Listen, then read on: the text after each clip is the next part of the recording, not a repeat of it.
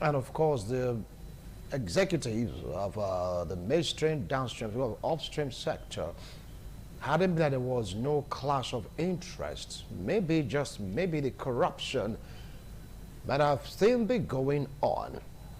As I'm saying, whatever Dangote did worked, but it's not going to stop the corruption in the oil and gas industry. Others have this notion that it's a personal vendetta, that Aliko Dangote did this to save his business and to save his head. After all, these two dudes that resigned because of the expose, so to speak, really tying the noose on Dangote's neck. So that was like a last resort for the man to be liberated to do his business without anyone interfering.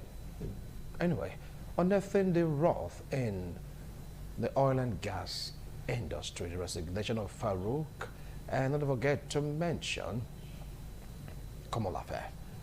Both of them resigned immediately after Dangote did that expose, and I've just been talking about the corruption that is deeply embedded in the oil and gas industry. My analysts, they're going to throw more light on it. We're going to sample their opinions and, of course, their views. Some are saying that these men should be brought to book. They gave instances of some persons that ran foul of the law. EFCC is already on their case. Example, Ngige, the member of the APC, is there, detained, because he wants to come and give account of his stewardship. Lots and lots of examples are beginning to come out. How come the EFCC, so to speak, right now, doesn't want to speed, or let's say fast track, so to speak, the process? Yes, the petition is before. Look how they're talking about the chairman of the EFCC. People are waiting to hear the next response. These men never resigned on their own. It was Onanuga that came out to make the announcement that they have resigned. Some are saying that on a normal ground, these two men are supposed to tell the nation the reason why they are resigning. Lots of questions begging for answer. At least they're going to throw more light on that. And of course, yesterday, well, I say 2 days ago, Mr. President made bold to say that every governor in the Federation should please obey the Supreme Court judgment on local government autonomy. They don't have the right to coordinate the finances of the local government. If they refuse to adhere to it, he's going to use his executive order to make sure that allocation gets straight down to the account of the local council. What do you feel about that order? Some say it's a marching order. What they are saying is politically driven. But very few are saying, look, this man really have Nigeria at the back of his mind. He wants everything to work seamlessly. After all, a judgment has been given. How come governors do not want to obey? Financial autonomy granted, yes. How come local government money will still pass through the governors to the local government chairman? And that's what Mr. President is against. Maybe he has gotten feelings about what is happening in the country. We talk about states. Yes, it's not only peculiar to one state. He said state governors, all of them, 36 states in the Federation, they are found wanting. So Mr. President has given the order saying they refuse to obey. He paid directly himself to these council coffers using executive orders. Do you think this would change the narrative?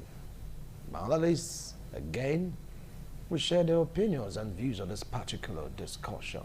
Well, in course of the show, we'll take a look at what the papers have in store for us this beautiful Sunday morning. It's good for you to get to know what the print media has in store for you, so you can be able to know what is really happening in details in and around your environment.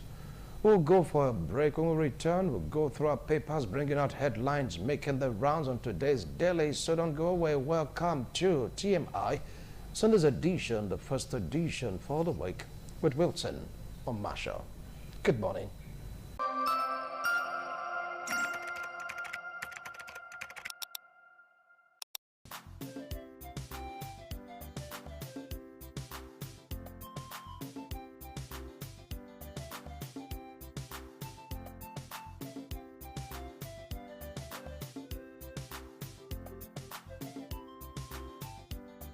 Thank you so much for staying tuned. It's time for us to go through the dailies to see what some headlines are all about this beautiful Sunday morning. Quickly, let's dive into them. Sunday Telegraph. On Sunday Telegraph, we have these headlines. Senator Eyenaya Abaribe interview. Why NAS can't confront executive on constitutional violation. Questions. Nnamdi Kanu's life imprisonment. Governors, local government chairmen negotiate with bandit terrorists. Insecurity. Security agencies don't maximize intel, says experts. Agencies' poor capacity render report useless, says Ejiofor. Asymmetric warfare complicated, says General Adeosun retired. Allegation, or alleged rather, alteration. League of Northern Democrats seeks probe of tax law. ADC Obi decried suspicion actions. Moving on to the next paper, let's see what the Leadership Sunday have in store for us this beautiful Sunday morning. On the Leadership Sunday, we have these headlines. Quest for fourth title. Super Eagles seek redemption in Morocco. And Trump should support Nigeria to solve security challenges, says Tambuwa. The voices were heard, then snuffed out the unforgettable sorrow of 7 fallen women protesters. Labour analysts doubt feasibility of 58.1 trillion naira 2026 budget, says provision ambitious, unrealistic. Yusuf disagrees. Lots of exciting headlines. We have Tinubu renames health varsity after Sheikh Dahiru Bauchi. Okay, moving on to the next paper. Let's see what I have in store for us. That should be the Tribune, I guess. Yes, it's the Tribune. On the Tribune, we have these headlines. New joint tax policy. Nigerian seeks protection from states, local government, order enforcers operating on roads. Call for enlightenment campaign by the federal government. NCAA increases number of international airports with aerodrome certificates to 4. NGC's planned reform causes panic amongst judges. Judicial Council sets new rules for dismissal of indicted judges. About 100 petitions against some judges under consideration. Every lawful path will be taken to rid judiciary of the few bad eggs. Common habit that is killing many Nigerians slowly. Doctors offer solution that can prevent early death. All right. Bow and go syndrome, case of expediency or legislative indolence. Let your voices be heard. Rise for true federalism. Makinde tells Nigerians what we need in Nigeria now. Tinubu, President preaches peace, unity during visit to Bauchi. Moving on to the next paper.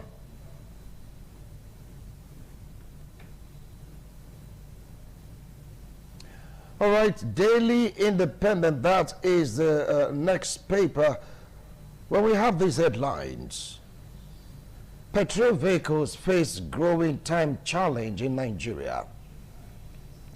NMDPRA, NUPRC CEO's resignation. Nigerians seek forensic probe of oil sector agencies. Now that is going to form cross of our discussion today. Tinubu's 2026 budget marks hardship, signal fiscal drift, says PDP. Pessimism trails PDP as the faction leadership crisis overwhelms party. It can still bounce back before 2027, says Ojo and Kanu. How true is that? Well, let's take a look at the next paper. This day. On this day, we have these headlines. To ensure seamless use of foreign cards, CBN direct banks to configure ATMs, POS terminals. Tinubu's 2026 appropriation bill signals fiscal drift, says PDP will be alleged forgery. We are watching INEC closely, says Kwankwaso. APC holds National Convention March 2026. Delivering democracy dividend. Khan calls for decisive measures against insecurity to northern states.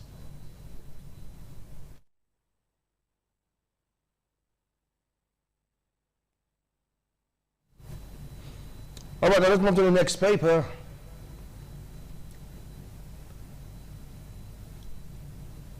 We have the Weekend Trust. On the Weekend Trust, we have these headlines. Emergency powers under scrutiny. We have seen the Supreme Court's office complex there. I wonder what that is all about. Want to just go read through. 2026 debt servicing to go up 27% of 58.18 trillion naira budget. LG autonomy. Tinubu threatened governors with executive order. Dangote versus importers. Who wins barrel war? The war is still raging on in the oil and gas industry. Survivors relieve Matterstein violence 45 years after. All right. The last paper for this particular segment, that should be the Vanguard newspaper. On the Vanguard newspaper, we have these headlines. Was ransom paid to secure kidnapped school children's release? Now that's a question. Amnesty raised fresh query. CDC issues alert as new super flu strain spreads globally. CSOs raise alarm over treatment of Kano anti-corruption fighters. Payment into private account. Tinted glass permit controversy. From Iyanyaworo to Oworo, more homes are gone. What remains is rubble.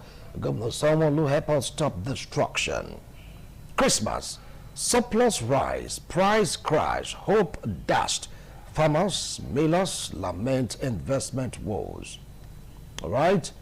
11 days to tax reform. Will my bank account be blocked from January 1, 2026 if I don't have TIN? 25 facts about new tax regime. Banditry, kidnapping strategies to destabilize Nigeria. Tinubu government says Prophet Ojo.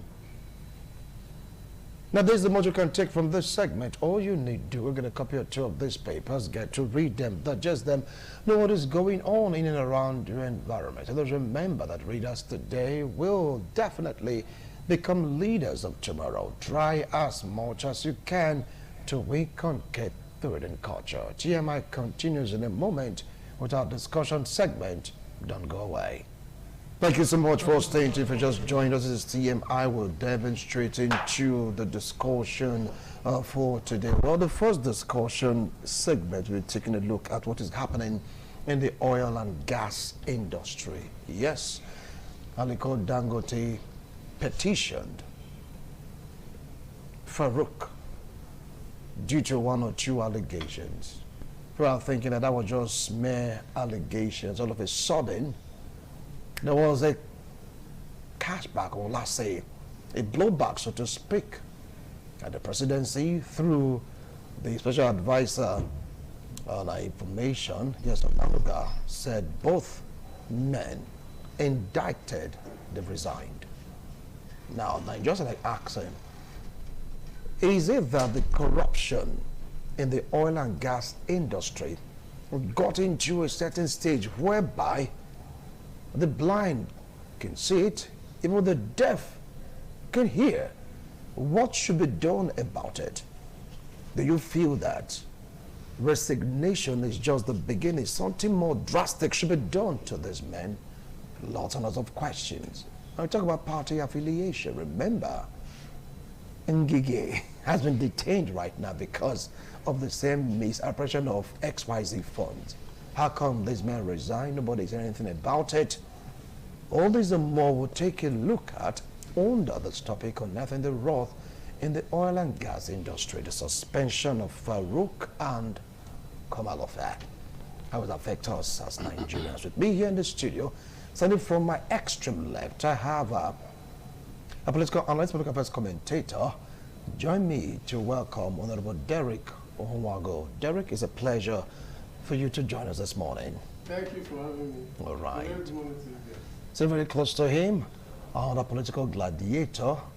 Join me to welcome Festus Ehinoyamedo. Yeah, it's a sentence, you know. Welcome, Festus. Good morning, viewers. Good morning. And of course, the PRO of Oedo local government, they call it the voice of the masses. Join me to welcome Comrade Okoro Osaho Obaraye. Good morning, my brother. Good morning. Yeah, good morning, viewers at home. It's a pleasure to be here. And join us of the season 2. All right. Yes, Christmas, really. Yeah. You know. Yeah, Christmas, really. And join us virtually. Yeah, is a one-time local government boss. Yes, he got local government. A political analyst, political affairs commentator. Join me to welcome Honorable Ehi Igariba. Honorable, good morning and compliments of the season. Good morning. Wilson, thanks for having me. Happy Yuletide season. All right, thank you so much. Now let's start off this discussion unearthing the wrath in the oil and gas industry, resignation of Farouk and Commander Fen. People have been talking about this, saying it took an Aliko Dangote to shine, or let's say point at the wrath in the oil and gas industry. Now, just been complaining about this. You get your XYZ billions unaccounted for. Nobody said anything about it until Aliko Dangote stepped into the particular situation, and all hell in court right now was let. Before we dive into the resignation, what do you feel about this concept of corruption eating deep into the fabric of the upstream, midstream, and downstream sector? Let me start off from Owago Derek. What's your take on all this? Actually, the issue was previously raised by a civil society group last year, concerning how he is spending much more than he earns for the education of his children. Yes, like you said, it took an Aliko Dangote for all hell to break loose. Because the petition was submitted on the 14th, by 16th, he had resigned. It took like 48 hours for him to resign. Between 48 and 76 hours, he had already resigned. Then on the 19th, 5 days later, the new regulatory bosses have been sworn in by the Senate. So the speed, I would say, was unprecedented with regards to Nigerians and Nigerians. And Nigeria doing the right thing, when accusation of corruption hits a very influential individual. And we are talking of the, upstream sector. You will recall that Farouk Ahmed had come on air to falsely accuse the Dangote refinery of producing substandard, gasoline, PMS, and what have you. He accused Dangote refinery of producing diesel. That is, diesel was between 650 to 1,200 ppm, which is the unit for measuring, content of sulfur in the diesel or gasoline. And luck ran out of him, because within 48 hours of making such accusation, the House of Representatives engaged a private laboratory facility to go and confirm this accusation during their oversight function. And upon reaching Dangote refinery, they tested a sample of the Dangote diesel and discovered it was just 87.7 ppm, quantity of sulfur, as against what Farouk said between 650 and 1,200. So you can imagine that. Then he also stated, that is, Ahmed Farouk also stated that the foreign diesel was much more better than that of the Dangote refinery. When they tested three different samples of foreign diesel that was imported into Nigeria. The first one tested, they confirmed that it was 1,800 ppm, that's the unit of sulfur content in it. Meanwhile, what our regulation states that is fit for Nigerian consumption is around 100 ppm. When they tested the second one, it was 2,000 ppm. When they tested the third one, it was 2,100 ppm. You understand me? So Ahmed Farouk did not just only accuse the Dangote refinery falsely, he also inverted the situation in favor of the foreign importers of petroleum products. What does that tell you? That tells you that he has vested interest in ensuring that the Dangote refinery does not work, which is the Nigerian factor. I don't know how and why regulators will kick against local content. And you and I know that local content today, if you ask me, is the last chance for industrialization for Nigeria. If we do not protect our own, forget if people are saying the man is a monopolist, but somebody has seen an opportunity for job creation, for saving our naira. Do you know that Nigeria spent $80 billion to import petrol for a period of, I think, 3 years? $18 billion. Whereas we could have localized this production and strengthened our naira. Being a smart businessman, saw the opportunity. It's not as if it's very patriotic, but he saw an opportunity that will also be beneficial to the Nigerian economy, both the micro economy of the Nigerian economic landscape, and he invested in it. What would have expected the regulators and government to do is to support it. This is what is sustainable everywhere all around the world. You know, you must support local production so that your naira, our naira, will continue to strengthen against the dollar. And you will see that whether we like it or not, this Dangote refinery, because it's been churning out products in gasoline, PMS, and what have you, the naira for a very long time now have been quite stable. Yeah. Quite stable. So I think it was high time, for example, to be shown with the likes of Ahmed Farouk. Right. And I'm glad that the President of the Federal Republic of Nigeria, took up the initiative. Because after the President invited him to Asoro, the same day he resigned. He resigned. So I'm glad that Nigeria got it right this time around. I'll come back to you, Derek. Well, Festus, you heard him openly remark talking about the fight, so to speak, between Farouk trying to undermine the Dangote refinery, giving false allegation that was later proven to be real false because of the tests conducted by various industries to ascertain the credibility of Dangote product. Now, talking about the rot, is it a personal vendetta against Dangote himself, or against the industry, or the cabals were the one that really pushed Farouk to do what he did to Dangote, making claims that his products are substandard and that foreign imported, or let's say foreign fuel, petrol, they are far better than Aliko Dangote's? We'll see. You see, we are in a country where a lot of persons don't want Nigeria to work. So when I see Dangote fighting these people, I'm happy, because you and I can't fight them. When you check all over the world, after the government power, all over the world, the other place you have power is the oil power.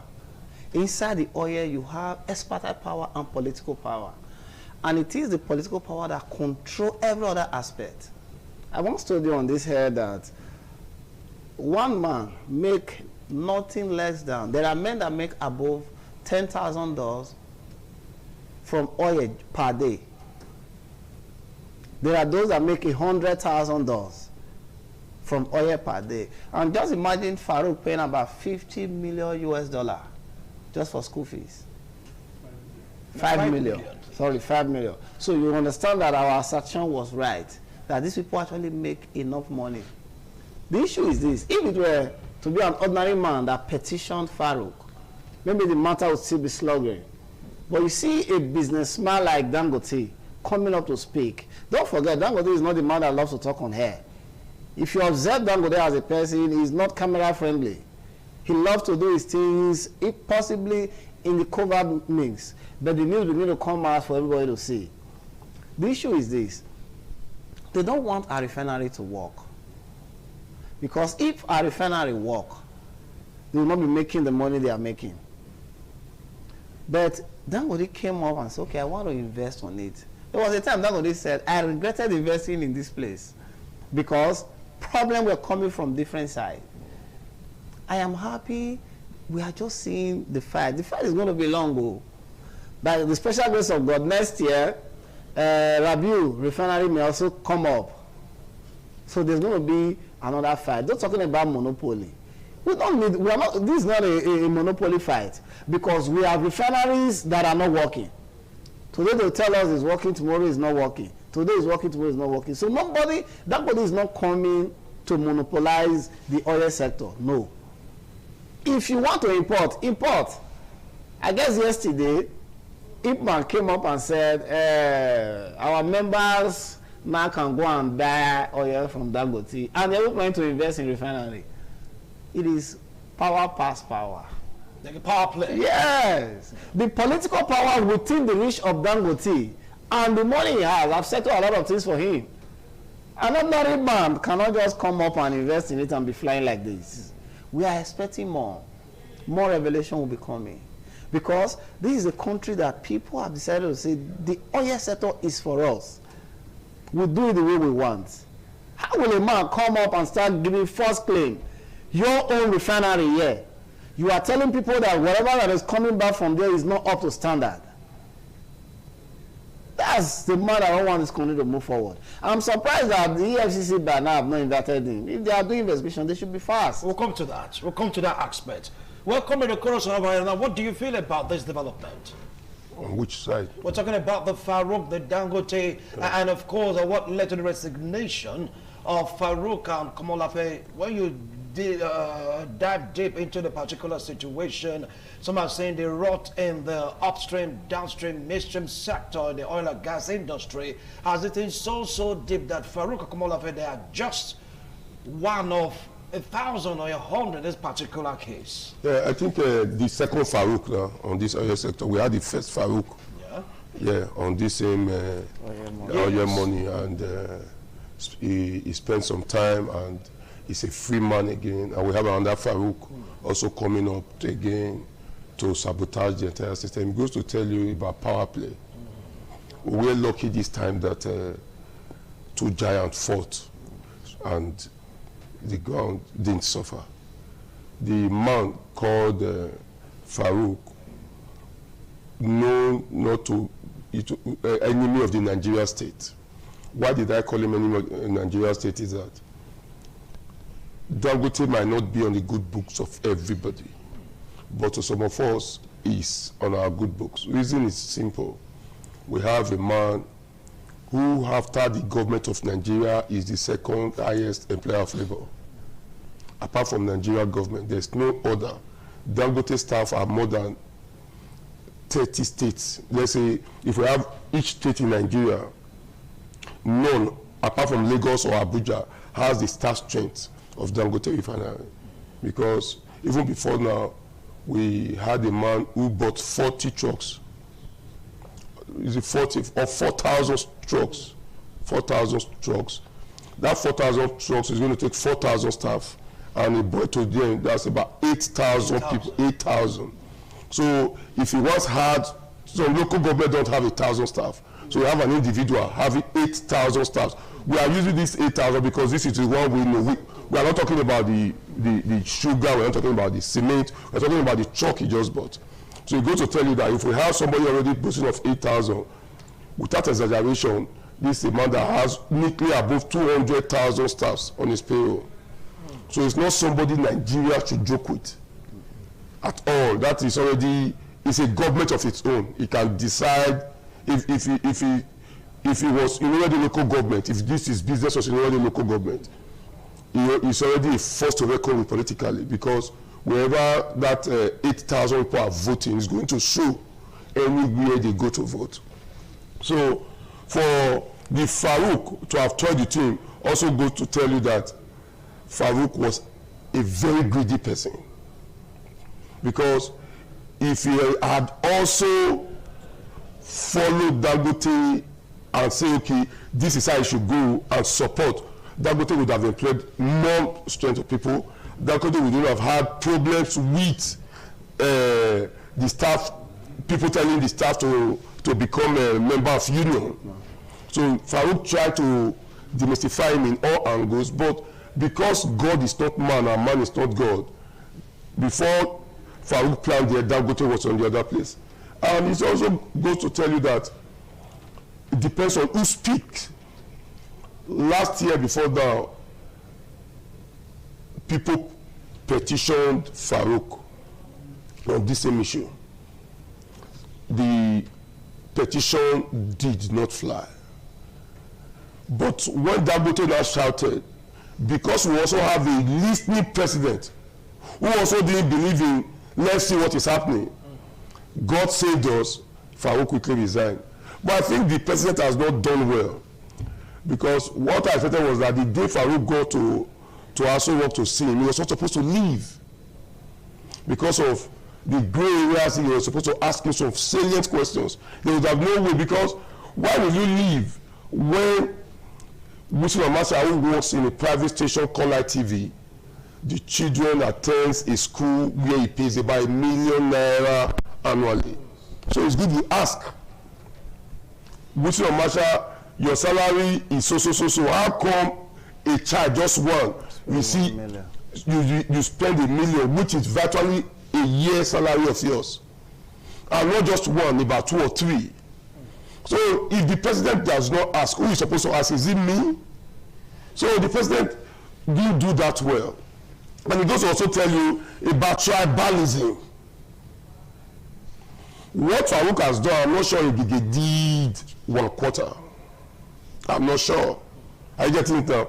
That we are seeing him coming to EFCC today, going tomorrow, DSS next tomorrow, the other one tomorrow. Farouk should not just be left alone, because who also tell you that the person that has been sworn in now will not also grow wings again tomorrow to start wishing people that is trying to make Nigeria a better place? Because the reason is not far-fetched.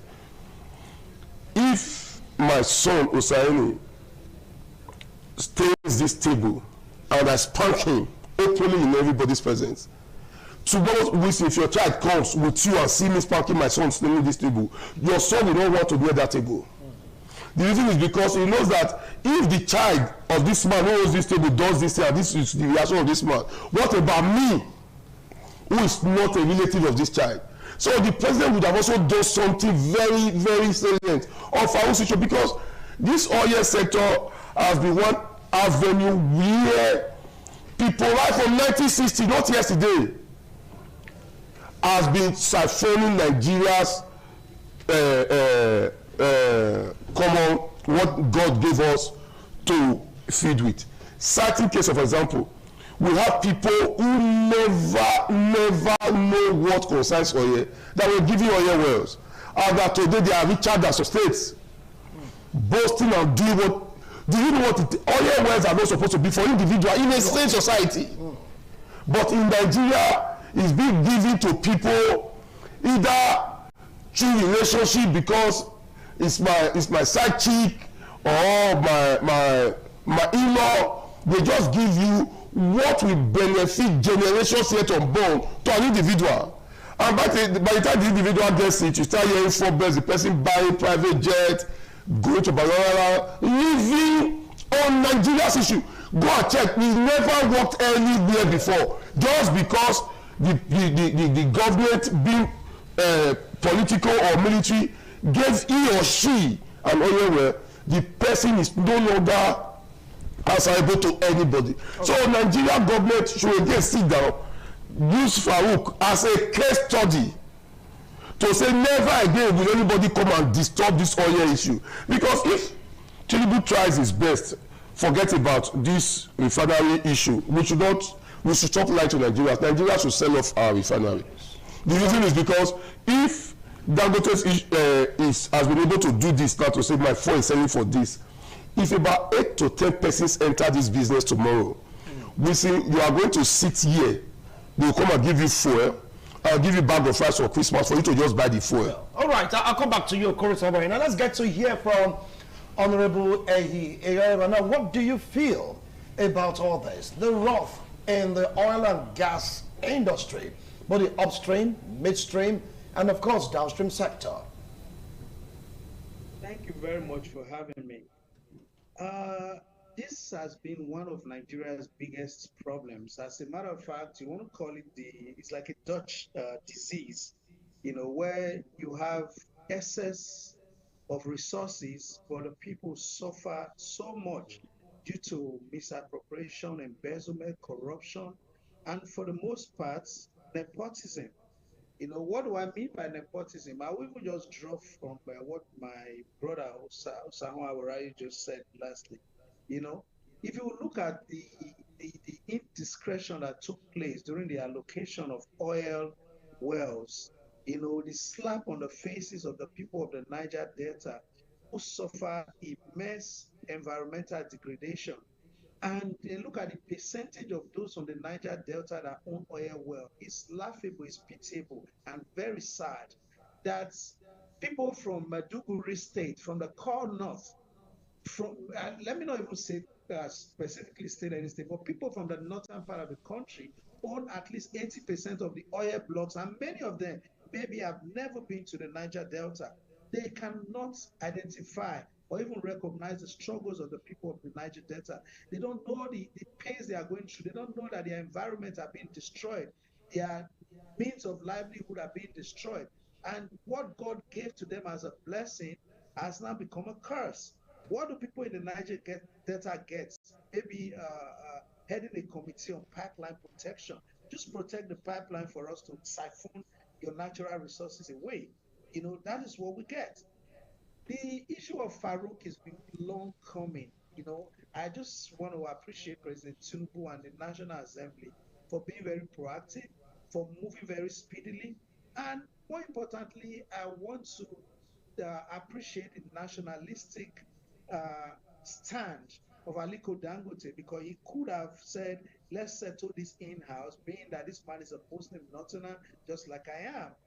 Of course, if a man can spend $5 million to educate just 4 kids in a foreign tertiary institution, that tells you he's in the upper echelon of elites in this country, and therefore he will have access to people very well positioned. So he could have, said, let's just deal with this behind the scene. But he decided to address a press conference. It's not often that Dangote addresses a press conference. And because of who Dangote is, the richest man in Africa, when he speaks, the whole world listens because it has impact on Nigeria's economy, on our diplomacy, and a whole lot of issues. Then you have, I've been to the real conspirators are only using people like Farouk as a pawn in the chess board. What do I mean? If you go to a country like Belgium, for instance, somewhere outside of Antwerp, they have one of the largest refineries in the world. That refinery, they are refining crude oil. But do they have crude oil? No. So most of the crude oil, all of this crude oil that are making their way out of the country illegally, end up in all of this massive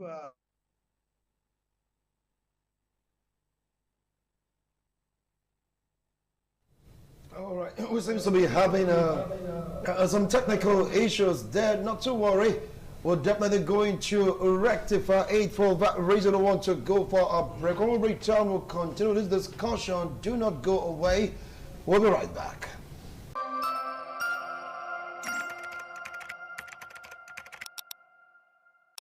Thank you so much for staying tuned. If you just joined us, this is TMI. We're taking a look at this particular topic on ethane, the vault in the oil and gas industry. Now, Derek, let me come to you. Some are saying the way and manner these two men did a resignation, there is more to it. Now, maybe, just maybe, someone's trying to cover up.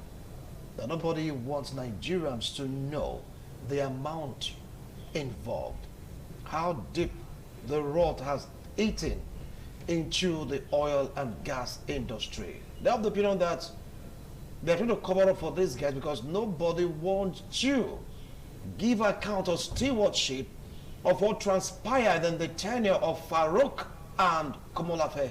What's your take on this assertion? Of course, there's more to it. So of course, always there's more to it. You recall that sometime last year, the 15% tariff on import of refined products, petroleum products, was introduced. It was this Farouk Ahmed that thwarted it when the federal government, tried to introduce it. Then recently, the President of the Federal Republic of Nigeria also, gave an order that from a certain time, 15% to be charged for, imported oil products. And before you know it, we started having issues with President Trump. Or some people are saying it connects to how the international community suddenly started looking into the decade-long genocidal effect of the Fulani herdsmen and Islamic jihadists. It's, allegedly do. But what am I trying to say? The president was trying to protect the local production of refined petroleum, products. But some folks will not have it. So just like earlier stated by Honorable Igariwa, that Farouk is likely a pawn in this chess game of the cabal, downstream, midstream and downstream sector. Meanwhile, by saying midstream, we mean the process of transporting the already extracted crude oil, the process of transporting it and refining it, that's the midstream, the entire value chain. Then the downstream sector is the process of marketing and consumption of that product. So it was as if, like I said, Farouk is a pawn in the game of this international cabal that affects the welfare of the Nigerian people, in the sense that there has been a lot of theft in the downstream sector. There have been a lot of sabotage in our refineries. We call that Nigeria have 4 refineries that are non-functional. As of today, they have 0 output.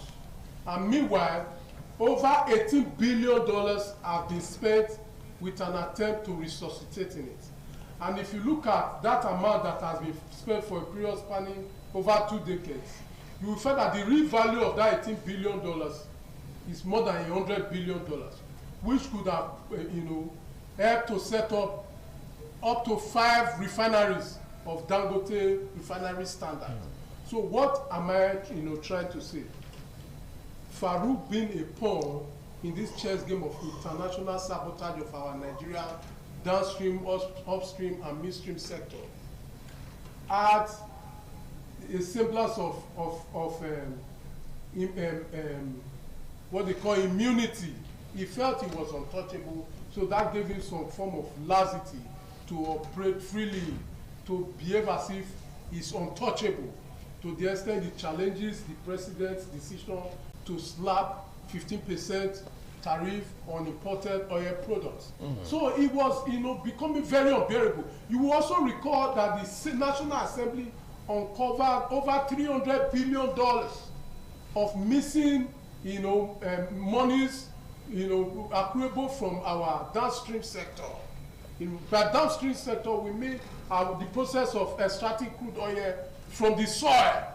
Nigeria lost a lot of money from that process. And because of this bunkering vandalism of our crude oil facility, Nigeria has never been able to meet up to its OPEC quota. Even though OPEC gave us about 2.1 million barrels per day for us to sell to the international market. we only managed to get up to 1.7 million barrels per day of production, against what we projected 2.1 million barrels for our, current budget.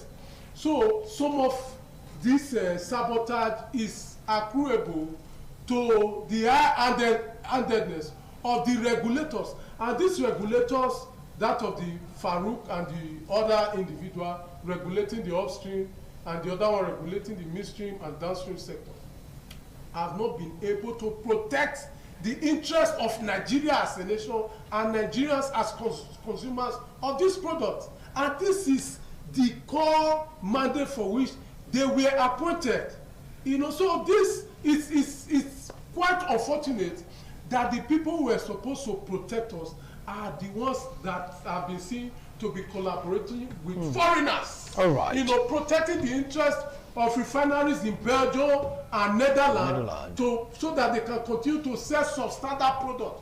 Do you know that the diesel that those refineries in Antwerp, brings to Nigeria is illegal? Okay. To use it in the same country where they are refining. Fine. Okay, fine. Now, I'll come back to you, Honorable Derek. Thank you so much for that expose. Now, talking about corruption, refining, upstream, downstream, midstream, like what Honorable Yegariba said, of which Derek, attested to it, that Farouk might just be one of the pawns that they are using to undermine Nigerian productivity in terms of the oil and gas industry. Komolafe also, maybe they have this link. So what robs one affected the other. They just needed to, be let off the hook, so to speak. Now, how can this rot be taken care of? As it's in so deep that Nigerians are beginning to use the method of cover-up, because I'm saying this is cover-up that Farouk and Komolafe should be called upon to give answers. Why they cover up by telling them to resign? Wincy, if you look from another angle, I guess it's the first time we're actually seeing a public officer that is resigning due to allegation coming up against him. The rot is not just something that is only within the circle of Farouk and Gbenga, no. This is a country where my leader here said, imagine you giving an oil well to an individual. Let's start from there. If I wake up and I am asked, okay, Festus, you are the owner of this oil well in the ITV premises. You've given me power. And when power comes, you have to protect it. So there are a lot of interests. And these interests are all crashing now. They are crashing because one of the Africa's richest man is taking over the petroleum industry. The man has decided to invest in it. So it's a clash of power, and it's going to continue for a long time. Like I said, next year we're going to see a different fight, because Rabiu is going to come up with his petrochemical industry and begin to refine, and that one will start another fight again. In our community, where we have oil, are we actually enjoying it? No. We are not feeling the presence of that oil because there is a lot of rot in it. One man holding an oil well, another man giving contracts, but when it's time to protect pipeline, when they want to remove the goods from the soil to another place, then they now call us. That's not how it ought to be. So we are all happy. Many of us are happy. We are happy because we are waiting for the fight to continue. Farouk is phase one. Those behind it are much. The three levels, you see them, the upstream, downstream, and the midstream, there are different gladiators. And let me tell you these things, all of them have political power. The reason why the president is keeping me is because the president has decided to give to Nigerians what is due them. That's why when he came, he said, we can't be importing oil into Nigeria and they will land in Benin Republic. That was the first fight. But if you observe, then we were the one bearing the fight. The pain came back to us because when subsidy was removed, Nigerians had to start buying fuel above 800 naira. But we are glad that today the price is gradually coming down. And the more they fight, the more we are going to see reduction in the price of PMS and other petrochemical products. So, President has started the fight by giving that levy, that priority to individuals that want to invest in petrochemical industries. So those gladiators now are in problem. But what we want to say of Nigeria is this: let it be an open investigation if there is need. Farouk, an allegation has been leveled against you. I don't know what the EFCC is still waiting for. Because whenever the book is open, others will follow. Farouk should talk. There is need for that man to come up and say, okay, this has been what we'll be doing. This is how I'll be getting the money. On the norm, okay, imagine the other day we're talking about the CAC director receiving less than 600,000 a month, but having estate in Abuja. So at times I tell some persons, our problem as Nigeria is not the president. Individuals giving different parastatals.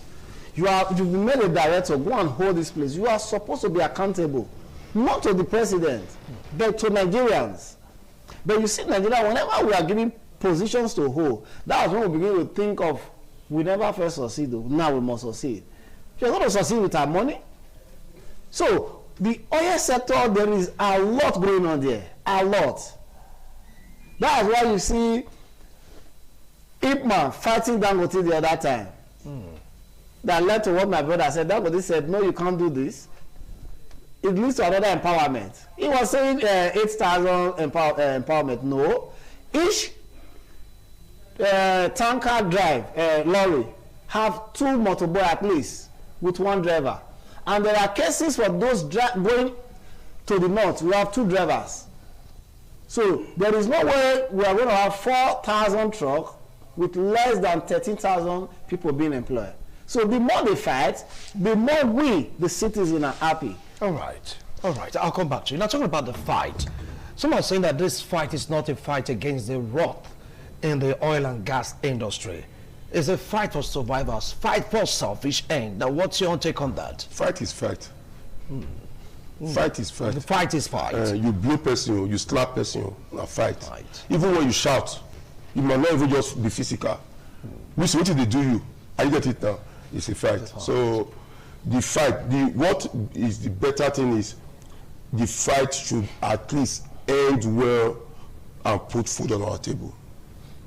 Because if it was not the fight of Ipman saying Dangote drivers must become members of their body and they threatened to go on strike. The strike they didn't go for the commoners. The strike they didn't go for the tankers that fell at Auchi to kill people. The fight they didn't go for government to fix road. Dangote must do this. And the man to answer them said, I will. They are my staff. Since I drove them, I'm receiving them back. So we are going to put them in your business. It took them from that point straight to any other. Yes. From oil to smoke. I get it now, go to the spaghetti, go and start doing any other job. You are still my person. I trust Nigerians. Thank God for the job. They would never ever talk again. Whenever they sit down now, if you are talking about anything or your mandate, we shall start to keep quiet. Because the food nearly left their table. Because of Amebo, we want to know. So Dangote again punishing the entire system to say you are not even more increase the number of inflow.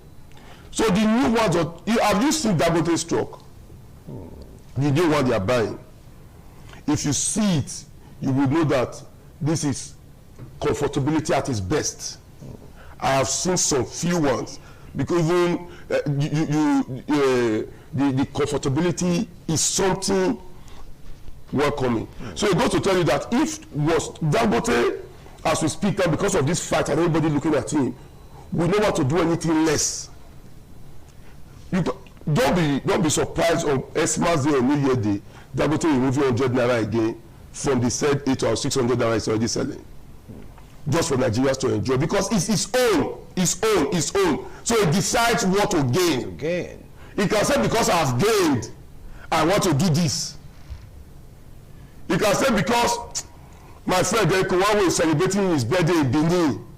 for Benin resident buy fuel on Monday for 200 naira.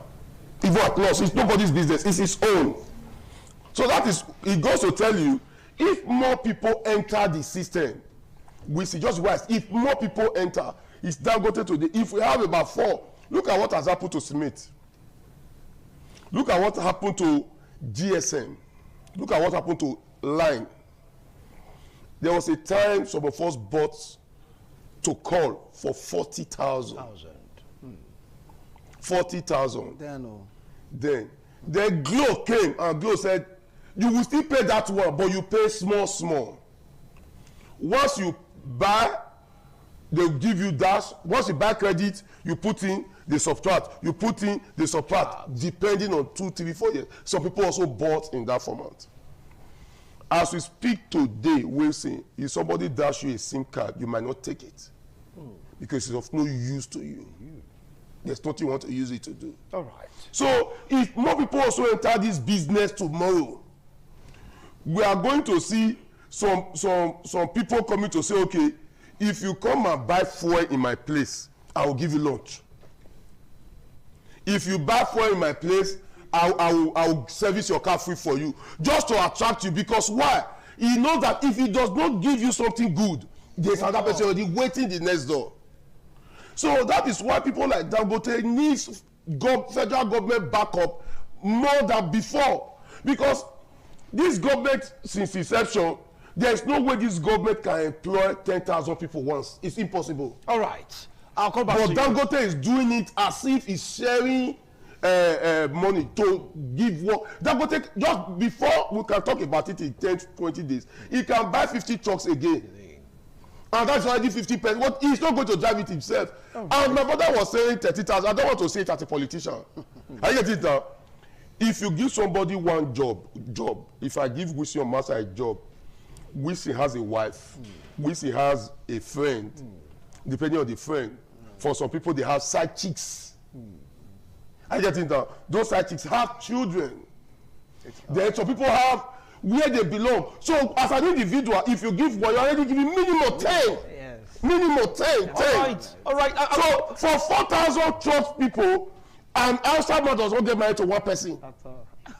So it goes to tell you that 4,000 is about 4 times 10, making about 400,000 persons off the streets, looking at Dangote alone. So you see that the prayer for Dangote is not for me and you. There are so many people praying for him to leave them because month end, their children will go to school, is Dangote. They will eat, is Dangote. They will buy clothes, is Dangote. So we need to make sure that the man Dangote is protected. In a sane society, people like Dangote are supposed to be celebrated. But I don't see why people like Farouk want to make a fool of himself by demeaning Dangote. I'll come back to it. Let's get to hear from Honorable Egareva. Still on this particular topic, do you feel that the rough in the oil and gas industry can be eradicated or let's say reduced to the barest minimum? Well, it's going to be a tough one in the sense that the international conspiracy against Nigeria is monumental. And this is existential for several key sectors in some European and even Asian countries that do not produce crude oil. Nigeria has been a hotbed for them where they get some of these illicit products over the years. And attempting now to sum up the political will to put a stop to this is facing stiff resistance from the international community. So the Nigerian players you see giving pittance, if you look further into maybe a case of Farouk, you probably find out that the payment for the children's fees maybe directly did not come out from his pockets. It was just an incentive maybe offered him to compromise the Nigerian system so they can have their way. Come on, choose a school around the world and we'll foot the bill for you, for your children, and he falls for it. Take your mind back to this allegation against Shell and Eni, and where about $1.1 billion was allegedly, taking the former Nigerian Petroleum Minister Dan Etete, was involved at the time. This case went up to a Milan court, and the directors from Shell and Eni, they said they had no case to answer. Do you understand that? They said they had no case to answer. But what followed in the aftermath of that will shock you. That some of those prosecutors were not demoted amidst accusation that they withheld evidence from prosecutors. That is what has now led to the appeal, which has not been finalized. You want to go back to the arbitration that went on in the Netherlands that had to do with the former Attorney General of our country and Minister of Justice, Mohamed Adoke. You know, that also involved about $1 billion again. And there are cases of assets freezing in the UK. So you have this gang up against Nigeria because they've been getting cheap source of crude from Nigeria. So all of these times you hear about illegal refineries, crude oil thefts. Somebody have to buy. If you steal and you don't have a buyer, then you'll be discouraged from stealing. But there are a lot of willing buyers of these products. But thank God for Dangote.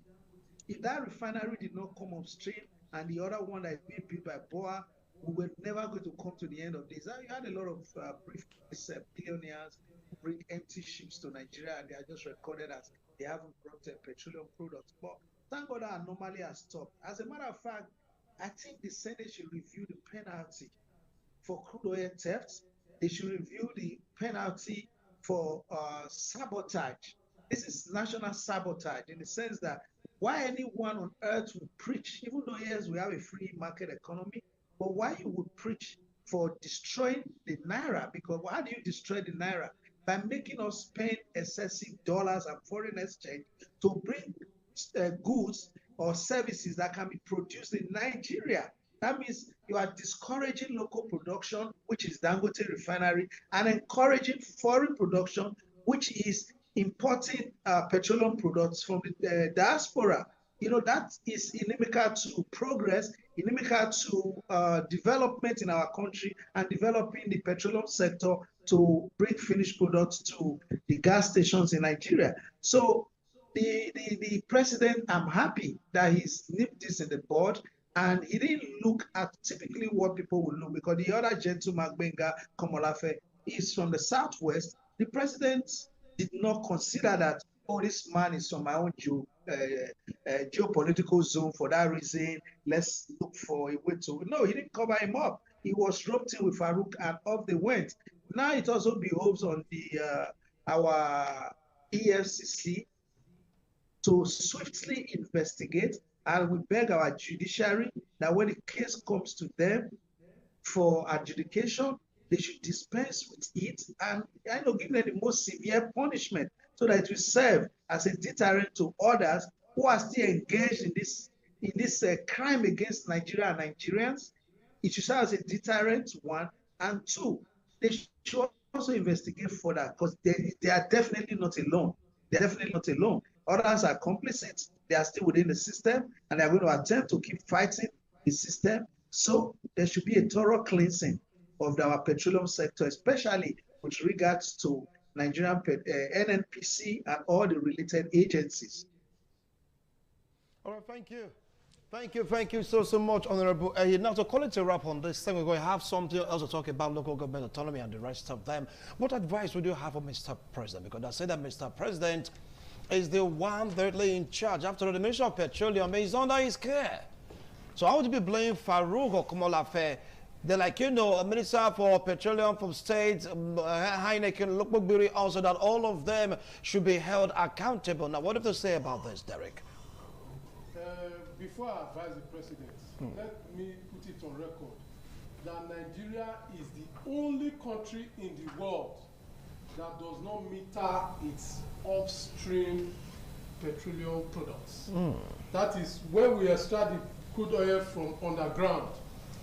There is no meter on that pump to know the number of liters of petrol that is coming out.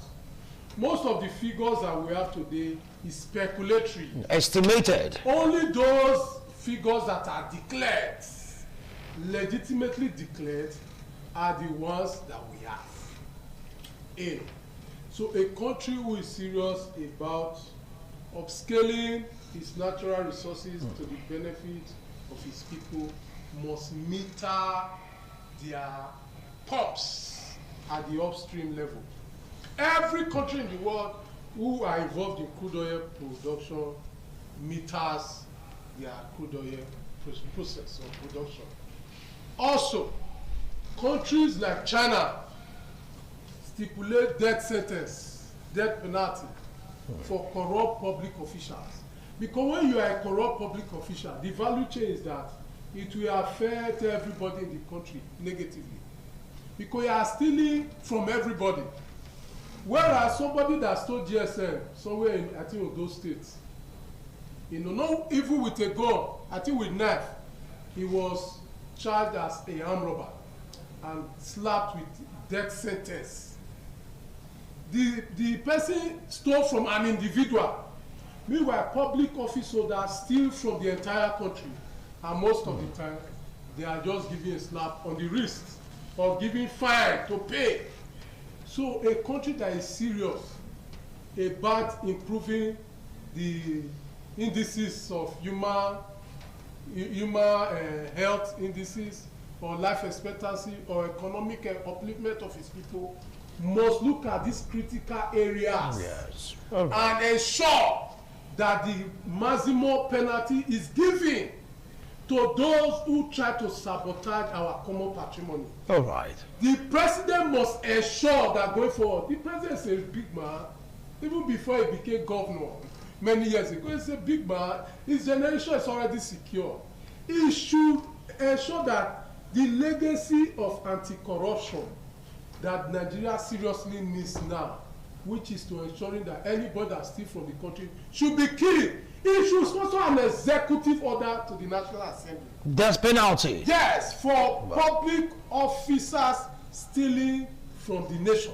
Okay. That is the best way to see Nigeria, you know, transforming from this third world nation that we are to a first world nation. Because that's one of the things that people, countries like China did. Yeah. That within 30 years, China, who was below Nigeria in all the indices of human capital development, health indices and what have you, rose from there to becoming a first world nation. Thank you. Well, Festus, you heard him, he said death sentence. And what do you have to add? Also, what do you want to take a look at the way Farouk and Komolafe were treated? Someone said this was a slap on the wrist, that the EFCC should go after them to ask questions, if possible, detain them to get answers. What do you have to say about that? My leader have said something before. Leaving Aso Rock at all, to me, was a problem. What was the essence of going there? That you enter the EFCC should escort you out. From there, you begin to face investigation. And coming to the issue of death sentence, I get that as overdue. Because you cannot actually sentence a man that just stole fowl to 7 years imprisonment, and you say you that receive it, you know it's a different crime. Receiving stolen property is ×2 of he that stole. And a man that has stolen from all of us. Although the issue of Farouk is something where we cannot just say because the law have not actually proven him guilty. But I am sure if there is a death sentence on stealing public funds, Nigeria is going to be better. Then we will not be asking the judiciary like what Mr. Yaf said. The judiciary should open their eyes more and understand that whenever wherever the country is going, if it's going to the right direction, they will enjoy it. If it's going to the wrong direction, they're going to enjoy it. And also, Mr. President should think about the illegal oil refinery we're having inside those small cliques. There is need for us as a country to look inward and see what we can do with them. They are not helping issues. Destroying them is not helping issues. Because these people have potentials. There is need for us to annex them. There is need for the government to even invest more on it. I guess that's going to help us a lot. Instead of going to the bush, they are refining oil here, you begin to destroy them, you arrest them. If you arrest 100, because there is hunger in the land, another 200 will still go back. All right, thank you. Thank you so much. Barai, what's your take? Talking about trying to end this. Remember that the Ministry of Petroleum is under Mr. President. So I say, Mr. President, you might not be, less guilty of the crime of Farouk or Komalafa because they are under you. That you are the one taking care of the particular ministry. So what should be done? Yeah, thank you so much. What my brother Derek has said, if it was pounded yam, you don't need a better soup. If it was soup, you don't also need a pounded yam. Are you getting it now? Though very drastic, but it's the truth. You must, we'll be preaching about reorientation, but it's like it's taking everybody. My late father spoke about it, my grandfather spoke about it. Now I'm also speaking about it. My child will also come one day to speak about it. So it's like time we just take the bull by the horn, go there and say, this is it. Are you getting it now? Because until we drastically change the narrative, it can't be changed. Are you getting it? We must also just bear the pain. Are you getting it now? To say, okay, this boil that was small that we're supposed to just snip at the bud is grown. So instead of going to spoil the hand, why not just go to the source, spoil it and kill it once? If what has happened to the Nigerian oil sector for donkey years happens to American state as a state, America will not be alive till date. But because God loves us, that is why we are still breathing till this very point. If you see what happens in the creeks of Niger Delta, go to Delta State Warri now and see. There are some group of people buying anything buyable. They don't price.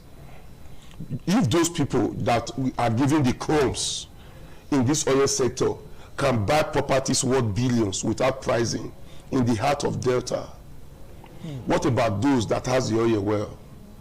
Those people can tie virtually all the roads in the local government without sweating. So if these people have been doing this, what is their kickback to where they live, to where these things are?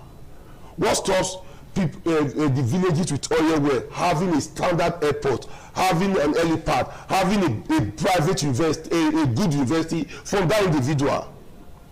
To say, okay, Wisdom Marshal, we gave you the oil well that is at Igosa community. And Wisdom Marshal has been on that for, let's say, 5 to 10 years. You've seen that this thing has changed you from a commoner to a known person. When you are coming to the place, you look for soldiers, you look for big cars to pass the bad roads to the place. What stops Wisdom Marshal to say, okay, this place, let it have the best hotels so that my friends who can come stay here and watch our business grow. Let it have the best schools. Let my kids be going here. Let this environment, because we'll see, if you take your time to go to, there's a place in Port Harcourt where these oil workers work, Bonny Camp. Bonny, yeah. If you go to Bonny, I'm not sure you believe you still live in Nigeria. Because in Bonny, there's nothing like NEPA failure. There's nothing like bad road. Once the helipad picks you from Port Harcourt and drop you at Bonny, you are already in a place called comfortable. You're right Your about food, it. Everything is good. But one so thing, if Bonny can be like that, if yes. people walked on Bonny, yes. how come Igosa? Why can't we also have a helipad dropping you at Igosa and everything is fine? Thank you. So I support the take off. If you take, you die. Wow. Are you getting it now? All right. You don't need to go. EFCC should be scrapped. It just, the law is there. Let's go back to the days of Anini and Co. Once the court says you've done this, let's just say, okay, bye-bye. Interesting. Your will. All right, well, Bonny is quite hot. I've been there. Several is quite hot, but the light issue, you are right about the constant power supply. Well, let's get to it from Honorable Ehi Eyariba. Do you subscribe to the death penalty? Well, as a Christian, I won't advocate for maximum punishment, but not an extremist one like death penalty. But I do believe strongly that the baseline should be life imprisonment for corruption and embezzlement, because massive embezzlement, bribery, all this diversion of our oil revenues, is sabotaging our economy, are hindering national development, despite the vast oil wealth that we have. Therefore, there's going to be consequences. If there are no consequences for actions, then those actions will continue to be that. Considering this, we should have, because at the end of the day, when you are stealing from the Nigerian people, corruption is like killing almost every Nigerian, reducing our life expectancy. Our roads are bad, We don't have enough hospital. We don't have medical personnel. It's across board, like Honorable Derek Uwamu said. You are destroying the very fabric of the society from which you are stealing. Therefore, the consequences before the law must be monumental. That's the only way Nigeria can come out of this system, because there are too many people taking from Nigeria illegally and getting away with it. Someone asked me the other day, I just begged police. I said, well, in the Western climb, what the difference between here and the Western climb is simple. The laws are there. Every human being wants to break the law. People want to drive past that red light if it's possible. The reason they don't is that over there are consequences for actions, because if you are involved in an accident, your insurance is going to go up, points could get deducted from your license could be revoked or suspended. So all of this make people careful when they are on the road. But because there are also no consequences here, such that Nigeria is a place where you can as well kill somebody and you go and pay for the funeral. There are no consequences. So it's the same thing with stealing from the oil sector. So far, no one has been made a scapegoat. There's been no serious government attempt to cleanse that sector, which has further emboldened those who are currently operating to do as their forebears did. Don't forget, the former group managing director of NNPC, Bagindo, how a whole house was stacked with dollars in his hometown, in Katsina. He was never prosecuted because he died. Even though he died, the money still belonged to Nigeria. There's no evidence that money was refunded back to the country. So everybody feels like it's a free for all. Specifically, people from a certain part of this country, northern Nigeria, I don't know the special qualification they have to dominate the critical positions in our oil sector. I don't know the kind of schools they go to where they can come and dominate us in the southern part of Nigeria, specifically the south, where we have the crude, we have everything here. They make sure our refineries don't work, but the pipelines are all working to take away the crude. That is unhindered. They are willing to settle militants. They are willing to give them scholarships just so the crude can flow. But we are not good enough to own oil wells. We are not good enough to be positioned to manage our oil resources. Thank you. Thank you so much, Honorable Ehi. Well, he's saying that a death penalty might just be too extreme, but something must be done about it so that all this can stop. Mr. President is in charge of the Ministry of Petroleum, because that is linked to the office of Mr. President, though he can really tell one or two persons to occupy X, Y, Z offices to make sure that things go well. And the onus lies on him to hire and fire. Well, maybe they just say, look, rather than firing, just let them go. They should resign. Well, the rot eating deep into the oil and gas industry in Nigeria. Some of opine that is due to cabals, both internal and external cabals, because everybody wants to gain. If individuals start gaining to the detriment of the country, would there be a country for those individuals to live in? Think about it. Nigeria is our own. Our mainstay is oil and gas. We have to do everything not possible to protect it. Some are saying kudos to Aliko Dangote. He fought a good fight that has benefited Nigerians, but they are scared that all this man will not come up one day to monopolize the downstream sector. That's a fear of independent marketers. Well, till then, we'll keep watching and reporting back to you. Right now, I want to go for a break. When we return, it's all about the warning of Mr. President to all governors, not one, all governors of the Federation, saying that local government financial autonomy must be a must. Let me use that phrase, must be a must. We'll be right back after this break.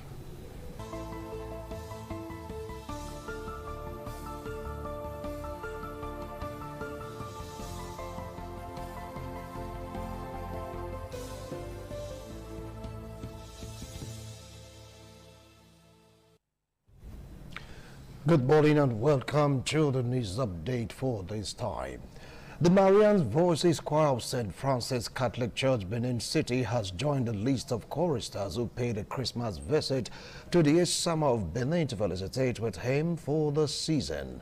Pius Nsoga reports that the group gave a good account of themselves as they rendered Christmas carols while selected dignitaries read the lessons to the delight of their hosts.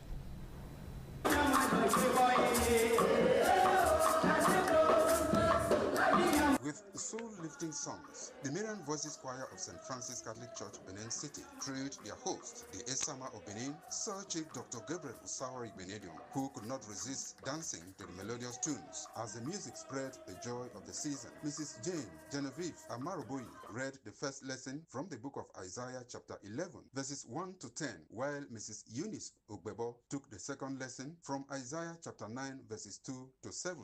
On that day, there shall come forth a shoot from the stump chastely, and a branch shall grow out of his roots, and the Spirit of the Lord shall rest upon him.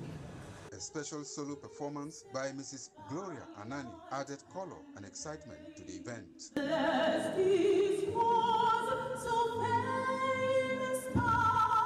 The third and fourth lessons were read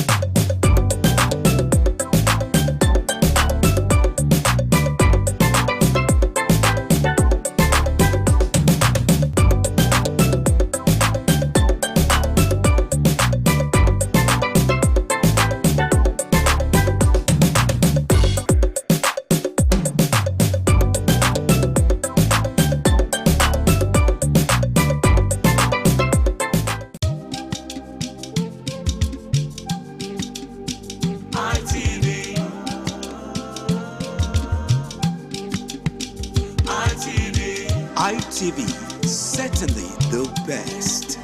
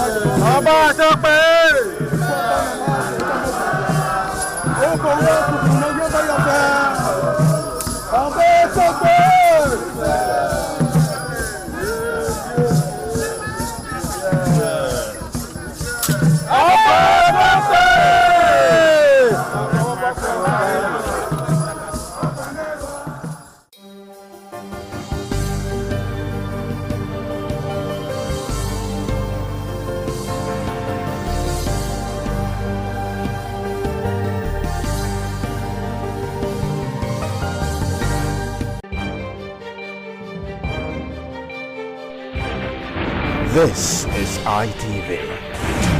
Certainly the best.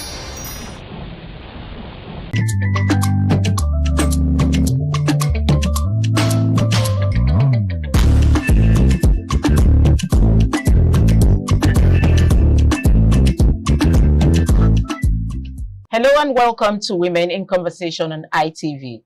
You're live from our Lagos Network studio. I am Patricia Uremu Gabriels. And today I have seated with me some beautiful women that will be looking at domestic violence. But before we go into the program properly, I'm going to be introducing my guests who are seated here looking very pretty. Of course, I have on my right Princess Edith Madejomo. She is an entrepreneur and the CEO of Freedit Global Limited. Edith, you're welcome. Thanks for having me. And then on the far right, I have Abiodun, who is a registered welfare worker in the UK, and she's a women's speaker. Abiodun, you're welcome. Welcome. And then to the left, of course, I have Barrister Chisom Agbafo. Chisom is a legal practitioner. You're welcome, Chisom. Thank you very much. Okay, ladies, we're going to be looking at domestic violence. And before we go into looking at domestic violence, I have a write-up that I read from a writer. So I'm going to read through this write-up before we go into the program properly. So a writer once said that women who do well in marriages always have some traits and mindsets. Let's take a look at some of these mindsets. Okay. So the writer said, some of these mindsets could be they have their own life, their joy doesn't depend on their husbands. Their mood does not depend on their husbands. The women makes a healthy marriage if you don't have mood and you're not looking to your husband. Okay. And the writer also said, they believe that they don't chase validation. They carry peace, knowing that peace draws their men back home. He also went on to say they know when to talk and when to keep quiet, saying not every reaction deserves reply. So with all the domestic violence we have seen, starting from the gospel singer Osinachi and down to the recent one in Calabar, the one that allegedly the wife poured her husband or set her husband ablaze because of an argument. And funny enough, this marriage was just for 6 months, And so we're going on also to Haruna, who was recently pardoned by the president after allegedly, anyway, she has been sentenced to death because it's not allegedly anymore. She was sentenced to death and she served that jail term for 6 months. But she was among the people that the president recently gave pardon and she's out of the prison. So let's go down to the problem right now. We are women. And we know the problem. I think it's the domestic violence. That is a major problem in marriage. But let me start with you, Chisom, as a barrister. How will you define domestic violence to us? Okay, thank you very much, Patricia. The issue of domestic violence, I would say that every time a woman is being silenced or emotionally broken, you could say that, that is not just her story. It is how the society is built. That's how it is. And so, the law, according to the law, domestic violence is, a deliberate harm that is being done to somebody directly, either to cause harm or to make the person traumatized, harassed, intimidated, So this is what domestic violence is. And domestic violence are of different types. We have the physical abuse, we have the emotional abuse, we have the psychological abuse, and we have the financial abuse. So domestic violence can be seen in these four aspects. The physical abuse, where the person intentionally causes harm, the partner causes harm to the lady, beating, injuring her, and all sorts of physical violence. Then the emotional part is when they deal with your mindset, deliberately making you to rethink things, traumatize. You're confused, to cause confusion on the person, or deliberately trying to intimidate that person by demeaning or degrading the lady. We could also say that, apart from women going through domestic violence, that's why we just say the victim, because it could be a man, it could be a woman as well. So basically, I think that is what encompasses domestic violence. But it's mostly the women that goes through this. Yes, you could say 80% of, especially where we are, we're in Nigeria, and mostly women fall prey to domestic violence because of cultural perception and the way society, tradition, and all of that is mostly women. Okay, Abiodun, let me come to you. We just heard what the writer said through the reading, and so I'm going to ask: would you say these women didn't or doesn't have any of these traits or mindsets? The women that are domestically abused. Well, I would say. Women, my sister has already said what domestic violence is, and from our understanding of the writer is like you can't. I think it's behavioral issues. Yeah, it's either the woman or the man has behavioral issues, and it should not be tolerated. It's not a healthy atmosphere to be in. It's dangerous, as we can see. It can lead to death, it can lead to emotional harm, it can lead to psychological harm. And so, to me, domestic violence should be, is a serious issue that, if not dealt with, it will become worse. And as you can see, the end result is not like, where if, a thief steals something, at least, that they can survive it, but it can lead to death, it can lead to not only holistically, children as well being affected because in a marriage context. And domestic violence could be in a relationship even before marriage, And so to me, when I see domestic violence, as my sister said, it could be sexual abuse, it could be financial, it could be psychological, emotional. So, and that's, can you imagine going through that at home or in your relationship? It will affect every aspect of your being. You go to work, you can sort of discern or observe somebody that is being abused because they can't focus. They're easily agitated or they're anxious, and and I've, personally had someone in the family that years back that was killed, and in a relationship, and I remember when we heard the story was that she was going to break up with her boyfriend, and then something happened. We found out that maybe she had a drug overdose, but many believe that she was killed. Oh, so the story, if I heard you clearly, she took drug overdose or she was killed. What we know is that the last thing is that she was having issues with her relationship with her boyfriend. Maybe she found out he was probably cheating on her, or so. That's the last day that she got killed. So she went to her boyfriend's house. They found her body in her boyfriend's house, but the boyfriend said that she had an overdose. Yeah. So we just know that relationship was not healthy anyway. So, So there's a lot of things, and this was like 20 years ago, so I still remember. Okay, so Edith, to you, the same question. Do you think these women that go through domestic violence, from their partners, do not have that mindset, or they do not have their own mindset? What do you think? Do you also think that when you're experiencing such things from a partner, you should take a walk? Oh yeah, that's my opinion.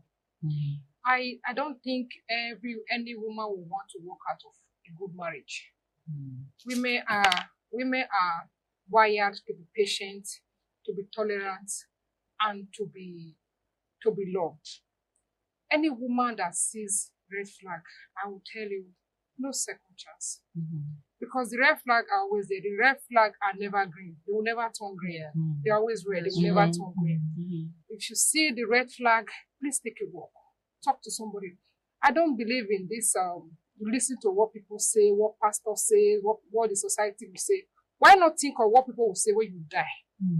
Why not think of what people will say when the spouse finally kill you? You understand? So I will suggest, if you have any reason to or violence or domestic violence, you take a walk.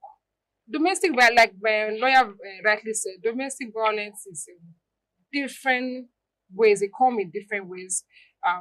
Abusive relationship to marriage, verbal violence, emotional violence. So somebody can talk you down and dehumanize you. That is domestic violence to me. They will talk you down. You feel worthless of yourself.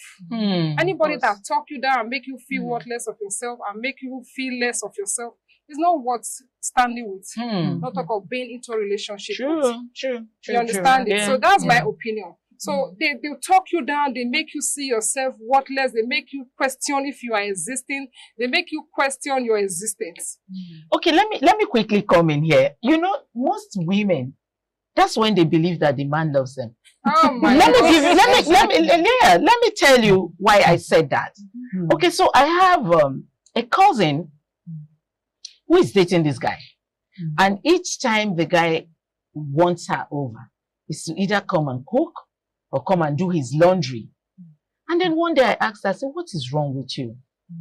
Why do you have to, anytime he calls you, it's because he wants you to come and cook or he wants you to come and do his laundry. That's a user. What is wrong with you? And she said, because I'm the one he chose, it's me that he loves. Because what do you guys think about that? The thing is, they want to establish control. Domestic violence generally is control.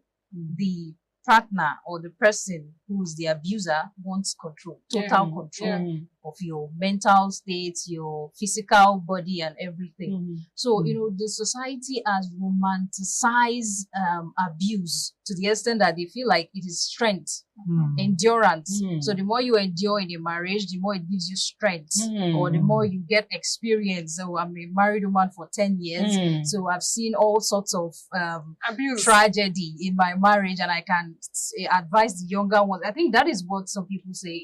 Most people, they see it as endurance. You go back to your mother-in-law and tell you, oh, I've been through it before. It's not a new thing. Don't worry. With time, he will change. You could pray. And some of them don't change. But some do change. Most people, they don't change. Is it marriage? Is the person, is she married to? No, they're dating. So they're dating and they're... That should not even be, and then you're doing the laundry and you're doing the washing. Do you think they change completely? Like I said, red flag don't turn green. They never turn green. They don't suddenly change. They are there. Rather, they will go worst. Yes. They don't. And they are no there. amount of prayer that will change them. Some people. Looking at the example, the lady, the singer who's late now. I'm sure because I think she's a popular person in the church. She holds a high position. She's close to the pastor and all of that. She was basically building her foundational career in the church. So it's beyond prayer. There's no amount of prayer that can solve, a person who is an abuser that would change that person. So I think the society needs to move beyond go and pray or just endure. But we have also seen where some prayers worked. Yes. No, it works. Yes. We have also seen where some prayers worked and the partner changed for a better person. That is just 2%. I don't believe that. But I feel that, yes, it will work in prayer, but maybe there will be a time of separation so that they can deal with the issue in deliverance, in prayer, so in word. counselors and yes, all that. but to be together and then still, because at any time it can come forth, and then when the man is ready or is the woman, then healthy. Because even in the Bible, it does not say you should tolerate violence. Is not tolerated. Anger is not tolerated. And God even says in the Bible that the exception of divorce is sexual immorality and things like this. Hatred or that. So the violence, yeah. So it's not. So I would say that since you said prayer could work, I would say that prayer alone cannot work. For prayer to work, there have to be deliberate actions that are put in place. Maybe there should be a therapist. Correct. There has to be an acknowledgement. Acknowledge the fact that there is an issue. I can't take this from you.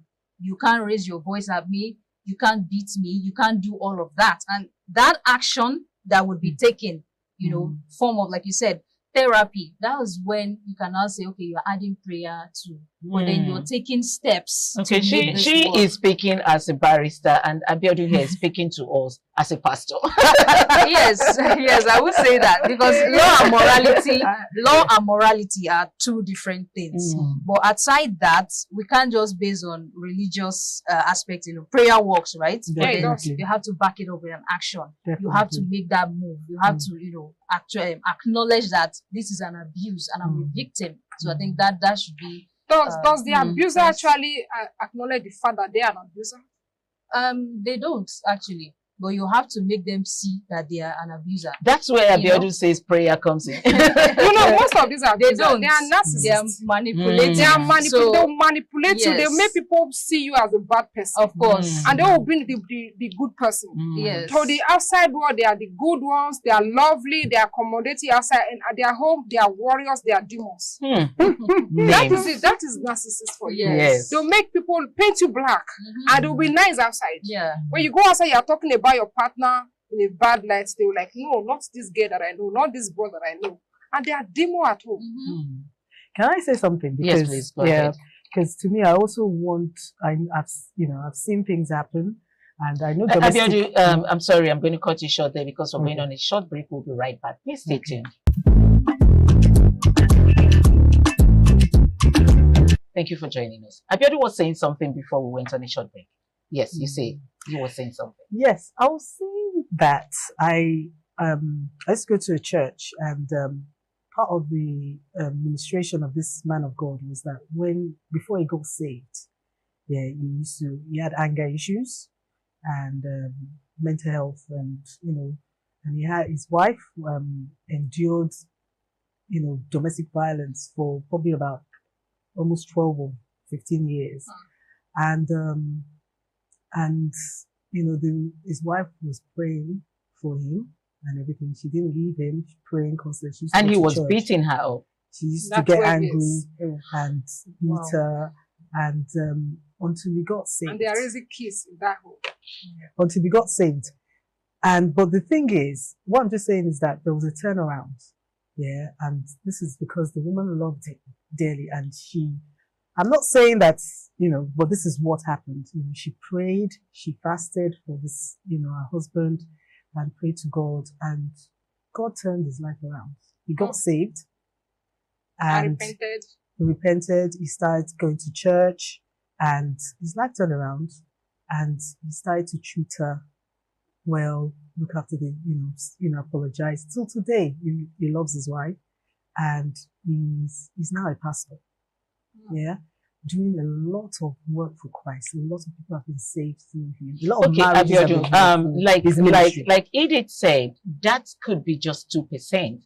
And then again, from your own angle, do you think the woman took a risk doing all of that because she could have been killed in that process? What's your take? Okay, my take is exactly opposite of what she said.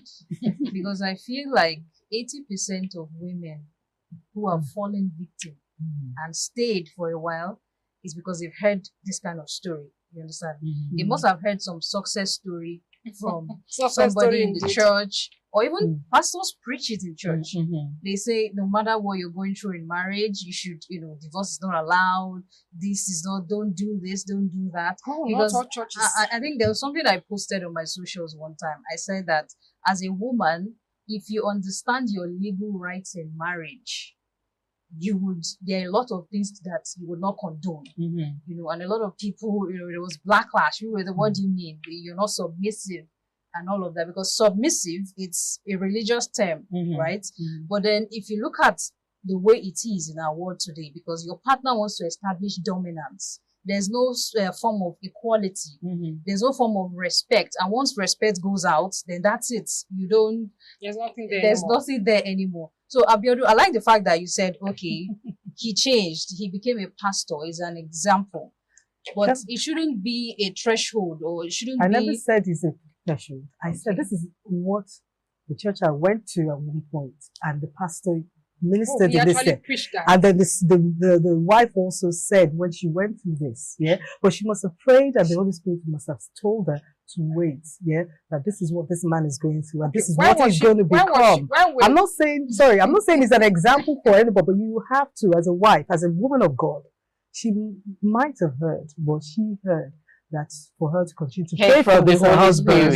Yes, for her to continue to pray for this man of God, that this is what he's going to become. At that time, it didn't look like it. She stayed in the marriage. She stayed in the marriage. At that time, he wasn't a pastor. At that time, he wasn't a pastor. So he wasn't even saved. The abuse continued. Yeah, she prayed, and his life turned around. And I'm just saying, she continued to pray, and it became. I'm not saying that this is an example for anyone, but why were they preaching all that for the congregation? Still, why was the pastor preaching that to the congregation? Is he trying to make it a foundation for others to follow? And why was the wife supporting it? That there should be long suffering in the hand of in a marriage. I think my problem with what she said was she was still in that marriage for 12 years, taking the abuse while the abuse was while going she on. was and the man with full pride stand in the congregation to preach that the men should keep abusing their wife. Sorry, I'm not saying that's not the case. I'm asking, he was saying it was an example. He was telling what he went through. This was a man that was transformed. This was a man that was a wife beater. Used to have go through anger issues, and he's encouraging the congregation to keep doing what they are doing. He was just saying, their wife he was talking of his story. He was talking about his experience and how God touched him and turned his life around. Okay. No. You have to. So that other people there that are going through, they can know that there's still hope. In a situation. Just to know if a man is there, and a wife is there, there's the different situations. Like she said earlier, it's just 1 out of 10. Yes. So someone could have stayed back and get killed. No. Please, I don't want every woman you're going through abuse, domestic violence in your home. Get help. Shout. Speak to your pastor, your counselor. Okay, get help. Let me come in here quickly. Let me use this ministers. example too. Yesterday, someone came to me and was telling me a story. This story is about a younger brother whom I know does drugs. Okay, he had gone, when someone does drugs and turn into a mad person. But this girl has been standing by him and has refused to go. She has a reason. It's not a wife, they're dating. She has a reason for not wanting to go. This guy takes drugs, will beat her up, will push her out of the house. The sister who came to talk to me, because we know the story, will go and tell the girl, move. I have told you, go. Don't stay. He's my brother. I'm just waiting for me to hear he's dead so I can come and pick up his corpse and bury. Because the situation was what took their mother's life. The mother died at just 63. She was very young and pretty when she died. Okay, so now the sister walked up to me yesterday and said, do you know my brother is getting married? I said, which of them? He said, the same one you know. So the same lady? I said, to who? He said, to the same lady. Wow. I said, why? She's still there. And she said, listen to me. I know you will get upset when you hear this. And that's why I came to meet you. So you call him and talk sense into his head. That the brother said to her that, I don't think I want to marry her. We went to the hospital. I heard that she has fibroid.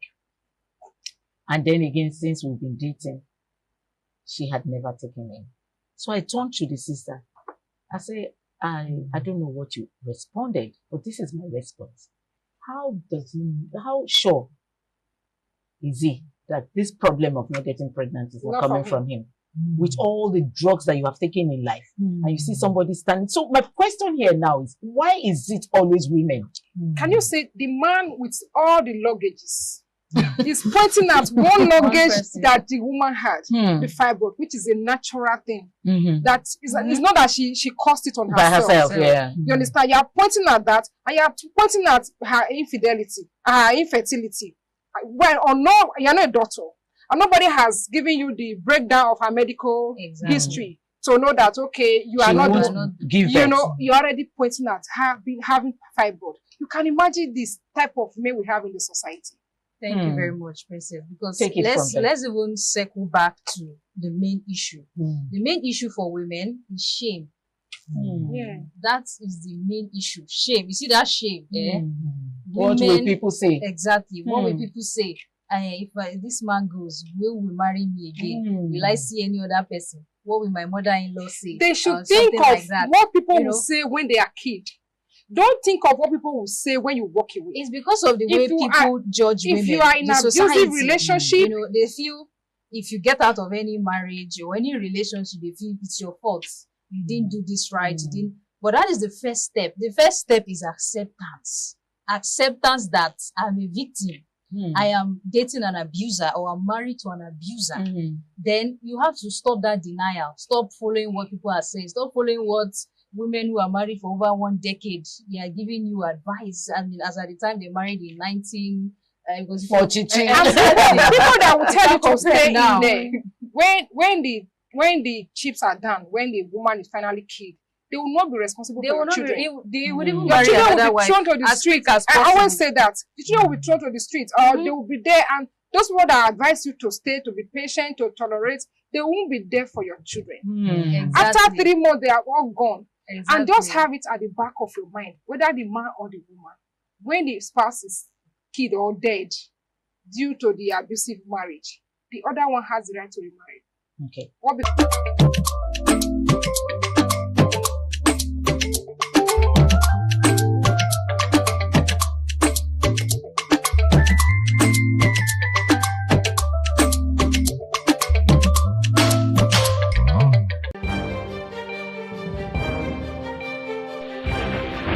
This is ITV. Certainly the best.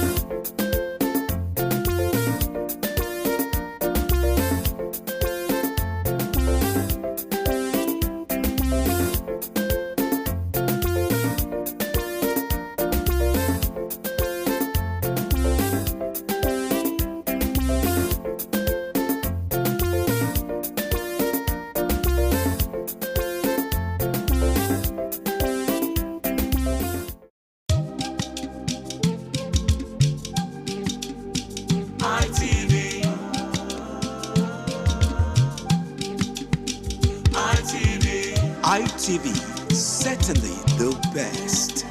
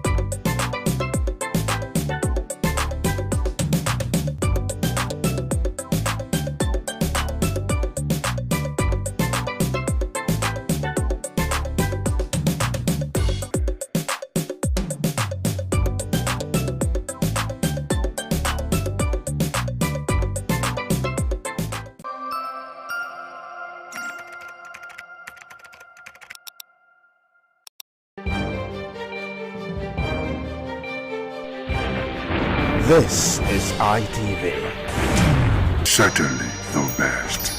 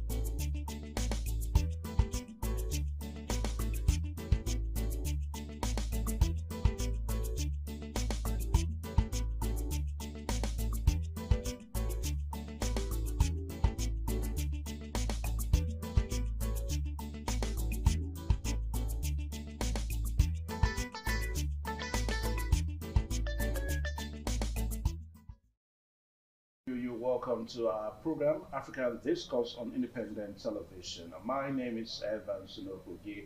Well, today we are going to be following what happened yesterday in the State House in Abuja, whereby heads of state, heads of authority of African states met in Abuja to discuss one of the ways forward for ECOWAS.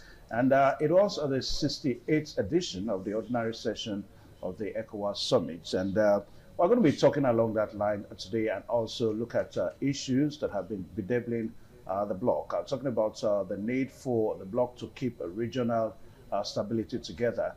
And of course, when we look at what has happened recently, you know, most especially the coup issues that have taken, you know, I don't want to say taking a swipe, you know, among the West African states, but with what happened recently in Guinea-Bissau, and of course, the one that, you know, also happened some few weeks ago, about 2 weeks ago now, to be precise, talking about the one that happened in Benin Republic, whereby the coup was fought. So the big question that we ask is, can ECOWAS as a bloc still guarantee regional stability? That's what we're going to be talking about today on the program, African Discourse. And we're so privileged to have somebody that has traveled far and wide. And of course, when it comes to international politics, he knows his onions. We are talking about Don Etionsa Igebo. So welcome to the program, African Discourse. Good afternoon. Good afternoon, viewers. Okay. All right, so some of the information that we are following is that the 68th ordinary session of ECOWAS Authority of Heads of State and Government began at the State House Conference Center in Abuja on Sunday. And we understand that the summit featured a special debate on the future of the community alongside discussions on regional priorities, including political stability, security cooperation, and economic integration. And we also understand that regional leaders arrived in Nigeria, and you know, the session was held, which was being chaired by the president of Sierra Leone and the ECOWAS Authority Chairman, Julius Maada Bio. And according to a statement on Bio's X-handle, the ECOWAS chairman arrived in Abuja on Saturday, and so many other issues were discussed. And according also to, you know, he wrote on his X-handle that he arrived in Abuja to preside over an ordinary session of ECOWAS Authority Heads of States and Government. And some of other related information we have is that in this gathering, important issues were discussed. Issues like regional, you know, regional expectations, and the critical issues impacting on West Africa, which particular focus on recent incidents involving Guinea-Bissau, Benin Republic, and so many other items too. Then we also understand that at the end of the summit, it was said that a communique is expected, which will include the adoption of a final communique followed by a joint press conference. Well, what we are going to be dealing on today, like I said a while ago on this program, is to look at the position of ECOWAS as a bloc alongside the recent coup that have taken place in Africa. Then the big question, what is really the future of ECOWAS in all of this? You know, as they happen almost since 2023, if I get my records correct now, that we saw the first coup, the one that happened in Mali, and of course the one that happened in Burkina Faso. It also happened in Guinea-Bissau, attempted in Guinea-Bissau, and also the one that was also attempted but was foiled in Benin Republic. So what does it tell us for the ECOWAS? Is ECOWAS really able to handle issues of stability in West Africa? That's a very big question that analysts are still discussing. All right, so our guest today, Mr. Don Ege, but like what we are looking at the whole scenario of the recent coup here and there, you know, in West Africa, and we have a bloc that is supposed to unite these countries together economically, and also it spreads into security, you know, stabilization, unification, and all that. So what do you think is happening? Do you see ECOWAS as a bloc that is really being able to guarantee this regional, you know, security and stability in West Africa? Yeah, so I like to think, yes, I see an ECOWAS state that will be able to stabilize it, because if you look at the trends of events in the last couple of years, you agree with me that the urge and the love and the desire at which the ECOWAS states came together as a democratic establishment and as a bloc in West Africa to create a new direction for its citizens has so many aspects to it. You know, aspects in the sense that people were committed to democracy for so many years. Some of these states or countries that have been taken over by the military had people residing there who, you know, openly supported the idea of democratic rule. But over time, because of the ill will or the lack of ability or the will of the people in government under the democratic rule, most especially in some countries, to provide the dividends of democracy, it now creates some kind of uprising as to why people resent the center and feel tactically comfortable with things you ordinarily shouldn't be comfortable with, like a military coup. You know, and there's another aspect to the idea of the military formation and the aspect of stabilization in terms of security, because every democratic government you form, you certainly need the military backing to make it sustainable. And a lot of these military formations has a lot of influx of people from different aspects of the world that may necessarily have an agenda that they pursue, but by laying their life down to protect the sovereignty, gives them that closeness to that kind of, you know, leadership. And then when they turn the other side, they can there also exhibit certain character of some aspect of gains that they try to achieve by being the front runner of providing and protecting that democracy. So what am I trying to say? One aspect is the lack of will and political will in terms of bringing a better life to the people, especially in the Francophone area, and as well the aspect of the formation of government and what keeps government together. I think the overall idea of what I see, why I believe that ECOWAS will be able to keep it together, is that there need to be real commitment and genuinity in the aspect of governance. Yeah, but what do you think? But what do you think has been happening to ECOWAS? I mean, for some time now, I don't want to say that ECOWAS seems to be one of the weakest blocs in Africa, but from the look of things, I mean, the way nations have been breaking out of ECOWAS and all that, you know, so that's the question we're asking. Can it guarantee regional stability? Yes, I mean, you have to understand that the ECOWAS is made of the Anglophone and the Francophone countries. So is that the reason why? Well, I just want to explain this. Okay. Maybe it will make sense eventually.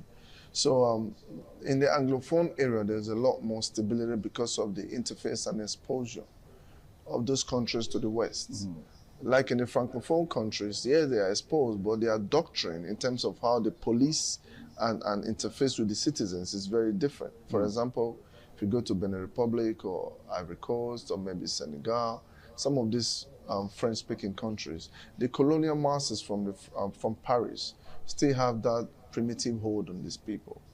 They don't enjoy what we enjoy in the Anglophone nation, and that is a slight dichotomy and difference why you question the ECOWAS states. ECOWAS is reasonably stable, but this Anglophone speaking aspect, like for instance, you take Cameroon for instance, the president is old, he's very, very old.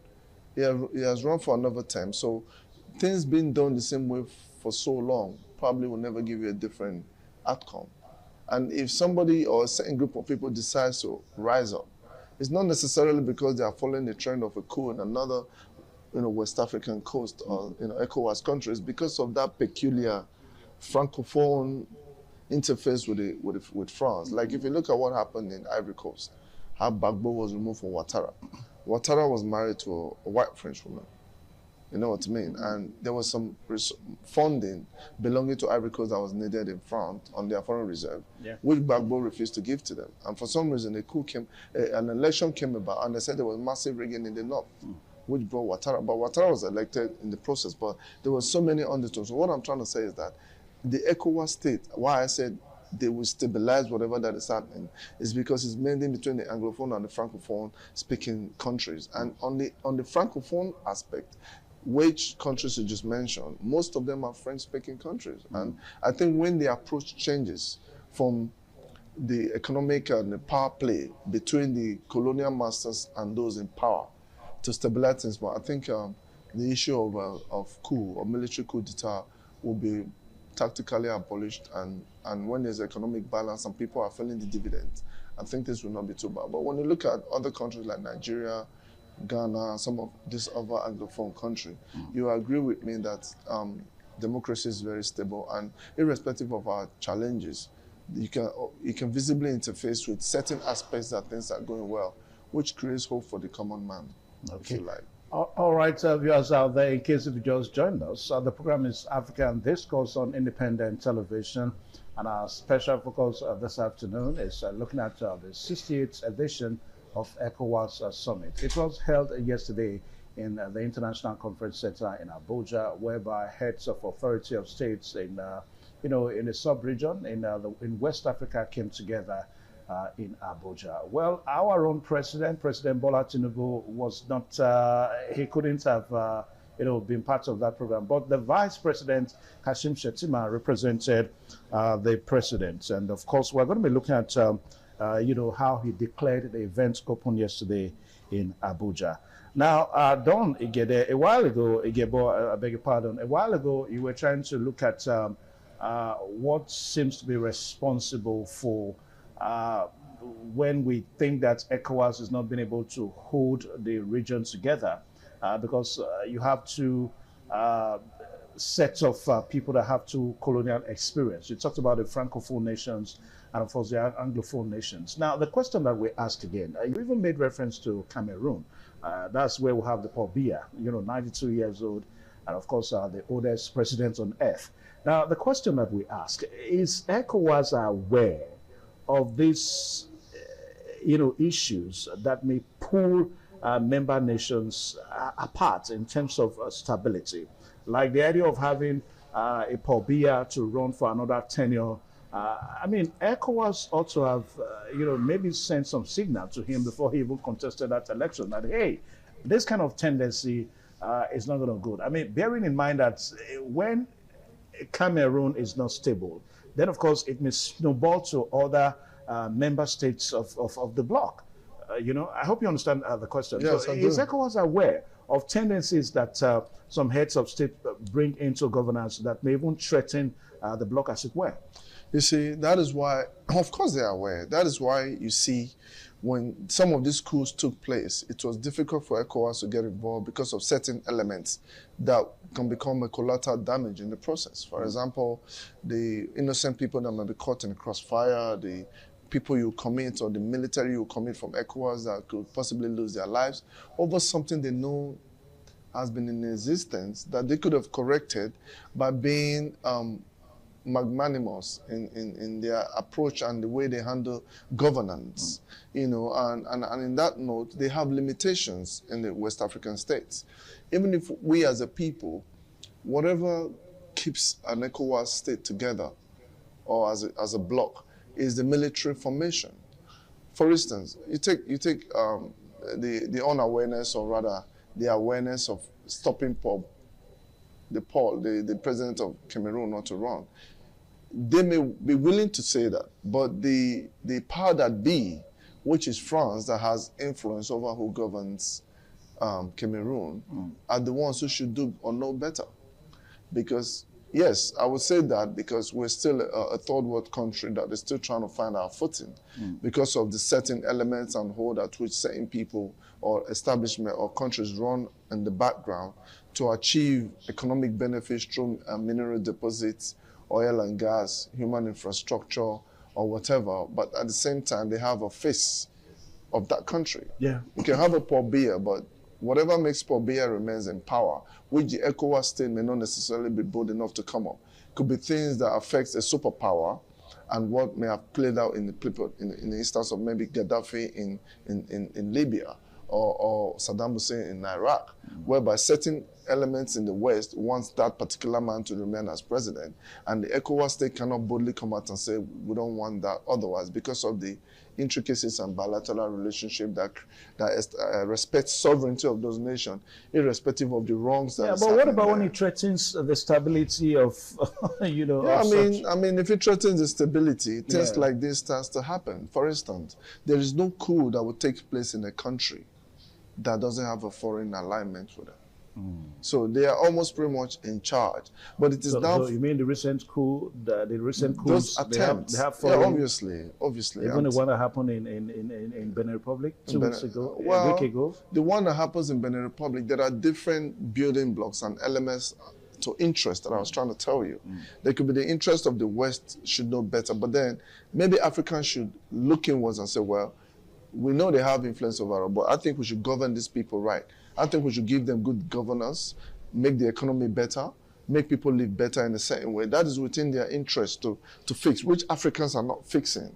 And that is the reasons why they always have the opportunity to shut them down when there is a coup and the people are not on their side.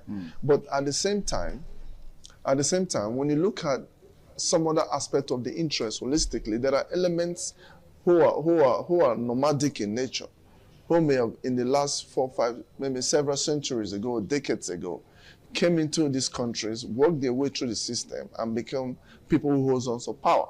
Whereas their own number one idea is more like somebody who came to occupy a people, not necessarily the people in this country being those ones in those lines of challenges. Like if you put your life on the line, I'll give an instance.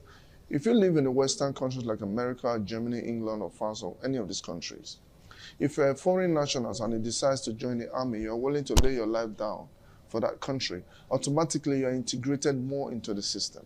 Because they believe that you have love for that country, that is why you can die for that country. So automatically you can become a citizen of that country after like a year or 2 or 3. Most of my friends became citizens in England by joining the military. So when the influx came from the days of the Usman Dan Fodio and the formations of democracy from the colonial rule, which they also have an interface on who governs a particular country, there were so many elements who joined the military and other paramilitary forces that has now consolidated power and wealth, which can put off their khaki and becomes a president, democratic president. The interest still remains along those lines. So if there is a shakeup on changing a particular lineage of people who has come to occupy, like the Americans went to in America and they overcome the Red Indians. The Americans have remained in power, while the Red Indians are now like an ethnic minority within America. So if they see that block of their interest is challenged, the only way to hold control, have control, is to quickly overthrow the government, who they feel is drifting away, supported by the same Western country, who is benefiting so much from this country. Why the people in power cannot give the necessary, dividends to the people by act of maybe being greedy, or not knowing exactly what to do, or not knowing when to quit. And at the end of the day, they remain in power. In the case of Paul Biya of Cameroon, I don't understand why a 90-something-year-old man should be in power when the French president, who is currently the president, came at a very young age. So these things is confusing. It is difficult to explain it and for us to quickly understand what is happening, because everybody is protecting their interest.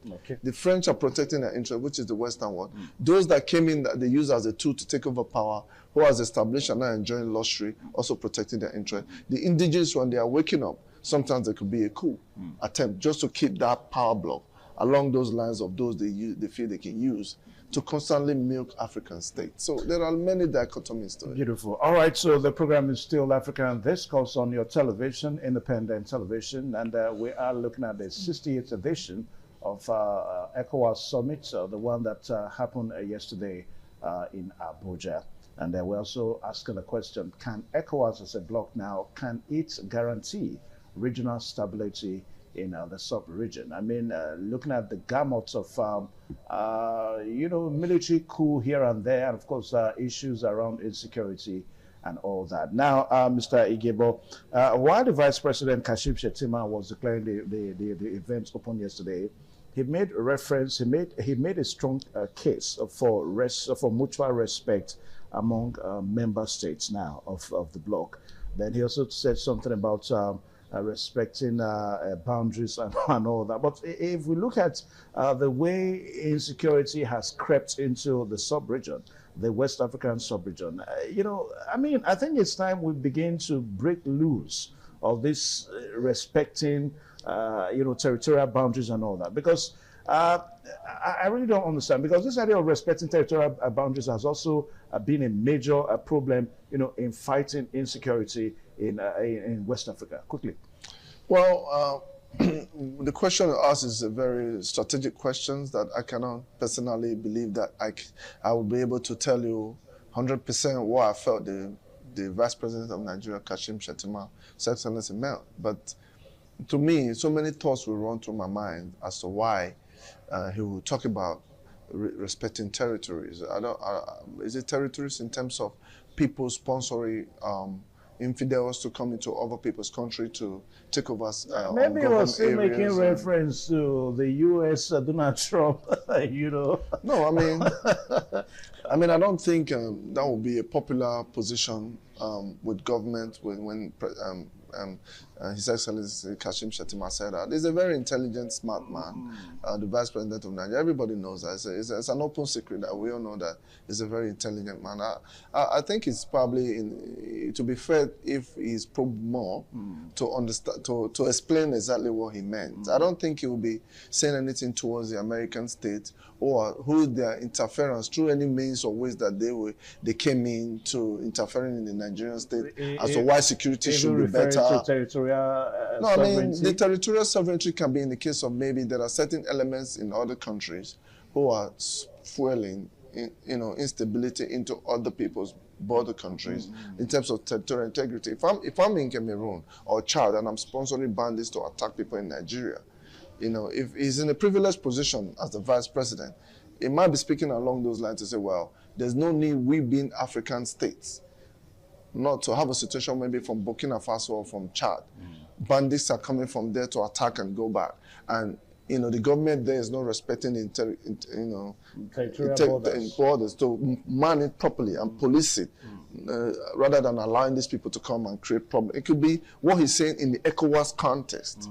That is what I believe he's saying. I don't think, or will never want to believe that he's saying that maybe the American involvement in Nigeria as to what has given a kind of an open path to prosperity from having Christopher Musa, who was the Chief of Defense Staff, who showed what a general truly should be like, and the feedbacks that we are getting from Kaduna and all these other bandits-prone area and insecurity area. Don't you think that's too early? No, let me tell you this.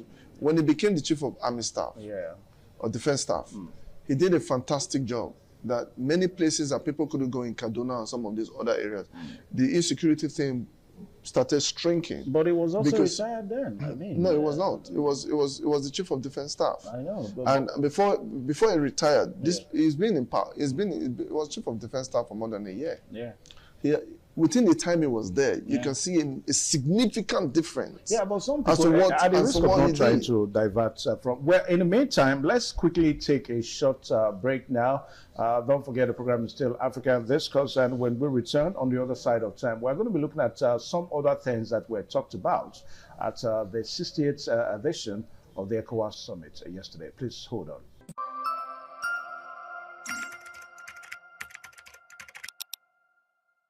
All right, now, thanks for still being there. The program is still African Discourse on your television, and we are looking at the 68th ordinary session of ECOWAS yesterday, whereby issues were discussed, and of course how to place, ECOWAS members and nations in the right perspective were also talked about. Now, my guest here, Don Igbo. Now, let's quickly look at the issue of mediation efforts, because that has been a strong issue that seems to have been lacking, in ECOWAS now. I mean, some analysts are of the opinion that it is because of lack of mediation that has made member states, some member states who have pulled out. Imagine Burkina Faso, Mali forming the Sahel, block on their own because of there's no proper mediation, for ECOWAS.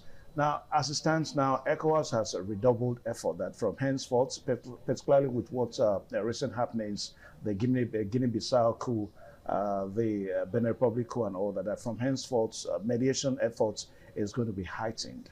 Now, what difference do you think they're going to be bringing on board now? See, before I respond to that question and answer what you said, we were having a conversation prior to that on the issues of territorial integrity. Yeah. And what I was making the point is the break came on board. You see, territorial integrity are driven by people who are willing to do what is right.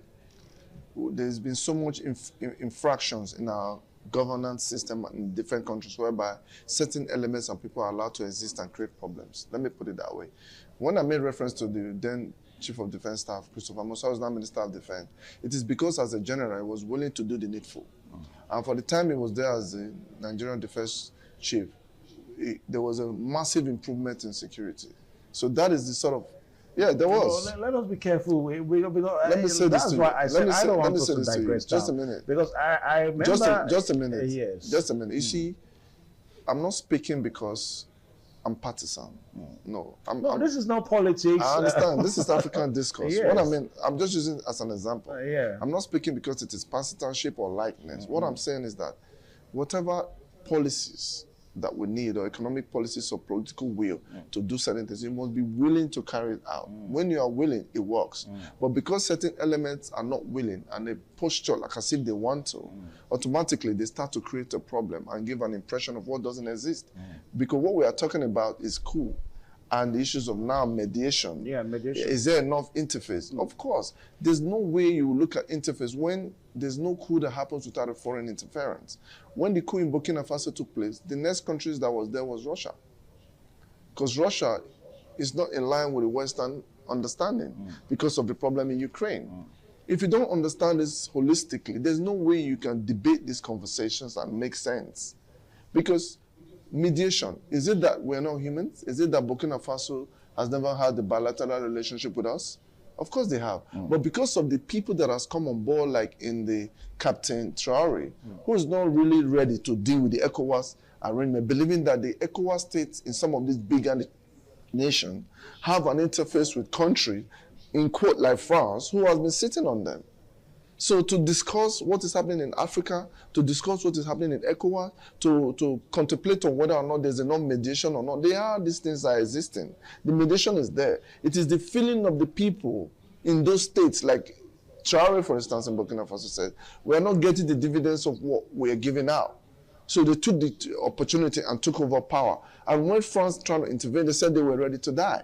So what I'm trying to say to you is that all these things have so many containments to it. And unfortunately, we've been dealing with each other and like brothers or business partners or foreign interface for so long with trust, but that trust was betrayed and the people are suffering and people take up arms as a way of fixing certain things. Now, the reason why sorry to interrupt you, the reason why I brought up the issue of mediation, because if you look at what is going on in Guinea-Bissau, I mean, it looks as if that ECOWAS is still trying to, ECOWAS said that coup was staged. Yes. I mean, by the outgoing president who knows that he cannot win the election. Yes. And of course, he had to stage that coup. And, he went to Congo-Brazzaville. He first of all went to Senegal, then to Congo-Brazzaville and all that.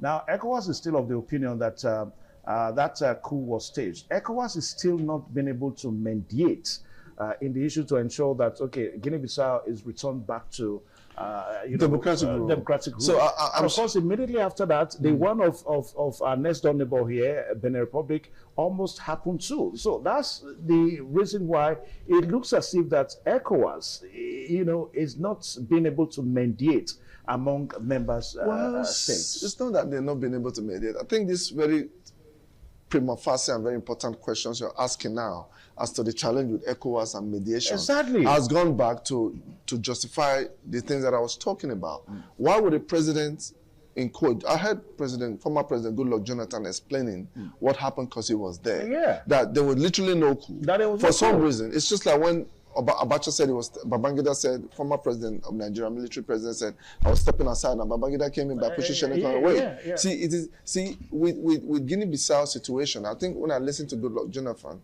it is more like a non-kinetic way of this so-called interest group from elsewhere who may have existed in a place for so long. That is their trademark. And being in power. Maybe the man in power is also in alliance or from the same spot, place and lineage and understanding, or from a power broker with the military junta who is in charge. Of course, just a minute. Yeah. And then the minute he perceived, according to Goodluck Jonathan and those who were in the country at the time, that he cannot win, he said there was a coup. And then when the military took over, what next did he do? He decided to travel out of the country. So where is he traveling to? Is he going back to where he came from many decades ago, where he comes to sit in the throne by a certain power block, financing him into power and taking the resources, why these countries never really had the dividends of democracy, why mediation will become difficult? Are we really thinking outside the box now?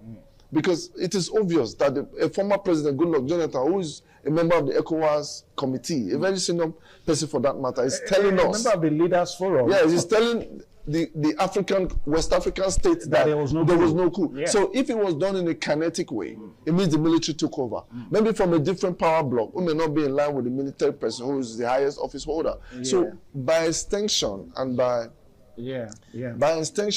understanding from our conversation, I think I'm exonerated or exonerated for saying that there is always international elements to whatever that is happening in terms of governance in each of the different countries. The people are not in charge, and I use the example of the Red Indians in America. So imagine the West that came to America, for instance, got rid of the Red Indians, took over power, and one day one of the presidents there cannot win. If you face the Red Indians were coming back and the head of military junta, who can take over government from a civilian rule, the president announces a coup and he takes over, it means that the power remains with them.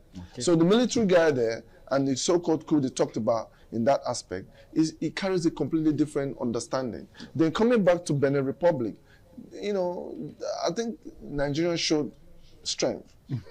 yeah, they did. They did show strength. Why did I say so? Why did I say so? Let me tell you. You see what you don't know. What you don't know. You see. Let me tell you what you don't. Let me tell you what you don't know and you don't understand. Nigeria is a very powerful country. I know. Just a minute. Just a minute. Yeah. See, let me tell you. If we are sitting and living in this place for 1 month, and there's calm over 29 days, the 1 hour or 1 day that there will be an unrest, that day becomes what overshadows all the good other days that things had existed. Don't forget Nigeria liberated Liberia. We know. Just a minute, bro. I mean, just a minute, bro. Nigeria liberated Sierra Leone. My uncle was in those wars. Nigerian army is so powerful that the issues of the Nigerian state and what is happening here is what is being fixed from inside out now. It is more like a deliberate action. That is why I referenced Christopher Musa, who is a military general that has shown capacity. Because I spoke to people on ground in those troublesome terrorist area where people get killed all the time. Sometimes they even hide them. But at the end of the day, this government has taken on these people and it is coming down. So if I say that Nigeria acted swiftly with Benin Republic, believe me, the Nigerian intervention would have been one of the reasons because they called for help. So it is now for us to believe that. Yeah, they called for help. The response at which the Nigerian authority, gave to that call is what is still, you know, a big surprise to most Nigerians. It shouldn't be a surprise to them. I mean, we've had incidences of because we Nigerians of such calls. We Nigerians from the terrorist enclave. No, we Nigerians will undermine our military. We Nigerians will undermine our police. We Nigerians will undermine our Air Force. They put their life on the line. They do a lot of good work. By the time they do good work, they don't propagate it. Hold on, bro. You're living here. Are you not in Nigeria? Calls at home? Bro, you're in Nigeria. Yeah. But you can move around now. If there are areas and remote areas and there's a bandits attack, and then they decide to put it online, people help them to propagate it and look and see if this thing that is happening is just what is dominant in the state. Now there are places that you cannot go to in this country. Bro, let me tell you, if you don't understand how big Nigeria is, there are areas that is not governed. The country is so big. It's not governed? There are areas in Nigeria that are not governed. Go to Kissinger. Within the territory of Nigeria? In Nigeria, there are areas we don't have the capacity. You cannot say so that areas that are not governed. We have a president. Are you saying Bro, you don't understand what I'm saying. Yeah. There are areas in the country, because it's so big, there are terrains that is not easy to access. Even if people are hiding there, it is difficult to just reach them. You have to understand the operational model of a military and the Air Force and the Navy. You need to understand it to know that technology. Away from that, to know that technology. Hold on. To know that technology is what they use in the Western world to achieve those aims. Even in America, they were building a wall with Mexico. It is difficult for them to govern those areas efficiently. So it's not just with Nigeria. It's not enough for us to say, oh, we are surprised that Nigeria. Bro, Nigeria is a powerful country. Anyway, even if people are there trying to undermine it, the time has come now. The time has come now when those things will have some start other to issues work. to look at now on this topic today. Now, let's quickly look at the issue of trade liberalization. Okay. You know, because one of the reasons why the summit was held yesterday was to look at issues of trade liberalization. Now, as we speak now, if I come again now to tell you that ECOWAS has still not been able to handle the issue of trade liberalization among members states, it's going to be a big issue. But that is the truth, because as we speak now, member states of ECOWAS still find it difficult to trade freely among member states. The issue of an identical currency among member states is still an issue. I mean, what are we talking about? Well, I think we can't keep going on in the same circle. I think we've actually mentioned one of the key reasons why it is that way. Just because we call ourselves ECOWAS, there's a Francophone aspect, there's the Anglophone aspect, there are interests from the West, there are interests within, there are abilities and inabilities, there are the committed people, there are the non-committed people. Having a single currency can be blocked by, for instance, if Russia comes to the aid of Burkina Faso. Yes, they were in the ECOWAS. But if they were in the ECOWAS and certain Western powers who does not see what they benefit from Africa, that particular Burkina Faso, as an interference from a next other West African country who's also making Nigeria, how would they have a common currency if the person that is helping you to look for what is lost is the one that has stolen it?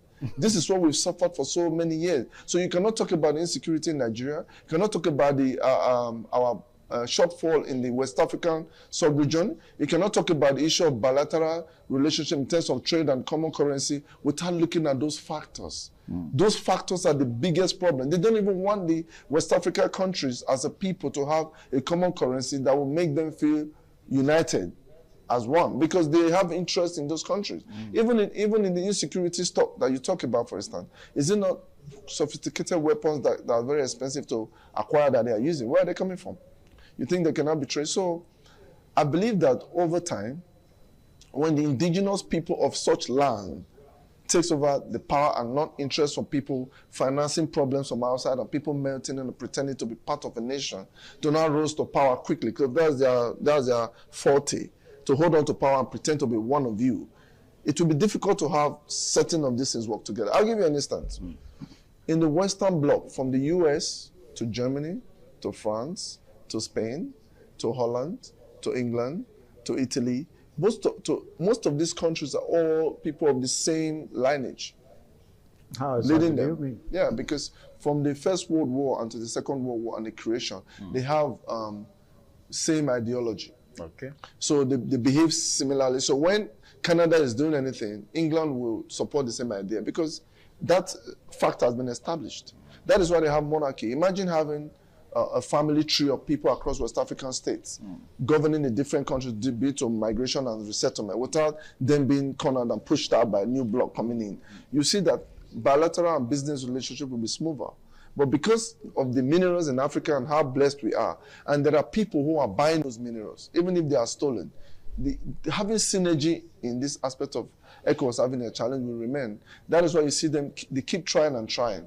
They keep trying and trying. But what I think the ECOWAS leaders should do is that they themselves should do with what they have and reduce their level of corruption and inabilities and inefficiency, work for their people, let their people see dividends of democracy. Not in the 21st century, people complain about hunger. Even when you come in to try to fix that problem, people, they talk about today. If they're not feeling that comfort, they still complain, even if you are doing the right thing. So all right, quickly, it's a complex situation. Yeah, Don, because of time, as we commence our descent now let's look at, because we understand that at the end of the day, there's going to be an adoption of a final communique, on how to deal with all these issues that we'll be talking about with ECOWAS and all that. So what kind of final resolution, in other words now, a final communique, what is going to be the content of that communique? What is it going to look like?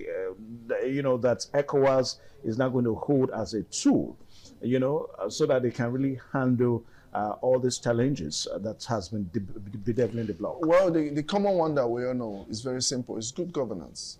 Okay. When you give people good governance, you bring in the experts under the economy, and there's no negative inflation. They're not looting every country. The Westerners will loot, you will loot, because you have opportunity to be in power, and you expect the hungry man on the streets to have an understanding.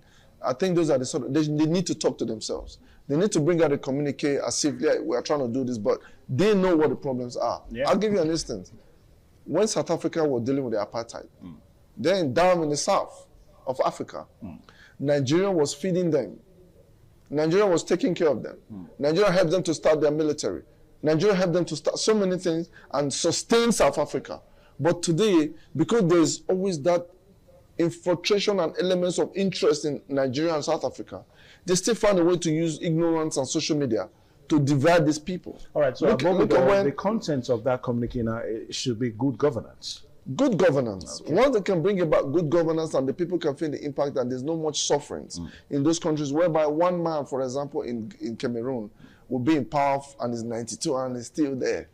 When you have situations like that, it's mind-boggling, it's frustrating. We don't need those kind of stuff. You should go and sleep and rest. All right, so we will draw the curtain here today. I want to say a very big thank you, Don, for coming on the program today. It's always a delight to have you on our discussion talk shows. Well, so this is where we'll end the program today, African Discourse on Independent Television.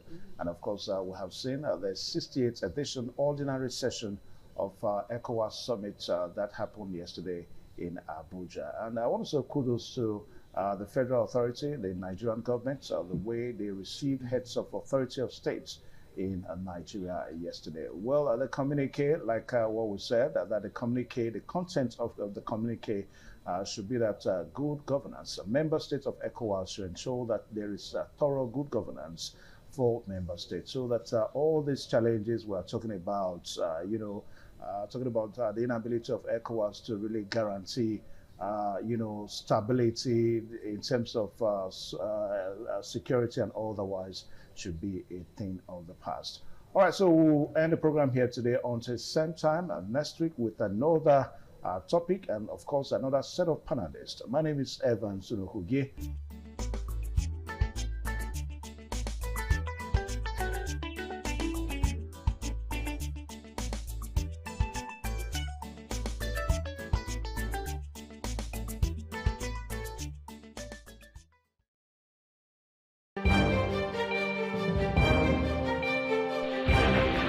This is ITV. Certainly the best.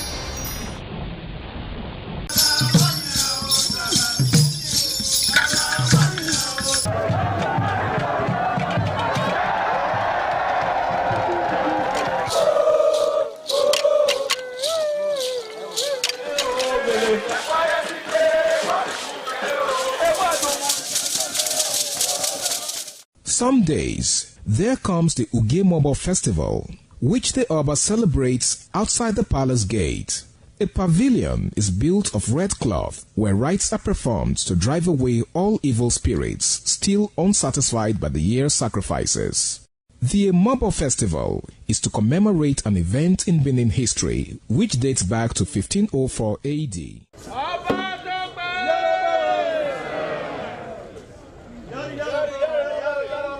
Yari yari, Ọba Tope.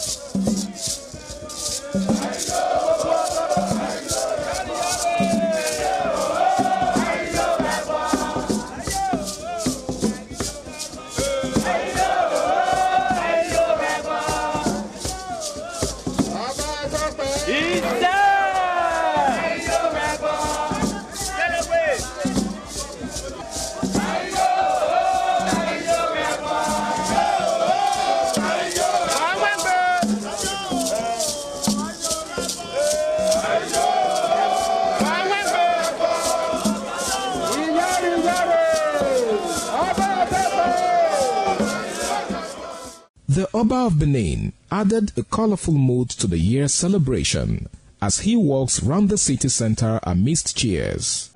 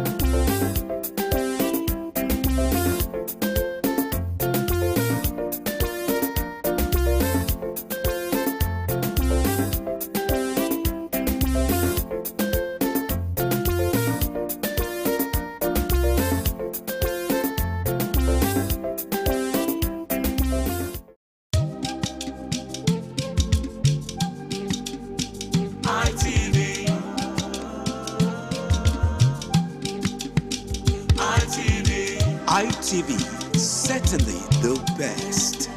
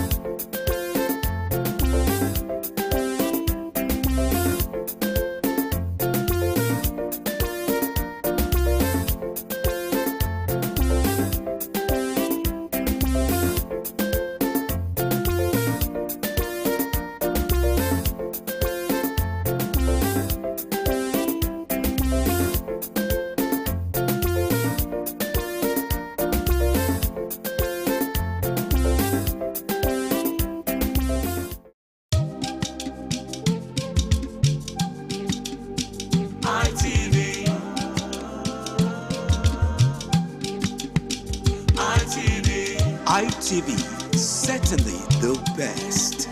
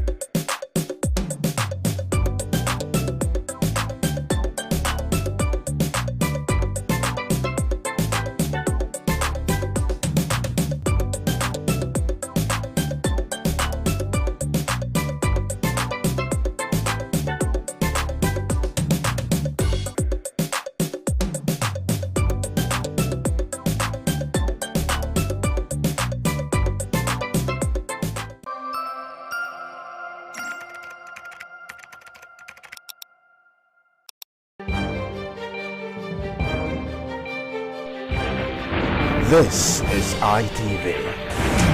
Certainly the best.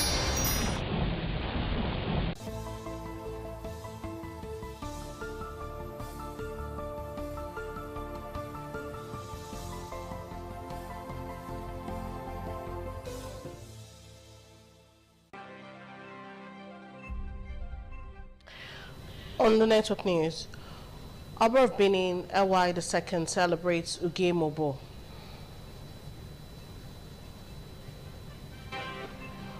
Osai Zayamu and Aford Idwekeme convalidate their traditional marriage. NDLEA arrests wanted female drug kingpin in Lagos with 23.5 kg cocaine.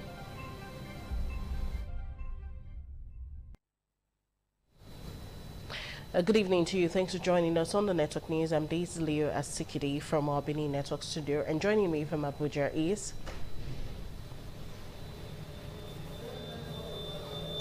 Abigail Iremi, Daisy, compliment of the citizen. Good evening, Abigail, and same to you. Well, you can watch ITV live online on www.itvradionnigeria.com/live, or you can also follow us on all of our social media platforms, on Facebook, on X, on IG, on YouTube, and even TikTok at ITV Radio NG. And now to a first story for tonight. The Oba of Benin, His Royal Majesty Oba Omonobanedo Ukwakpolokpolo Oba II celebrated the Uge Mobo in continuation of the 2025 annual Uge. Ikmomusa Ogiagwe reports that the annual Uge marks the end of the Benin calendar year.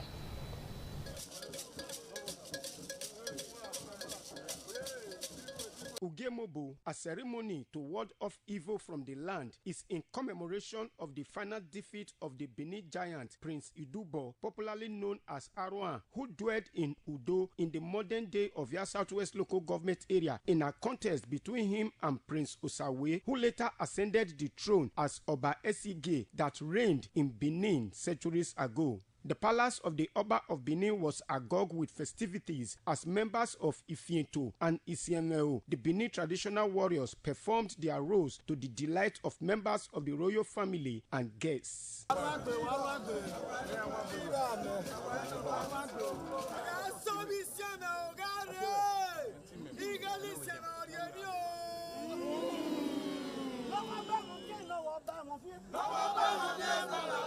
Ogbelaka group exhibited what they are known for, beating the drums and singing, as the Obazelu of Benin, Chief Osaro Ida, exhibited dance dexterity to the admiration of chiefs and others.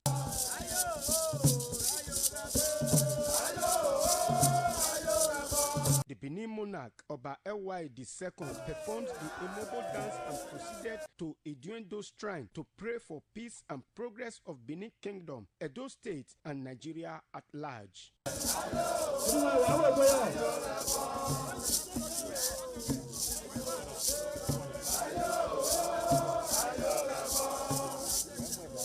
From the palace of the Oba of Benin, Ikmomosa Ugiagbe, ITV News. In Christian faith, Thanksgiving remains a moment to return all glory to God for His grace and guidance, especially at significant milestones in life. The spirit of gratitude was evident on Sunday as family, friends, and well-wishers converged on St. Gabriel the Archangel Catholic Church, Sapele Road, Benin City, for the Thanksgiving service and convalidation of the traditional marriage of Osayi Izeyamo and Hayford Idwekeve. Donade Nien reports.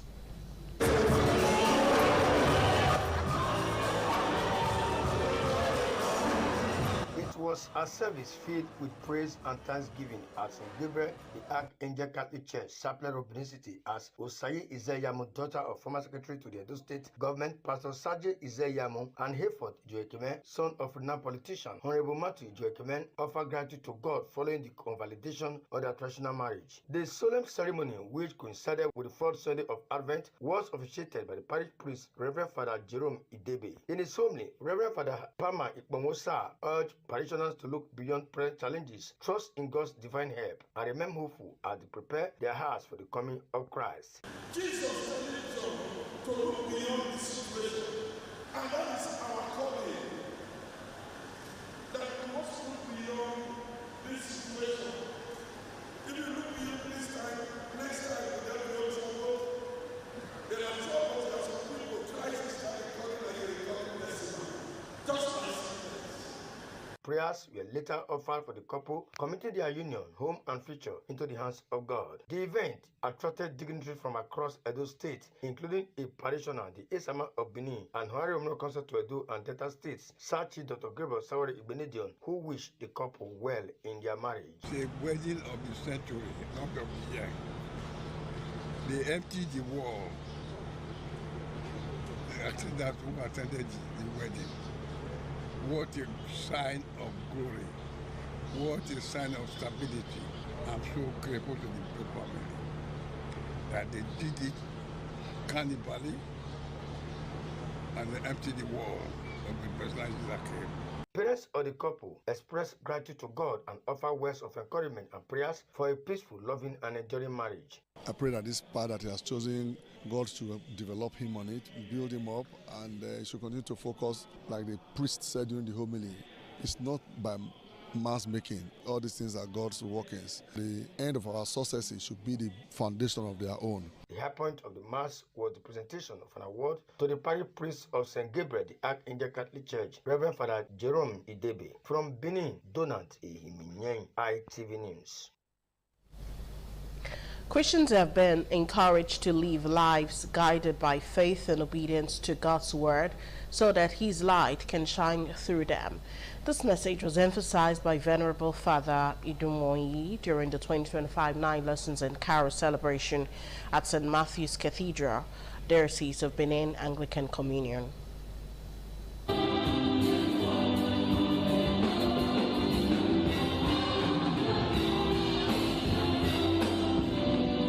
The 2025 Festival of 9 Lessons and Carols at St. Matthew's Cathedral, themed The Light of the World, drew a large congregation of worshippers as well as prominent individuals from the political and business sectors across Edo State. In a special exhortation, Venerable Father Idumoyi stressed the importance of living a life guided by faith, obedience, and commitment to God's word. If we don't have Jesus, we actually do not have a direction.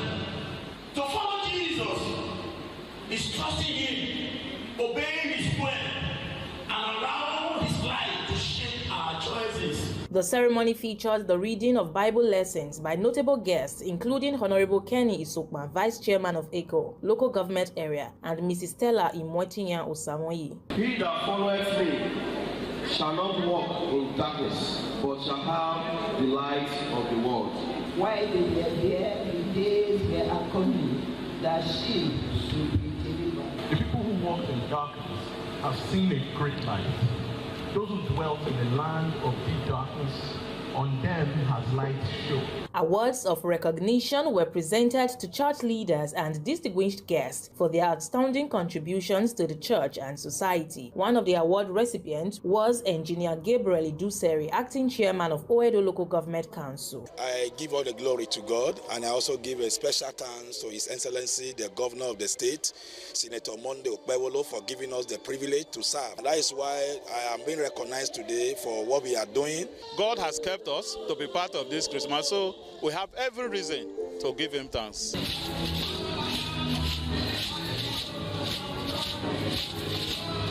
From Benin, Joy Obaisiagbon, ITV News. Believers in Christ are called to be signs and wonders to their generation, and their lives, along with those of their children, are expected to reflect God's miraculous powers and virtues. This was the message delivered by the spiritual leader of Christ Chosen Church of God International, Senior Apostle Dr. David Unuefe, during the 2025 edition of the Prayers for Firstborns, organized by Christ Chosen Church of God International. Jola Diojo reports.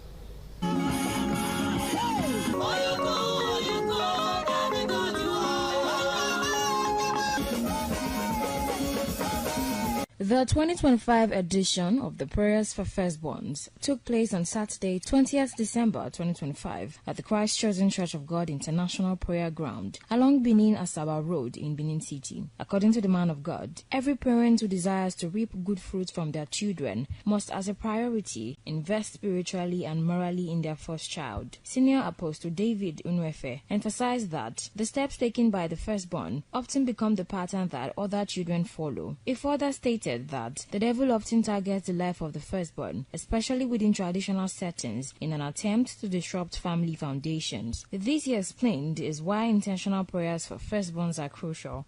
When God is with you, you are as bold as a lion. Yes. The children God has given to you, they are dead to lift you from the dust, to raise you from the dust. And that's why you should be to your God as well, your families. Enemies in the family, enemies seen and unseen, known and unknown, far or near, God have given you power over them all. Amen. Also speaking at the gathering was the Coordinator General of the Chosen Fellowship Women International, Senior Reverend Mrs. Matilda Unuefe, who delivered a powerful keynote address that further enriched the meeting. No more so again, because God has taken away that sickness. The Prayers for Firstborns is an annual event of Christ Chosen Church of God International dedicated to committing the lives and destinies of firstborn children into God's hands. From Benin, Jola Diojo, ITV News. And at this point on the news, we're going to hand over to our Abuja Network Center to give us more stories. Over to you now, Abigail. Thank you very much, Daisy. And from the nation's capital, the National Drug Law Enforcement Agency, NDLEA, said it has arrested alleged leader of a drug syndicate, Yetunde Simbiat, who went underground since May 2024 in her Lagos home, where 20.5 grams of the Class A drug were recovered from her children's room. The NDLEA Director of Media and Advocacy, Femi Babafemi, in a statement on Sunday said the arrest is coming about 20 months after a cocaine trafficking cartel held by a couple, Bolanle Lukman Dauda and Olayinka Toyiba Dauda, was smashed in Lagos and Ogun State by operatives of the National Drug Law Enforcement Agency, NDLEA, with multiple billion naira worth of illicit drugs recovered from them.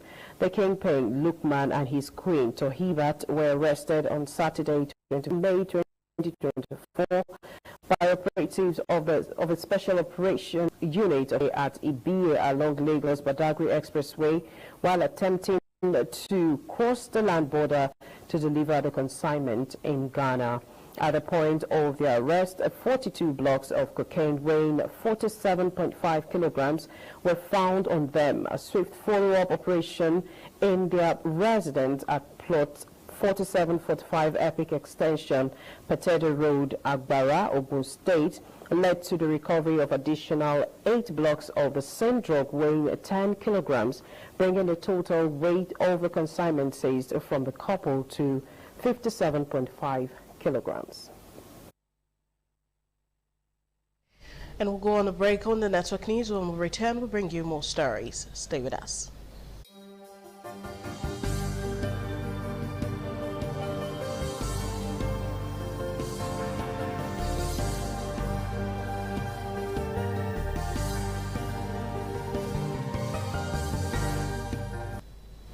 Thank you for staying with us.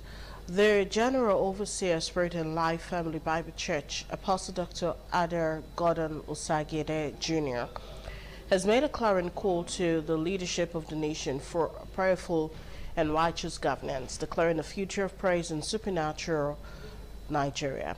Apostle Dr. Adair Gordon Usagede Jr. made the call at the just concluded 2025 Jesus Lifers Convention, jointly sponsored by Godhead Family Fellowship and Spirit and Life Family Bible Church, both global.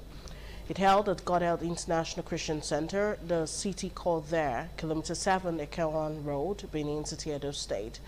The report is presented by Ikmomusa Ugiagbi.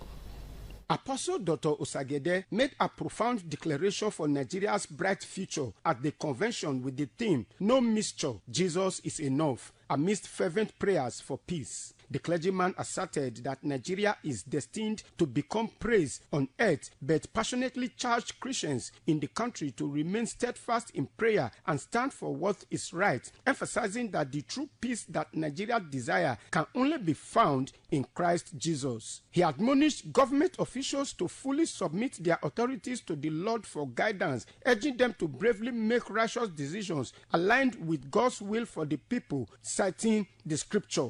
Every power of hell, every political party that is gathering against the peace of this nation, we take authority that there shall be a confusion in their midst. Every state, every local government, every town, we declare that the supernatural peace of God would overwhelm that place. The convention witnessed the presence and ministrations by distinguished ministers of the gospel, including General Superintendent of New Covenant Gospel Church, Dr. Phyllis Omobude, Chairperson of the Pentecostal Fellowship of Nigeria, PFN, Edo State Chapter, Dr. Margaret Agmoifo, and Reverend Benson Ahigbe of FEM Foundation. Beyond the uplifting messages delivered by the apostle and his wife, Pastor Martha Gordon Usagede, the 4-day convention kicked off with a Founders' Day, honoring the pioneering apostles, ordination of pastors and ministers, dedication of men hostel, and significant grants from Apostle Usagede Foundation. From Benin, Ikmomosa Ugiagbe, ITV News. The executive chairman and government and the good people of Uwunde local government area have expressed deep sadness over the death of a distinguished elder statesman, Honorable Charles Ehortome Dausa JP, fondly known as Charlie Temple. The acting chairman of Uwunde local government area, Honorable Austin Imafidon, described the late elder statesman as a rare public servant and an exemplary leader who devoted his life to the service of humanity and the development of Uwunde local government area and Nigeria at large.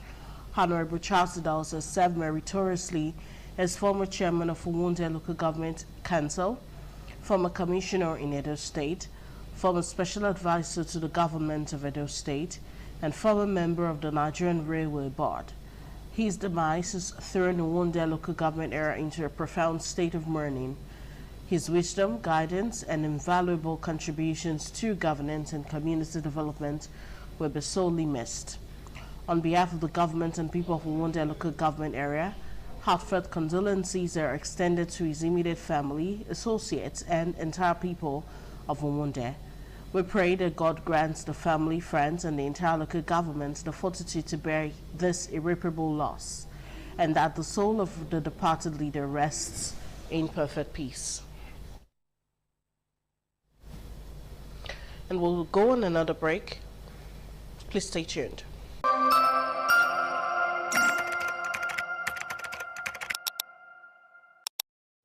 Thanks for staying with us. Christians have been asked to see Christmas as a season not for merriment, but for reflection on the gifts of the Lord Jesus Christ to humanity, and it brought salvation to mankind. Samuel Yugbomo reports that the officiating minister at the 2025 God's Historic Church Festival of 9 Lessons and Carols, Reverend Usemudame Afe, handed down the admonition. The report is presented by Usemudame Osage.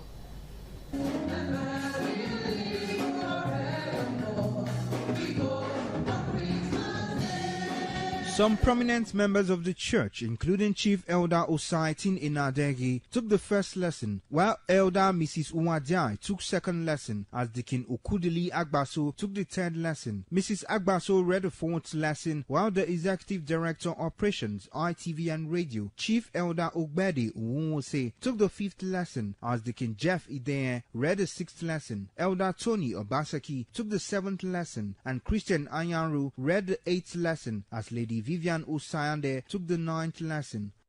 And when they were come into the house, they saw the young child with Mary, his mother, and fell down and worshipped him. For unto us the child is born, unto us the son is given. The resident pastor of the church, Reverend Osamudame Afe, said the season is a period that has been chosen to celebrate Jesus Christ for fulfilling God's divine benevolence on mankind. God sent forth his son, made of a woman, made under the law. Verse 5. To redeem them that were under the law, that we might receive adoption of sons. So the purpose of Christmas, God wants to redeem you back to himself. High point of the 2025 God's Historic Church Festival of 9 Lessons and Carols was the grand appearance of Santa Claus, who came with loads of gifts. From Benin, Osemudame Osage, ITV News. And that's the size of our package on the network news for tonight. A big thank you for watching. I'm Daisy Leo Asikidi. Good night. ITV, certainly the best.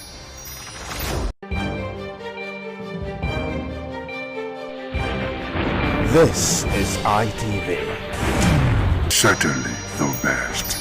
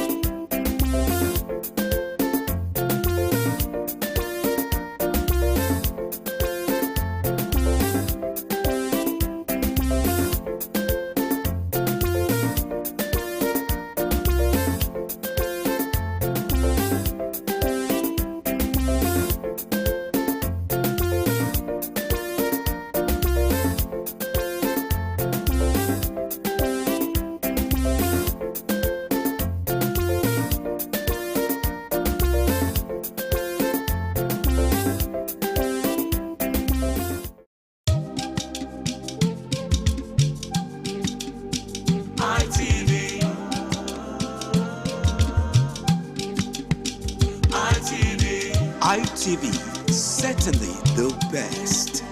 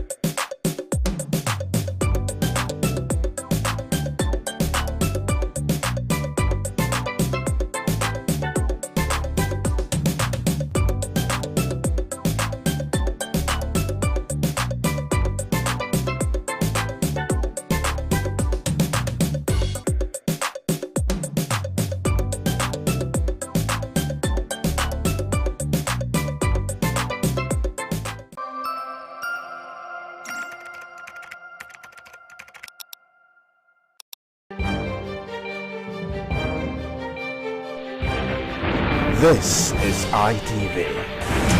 Certainly the best.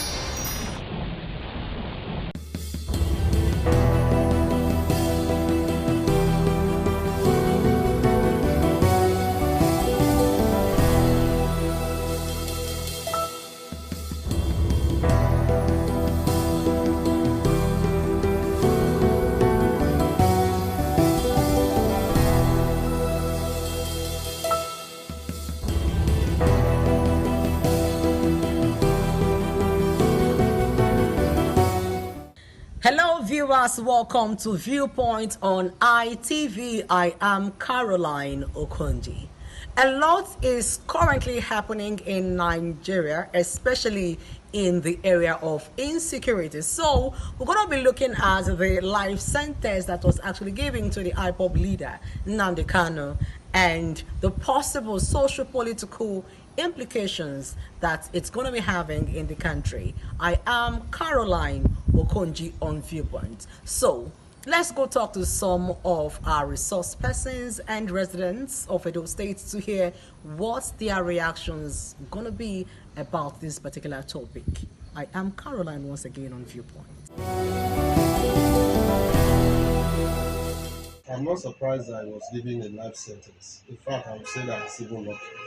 Because you know, at a point during the trial, he disposed of his team of lawyers.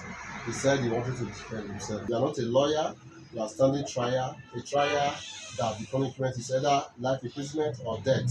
So I would say that it's even lucky. At the end of the day, the judge opted to give him life imprisonment in spite of all the provocations, insulting the judges, insulting the lawyers and all that. I think the punishment was even fair on him. You understand? That's the way I look at it.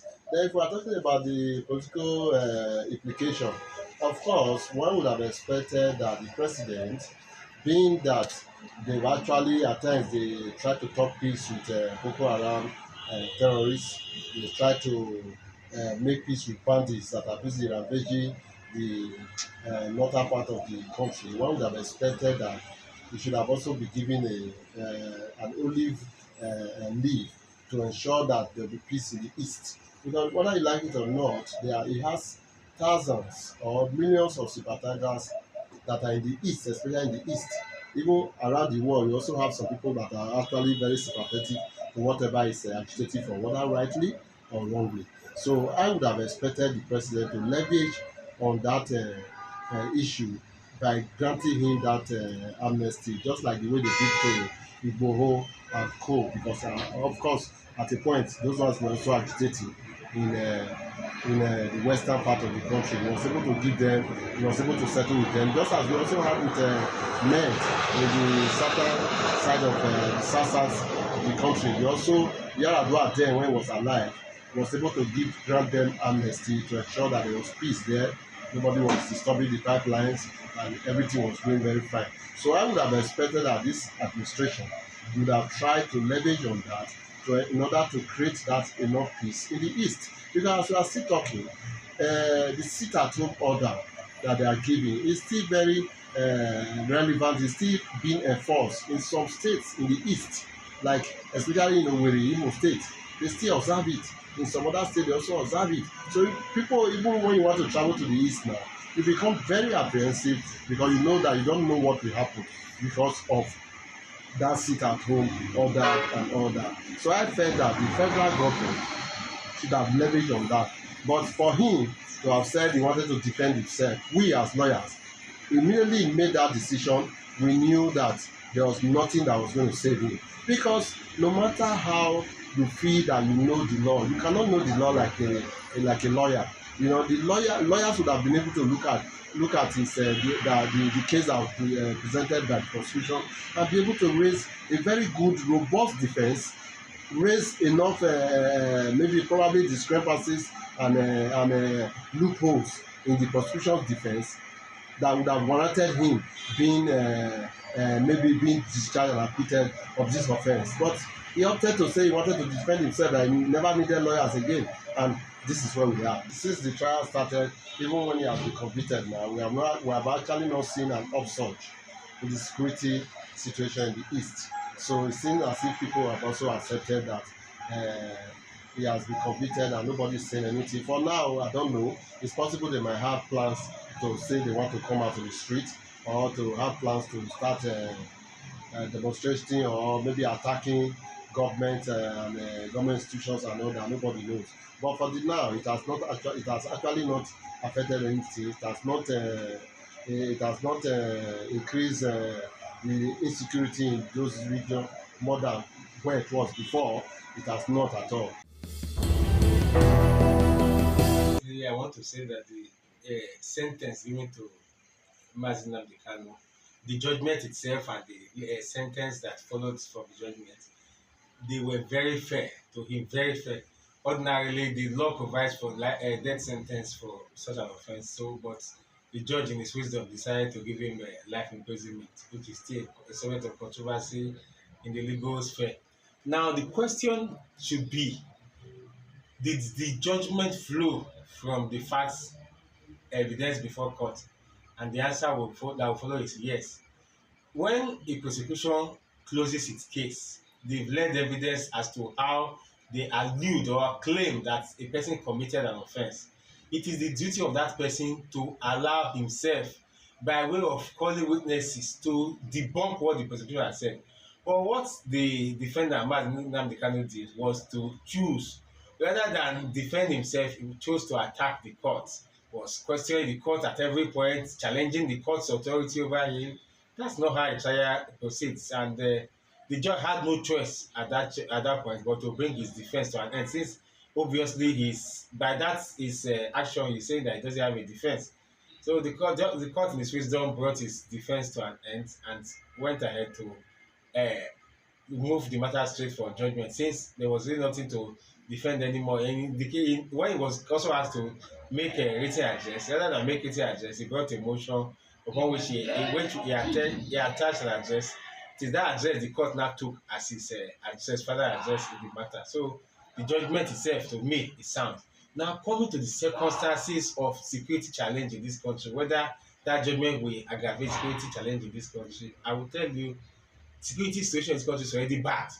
So we should not, with this our fear of, if I take this step, security challenge will increase. If I take that step, security challenge, that is what has aggravated the security situation in this country.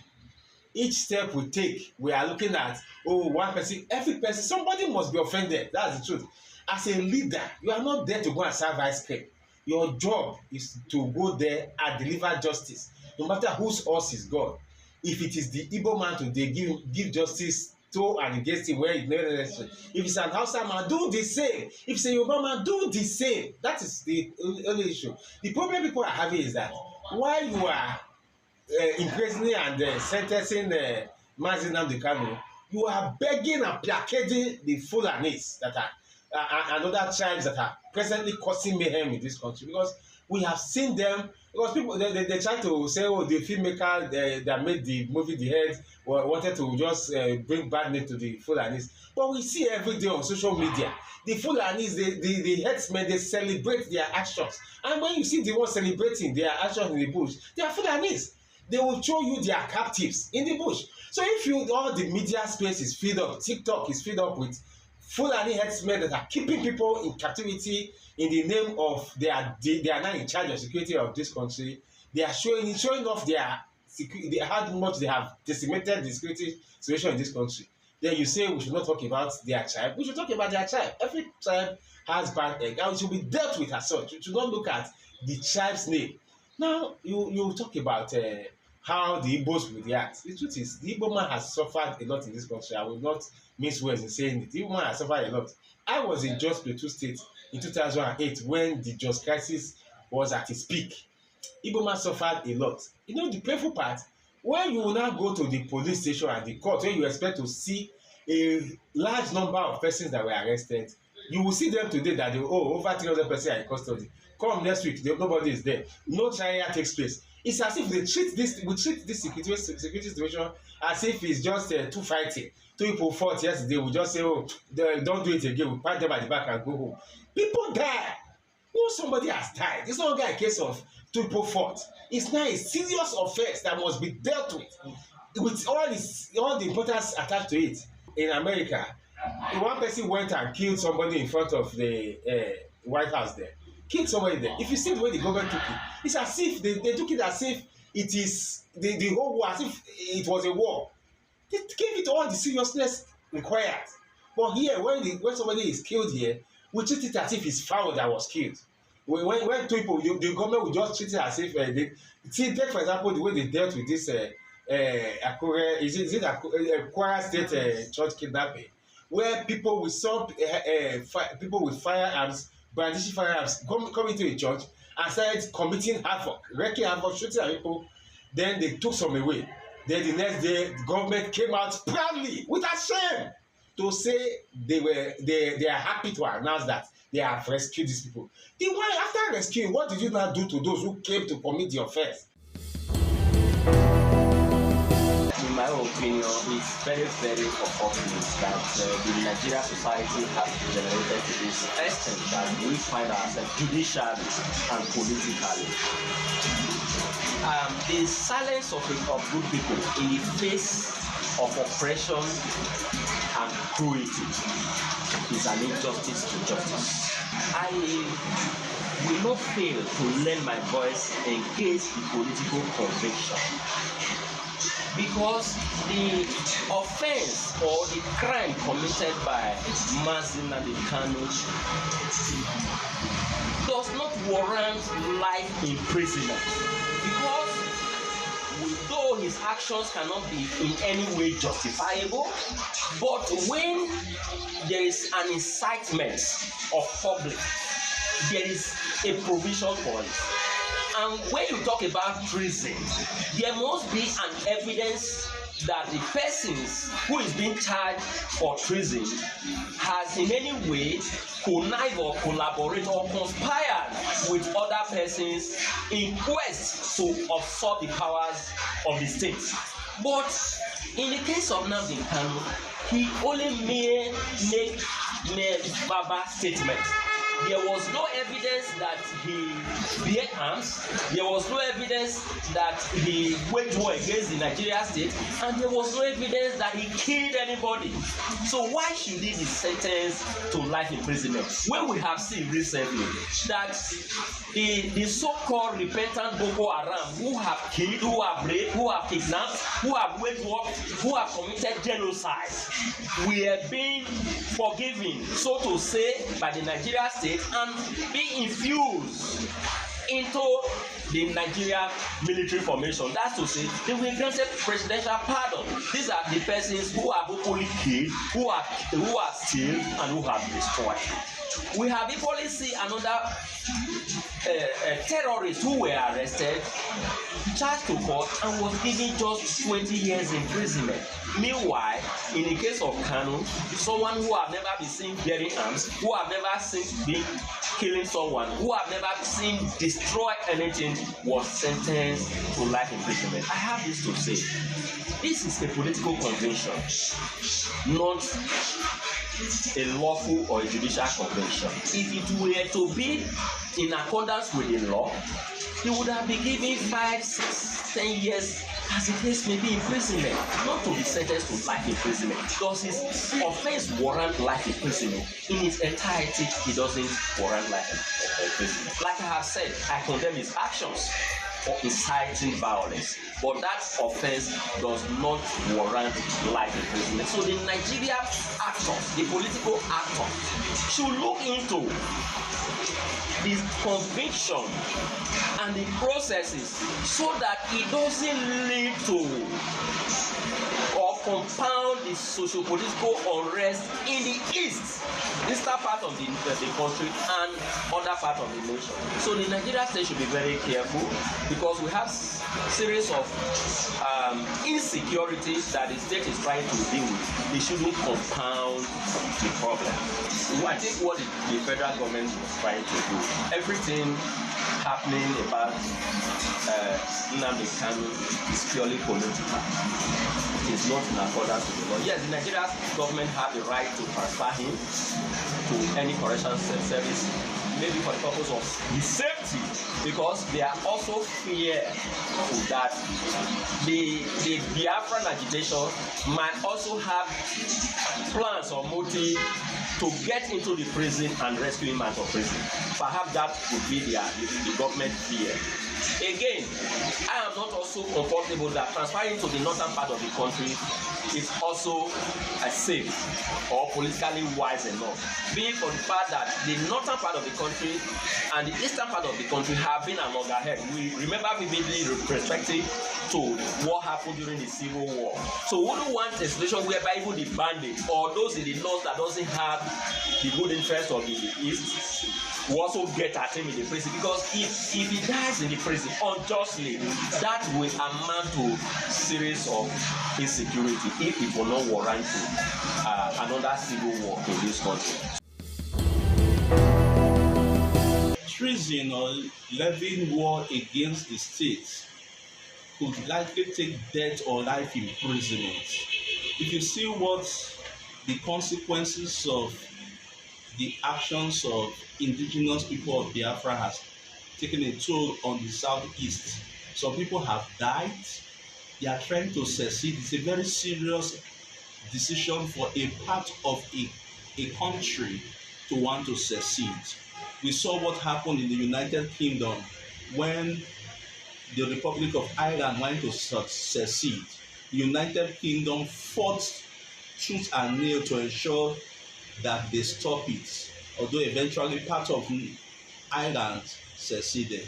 No country takes it lightly, and so taking into cognizance the socio-economic, socio-political dynamics of his sentence, it will dampen the morale of every Southeasterner, because generally people are saying that it seems that the Southeast is caged. But I think if Nnamdi Kanu and his group are going to pipe low, then a political situation can be found so that peace can be restored to the Southeast. There's a political aspect to it.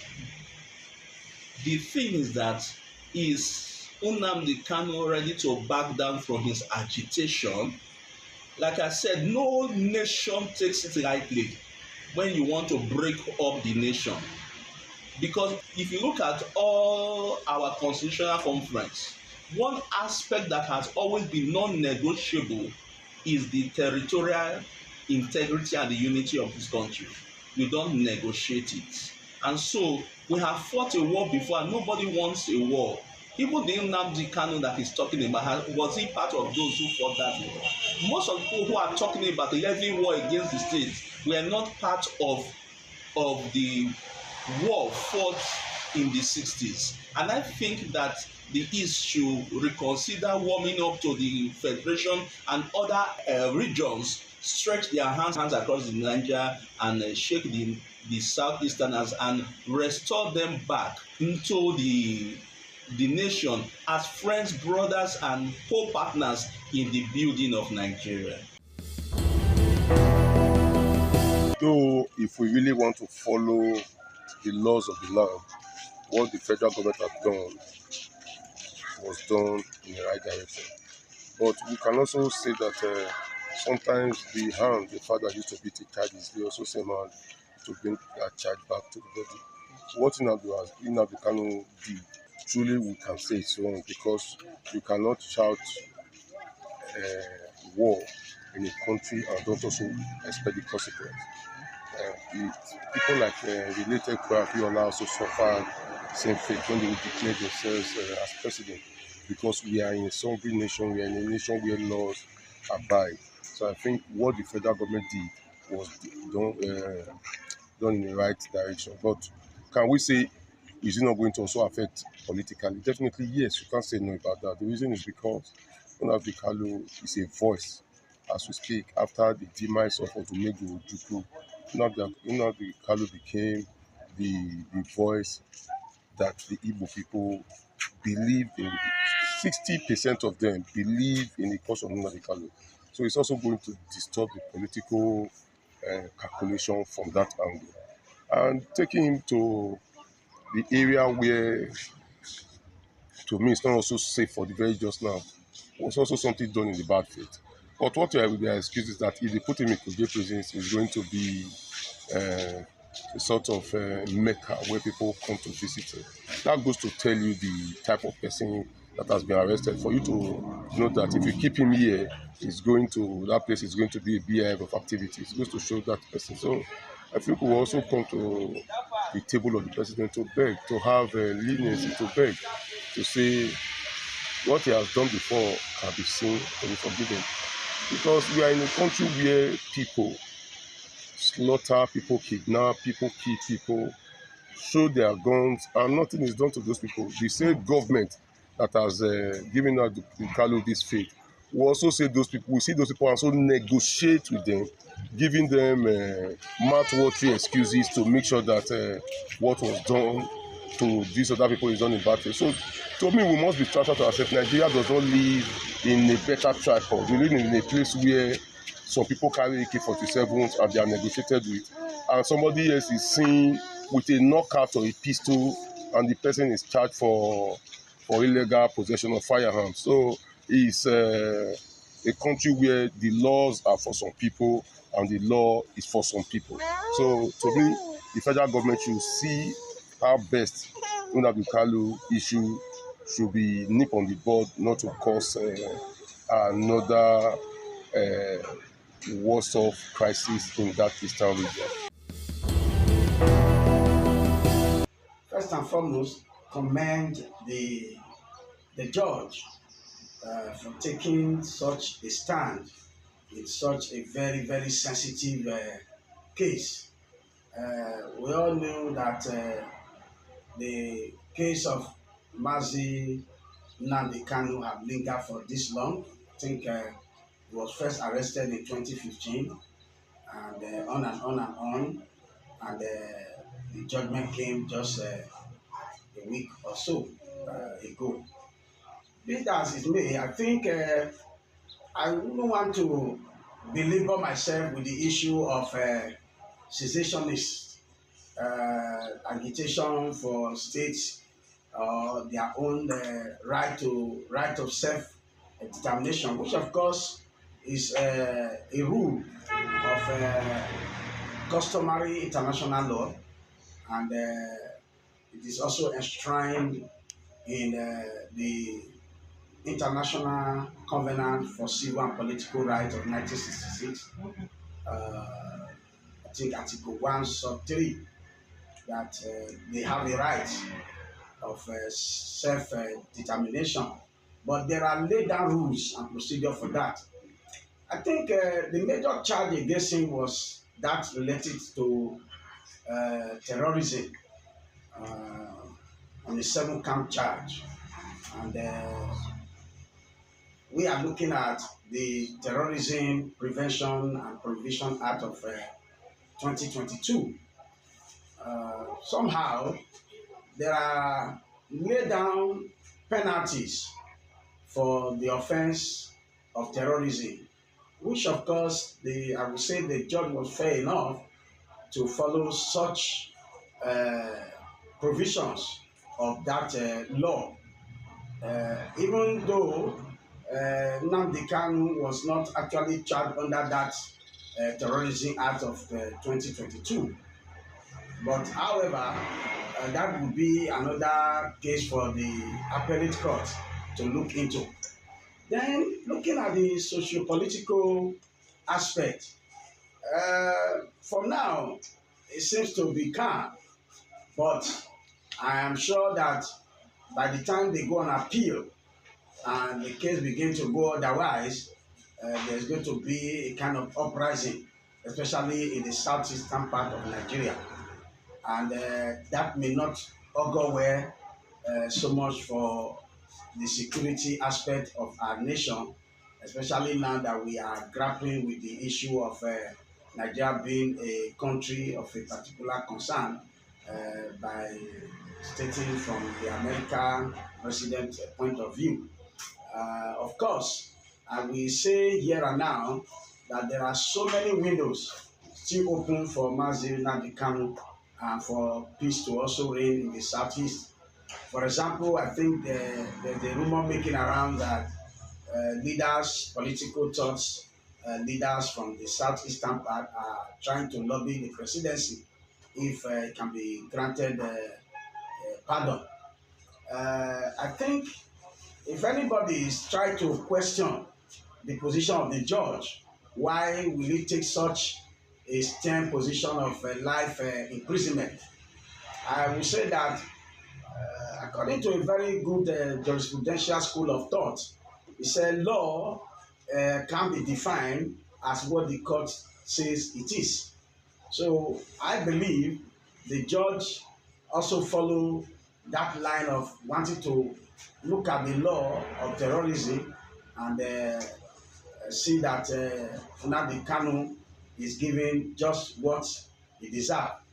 I want to say here, as one who is abreast with the law to some extent by the grace of God, from the day he decided to defend himself, that he doesn't need the services of his lawyers, I think that was a very great error on his part, because the lawyers, they have the law at their breast and they have a way of also using persuasive arguments to sway the courts.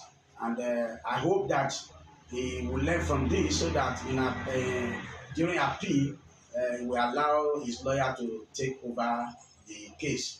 I think with this little, I can say, I hope that it will not escalate to a kind of uprising as regard to the issue of security, especially in the eastern part of Nigeria. Having heard all that has been said from our respondents about the judgment that was actually given to the IPOB leader, some are of the opinion that it was a well-deserved judgment, while some are saying that the judgment should have been treated with human face and that he deserved to be pardoned. It's Viewpoints on ITV. I am Caroline Okonji, and bye for now.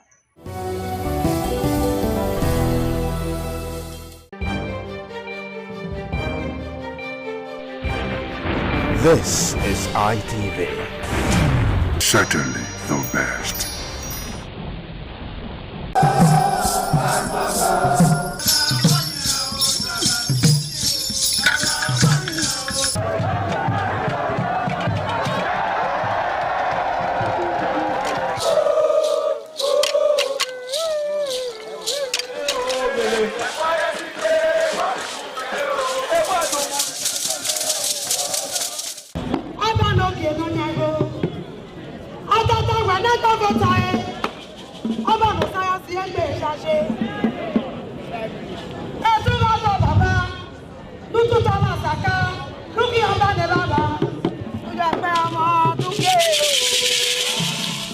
Benin Cultural Dance, a unique dance and quality dance steps of the Benin people.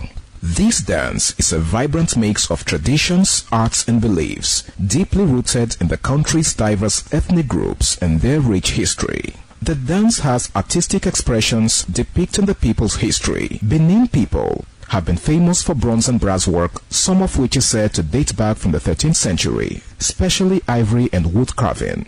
In Benin, the people dance to show respect, honor, dignity, which they honor. They dance to show royalty, as naids are seen in their numbers round their body depicting the symbol of kingship.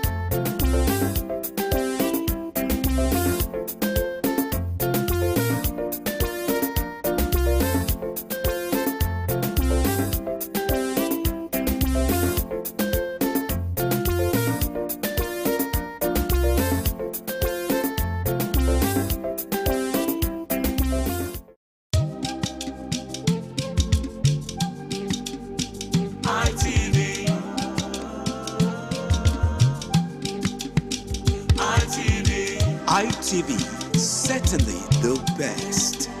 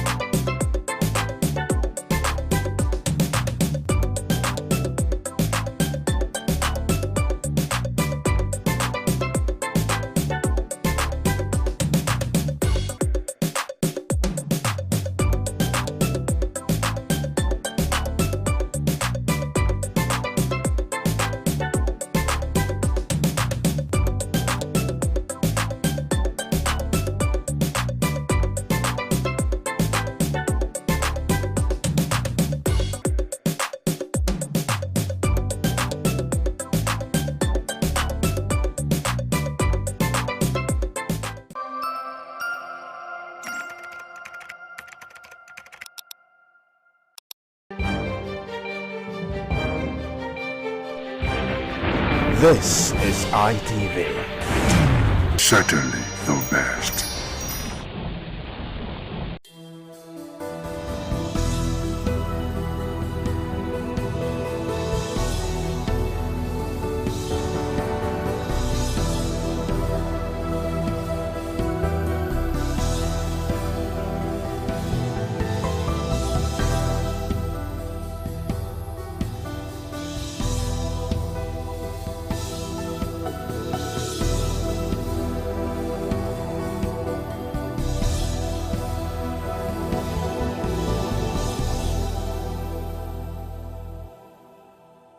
Thank you so much for staying. If you just joined us, this is the International Forum, reaching you live from Benin City, Edo State, Nigeria. I am Wilson Amasha. Today, it's all about extremism, its impact on global peace.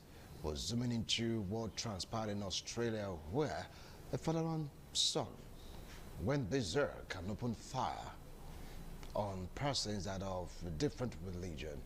Yes, some lost their lives. Some are in the hospital.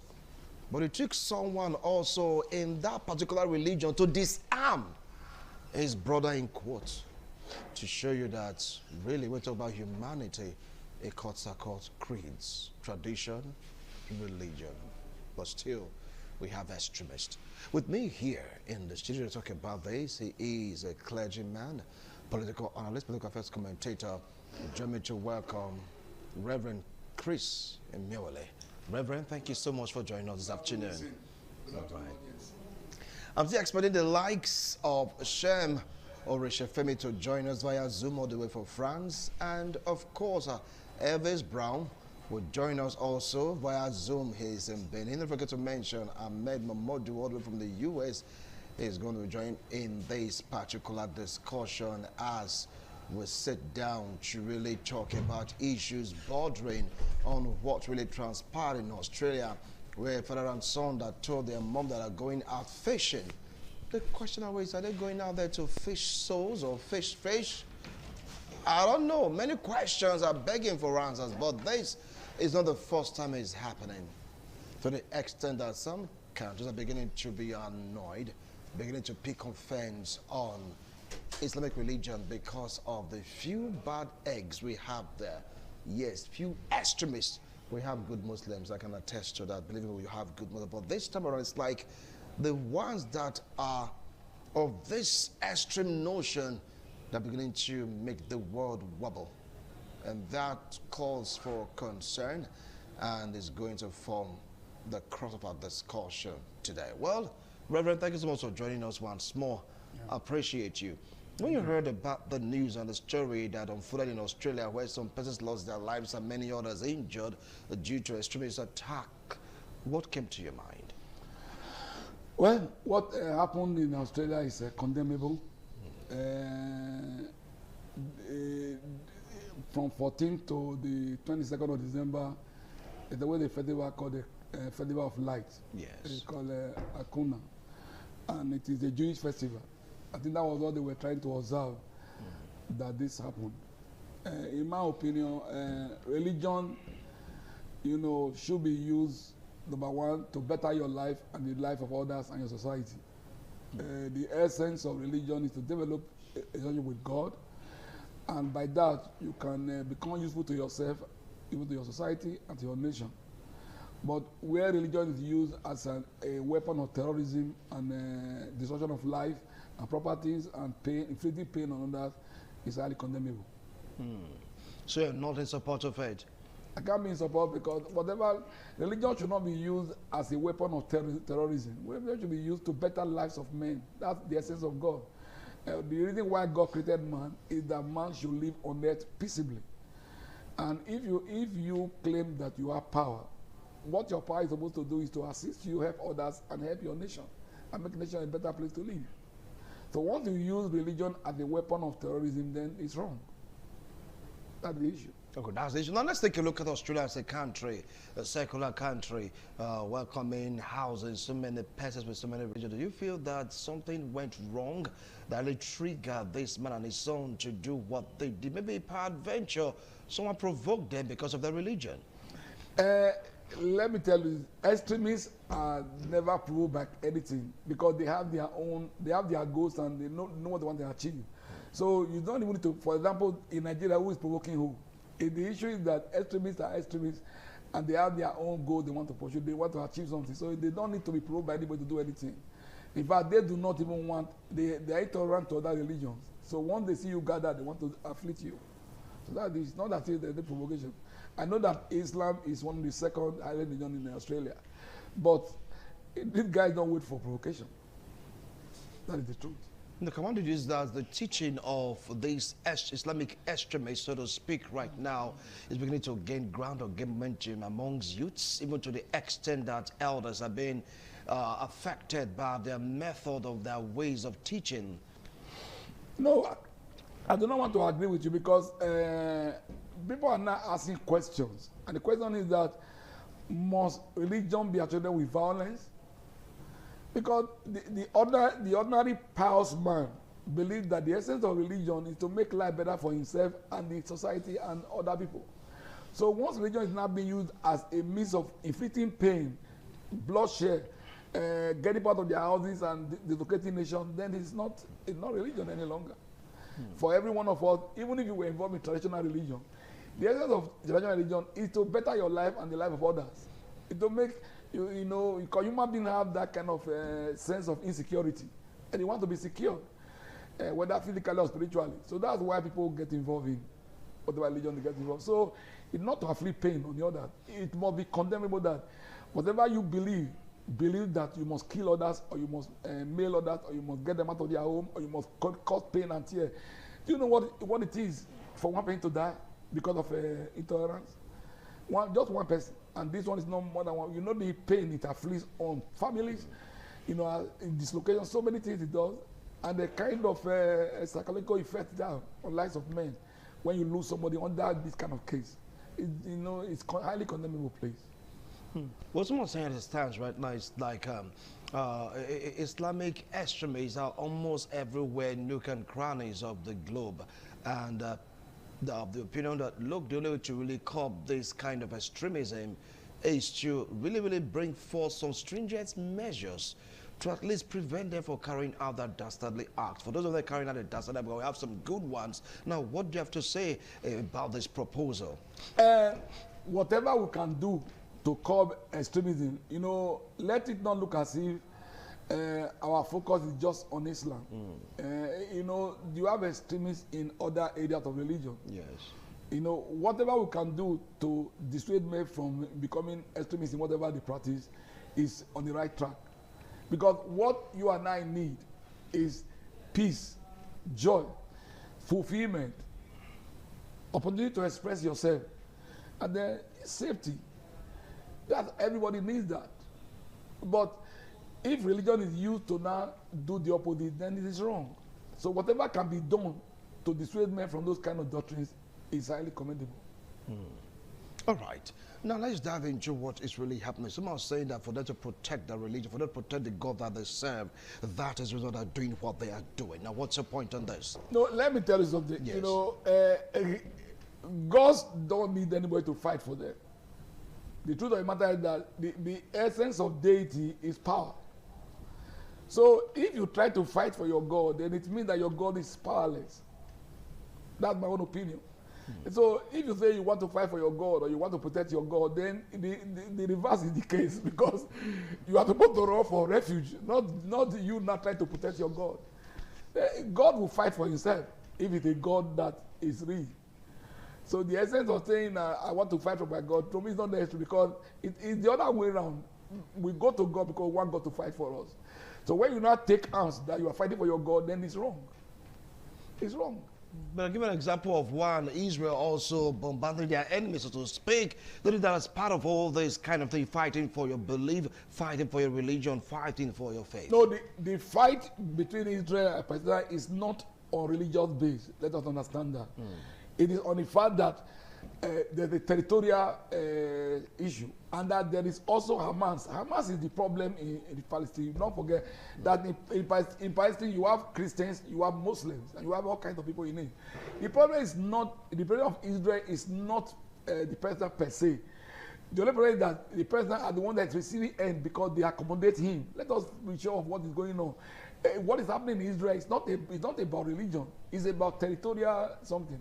And the man that is at the center of it is Hamas. Hamas is not the head of Palestine.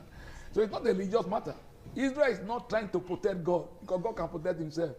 Israel is not trying to defend their own territorial integrity. That's all. So it does no issue of fighting. Israel is not fighting for God. Israel is using God to even fight for themselves. I think that's my own way of looking at it. Well, some of the people that way back, ever they call the Crusaders, so to speak. Remember those era where you get to see Christians trying to dominate the world for, like, you know, Jesus Christ. I mean, don't think that's replaying itself from the other religion. Listen, when you use the word crusade, yes.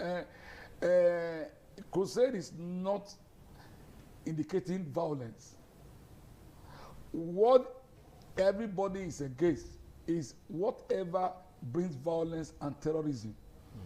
And the essence of the crusade is not just to, you cannot violently take a people for a religion, because religion is supposed to be a thing you do willingly. You cannot, for example, you can't coerce me to any religion.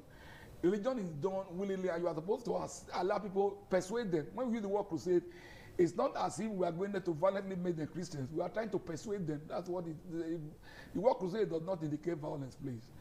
The word crusade means that you are trying to persuade them and, you know, appeal to their conscience and make them see reason why they should believe in Christ. But killings were done in the name of Christ. We're way back in the time of crusade. Well, I'm not aware in history. Of that. I'm not aware of that. If there was anything like that, then that's the extremists we are trying to talk about. Because the essence, I've not seen in the Bible where God says you must kill anybody to be converted. I've not seen in the Bible. At least I have read the Bible. So there's nothing like violence in the Bible. There's no where God is using violence to, you know, to make, God will not even compare you. I will not tell you to go and compare others by force to become Christians. Well, if you take a look at the world, generally speaking, you get to see some religious extremists carrying out some religious activities. Germany have got to their own fair share. Australia, you know the story too well. When you take a look at the world, this particular religion, Islamic fundamentalists, that's what they are called, are beginning to have their way, even their own sway in some of all these countries. How do you think this is being perpetrated? No, listen now. The greatest challenge we have, the truth of the matter is this extremism that we have right now all over the world. And it's something that we have to, number one, prayerfully and then persuade people. Because if you look at what's going on all over the world, there is that touch of this extremism going around. You know, I was reading somewhere where somebody was saying they should remove the cross from the British flag. He agreed that they are settled, and now you say we should remove. How do you come to a mass old land and you want to compare him to obey you? Doesn't make any sense to you. You are not supposed to be in that place. They allowed you, as you know, because we are brothers, friends, in the name of be friendly to your neighbor. And now you get to that place, you want to now force that people to become your. It doesn't make any sense to you. So I believe that this is a temporary wave, and with time, it will be off. Are you sure? Because you've been there for quite a long time. I'm too sure of that. That is a temporary wave because there's an awakening going on over the nations. Of course, I know of an Islamic cleric that was deported that same day from one of these countries when he sees on the hand. So don't think that people are not aware. I also know that in Houston, a particular land was seized from a group when they bought a large piece of land and they wanted to develop it for maybe religious reasons. But I know that that property was taken over by Houston government. So there's an awakening going on. This wave, this one is a temporary wave, my friend. And people are also asking questions. Why must religion be associated with crime? That's what we're asking. And the people are asking questions because, you know, like somebody was saying, he asked a particular religion, why is the religion associated with poverty? Yeah, he himself as a part of that religion said, why must our religion be associated with poverty? Don't you look at the other religion that they are doing well? So that is the people asking to ask questions. Yes. All right. Ask the questions. All right. If you just joined us, this international forum will go on a break. When we return, we're going to expand on the frontiers of this particular discussion, taking a look at, yes, religion, extremism. How did we really get here? We have some good ones, but these extremists, they're really something to really talk about and be careful about. We'll be right back after this break. Don't go away.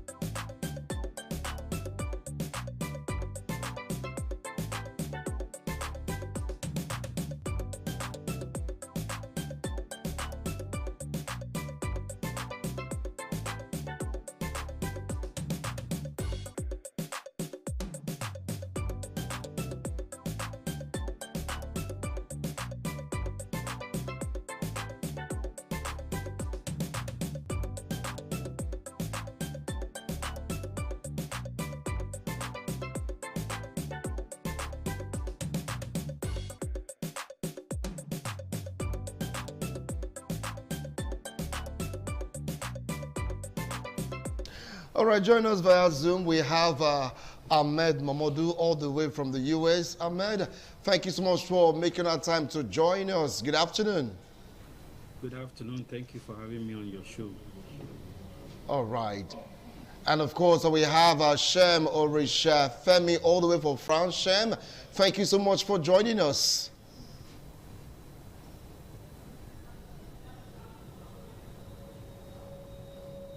Shem, can you hear me? Yes, I can hear you. Can you hear me? I can hear you loud and clear. Thank you so much for joining us. And we also have Elvis Brown, here in Benin. He's joined virtually for the discussion. Elvis, thank you so much for making our time to join us. Thank you very much, Wilson. All right, I believe that people have been watching the discussion I've been having with Reverend Chris Emiole. Let's get to hear from Ahmed Mamadou now. What do you feel about extremism, its impact on global peace? Thank you again for having me on the show, Wilson. It's very condemnable what the particular instance that we are talking about is the killing of several people in Australia by two individuals who have been identified to be adherents of Islam. And one of them was killed on the spot. One of them survived and is currently being haunted or is being treated or something. I'm not actually following that. It's too distressing. But then the other issue, the highlight of some of it was that the person who attacked who was able to subdue one of the attackers was also an immigrant Muslim himself. So some of these narratives are a little bit disturbing when you take a fanatic and then ascribe a particular religion to him and then run with that. Islam in itself condemns any acts of terrorism, particularly against innocent people, and you are not supposed to be killing people randomly. So the advent of the ISIS and then attacking the Jews and Islam, anti-Semitism is a wave that is growing in Australia, which the Australian government has tried to address following this shooting by trying to enact some laws that prevent the ease of acquisition of arms and how citizens have access to those arms. It will interest you also to know that the attackers were found to be immigrants from India, and even their background, though a little bit sketchy, has been proven that none of them have real ties to their home states. So these are people who have been somehow radicalized by the Islamic State, and we find that to be happening a lot. But the movement is gaining more awareness in people, and there's a pushback against some of the activities that the people adherents are doing. So it's condemnable. It's very disturbing that even any of these incidents are happening, but we all need to continue to be aware and preach against all these things that are going on worldwide. Thank you so much. I'll definitely come back to you, Mamudu. Let's get to hear from Shem. Shem, what do you feel about this? It's all about the Bondi experience, the Bondi Beach experience in Australia, extremism and global peace. Yeah, thank you very much. For me, I see this as a conflict of ideology. I don't know if I should call it recolonization, but it's a new phenomenon because I think in the 70s and maybe 80s, such things were not very common, across the world. So it seems to be gaining more. It seems to become more rampant these days, and it's very, very worrying. If you look at only in 2025, I've been able to remember and record several of such incidents. This is not the first incident for this year. I'm just talking of 2025. I'm not talking of other years now. For example, on the 1st of January in Louisiana, a man, a 42-year-old man, I think a Muslim man, rammed vehicle on people, and several of them just on the 2nd of October in Manchester during the Yom Kippur Jewish holiday. A man also killed, went to a synagogue and committed this kind of act as well. After ramming, he shot right there in the United Kingdom. So it's becoming a global problem, and it's sad to also note that here in France, we usually have a traditional New Year, like 31st of December into the 1st of January. It's a traditional thing we've been doing for many years, but unfortunately, the concert, the Champelli concert for 31st of December this year, which is a few days away, has been cancelled in Paris.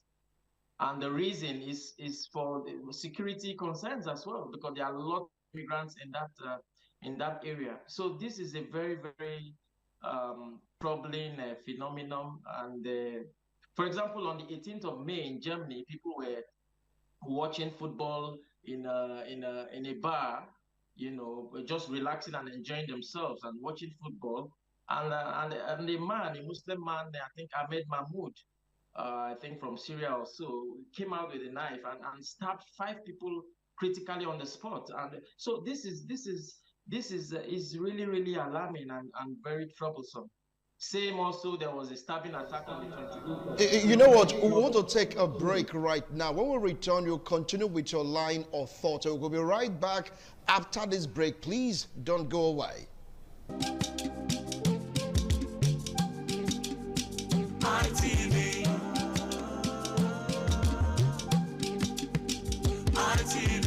ITV, certainly the best. Thank you so much for staying tuned. Just joined us in the International Forum. Let's go through papers to get to know what the headlines are saying per time. Now, quickly, let's move back to France, where Shem is standing by to anchor the point he was giving. He talked about France cancelling the festival that will take place New Year Day, right, 31st December. Gave examples also of some countries that are being affected one way or the other by Islamic radicalism, so to speak. So, Shem, over now to you. You have to anchor your point before we move over to Brown. Go ahead, Shem. Yes, Thank you very much. So these are some of the points because sometimes when these things happen, I just memorize them, and there's also one that happened in several, but I was able to jot down the incident for 22nd of February, mass stabbing by 37-year-old Algerian man, in France as well, in Moulins, France, who just yelled Allah Akbar and then started stabbing. So I think it's a global challenge, and it's time for global leaders to find a solution to this new phenomenon before it consumes every one of us. Because at the moment, no one seems to be safe anywhere. These people are just enjoying All their right. life in the I'll come back to you, Shem. I'll definitely come back to you. Now, let's get to hear from Elvis Brown. Brown, I believe you've been watching, monitoring. What do you say about this? Some are saying that ISIS have been decimated, but we begin to see the remnant or impact or the teachings of ISIS, in quotes, having effect in some of these countries. What do you have to say about that notion? What we're seeing. To be honest with you, I don't believe that it is out of place to associate this act with certain religious groups, because I've not heard anyone stabbing people in Jesus' name. I've not heard anyone opening fire on people in Jesus' name. I've not heard anyone, blowing up places in the name of Jesus. So when you say that it is, childish or whatever you want to call it to associate with a particular religion, then you have to bring proof that it happens on both sides. I'm glad that each time it happens in these countries, our attention is quickly drawn to it because, of course, they live safe in these countries. The government of these countries are working, and so if one person is killed, I understand that it's one too many. One person killed is one too many.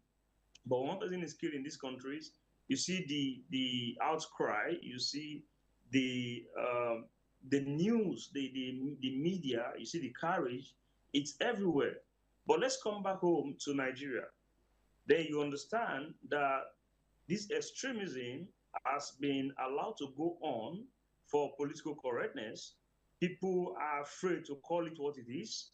People are afraid to give it the name it actually bears, to be politically correct, not to be seen as being someone who is racist on the basis of religion. And so they are careful trying to want to be correct politically. And so you see things going on and on. In Nigeria, a community could be rounded up and over 200 people are murdered. And, it's not even on the global news. Recently, a Christian girl was to be forced into a marriage with a Muslim guy in the north. And when she refused, her hand was cut off. Someone just sent me a video yesterday of 4 children of the same parents that were murdered. So these things are happening on a daily basis, on a regular basis. And I thank President Trump for eventually calling it what it is, that, Christian genocide and all that. But whether you like it or not, what is happening is on the basis of religious belief, religious extremism, and which I think that global leaders need to rise up to begin to do proper vetting of people based on their beliefs. Are simple questions that you need to ask people, before they get into your country. And when they do violate the oaths or the allegiance that they do hold before they come in, you shouldn't find it difficult to send people back to where they come from. So these are issues that we actually need to critically look at. What happened in Australia, or what happened in America, what happened in any country at all when people are killed on the basis of religion is uncalled for, is unwarranted. And so I think that we need to look at it from the angle of religion. You hear people shouting Allah Akbar before they kill people, and you're saying it's not a religious thing. Somebody told you there that nobody kills in the name of Jesus Christ because we can't fight for him, he fights for us. And that's something that I think is beautiful. So we don't fight for our God, we don't kill for our God. we believe that he protects us, and we tender our prayers unto him. And so that is the mindset over here. Of course, are people killed? Are Christians also kill people? Yes, we've seen those cases, but very minute cases around the world where somebody will decide to take revenge on another person, another religion, because he feels that they've been killed for too long or for far too long. And so he takes that upon him, saying, here, preachers telling us that, look, you can't do this. Not to kill. It is stated clearly that thou shalt not kill. But you find some other persons telling you that when you do kill, there's a crown, there's a glory, there's a reward for you. And so someone is here telling us that, it's not a religious, it is a religious thing. And so we have to look at it exactly how it is. And I think that the other issue here is that I'll come back to you, Brown. I'll come back. You just hold on. I want to allow others also express their views. I'll definitely come back to you. Reverend, you've heard three of them, though the joiners visually, everyone is speaking from their own perspective. Now, some of the opinion that if this is to be checked, there should be a kind of a law conditioning some of these people of certain religions, so to speak, right now, to adhere to the tenets of the particular country they are going to. That might just work. Do you think it's going to work? I believe it will work. If you enter into an environment, you should know what that environment allows or what they don't allow. I know that if you enter into any country, for example, if you enter into America, you just maintain. You don't maintain, the America will maintain you. And so that you have rules and laws put in place is good. But let us find out why it's going on. Because the extremity is due to ideological reasons, political reasons, and socio-economic reasons.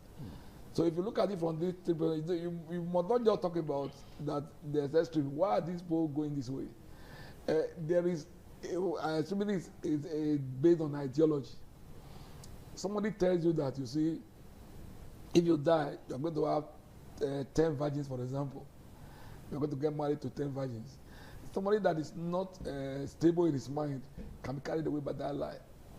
So in most of the cases, you find out that some of these things happen because of ideological indoctrination.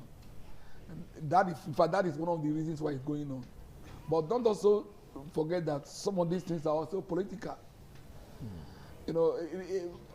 It is sad, but that's the truth. I found that some people just want to create a chaotic situation and have to condemn the government so that they can come in. I find it very difficult. Why will you kill somebody else because you want to come into power?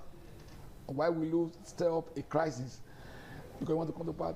To me, it doesn't make any sense to me. And then you look at the socio-economic issue.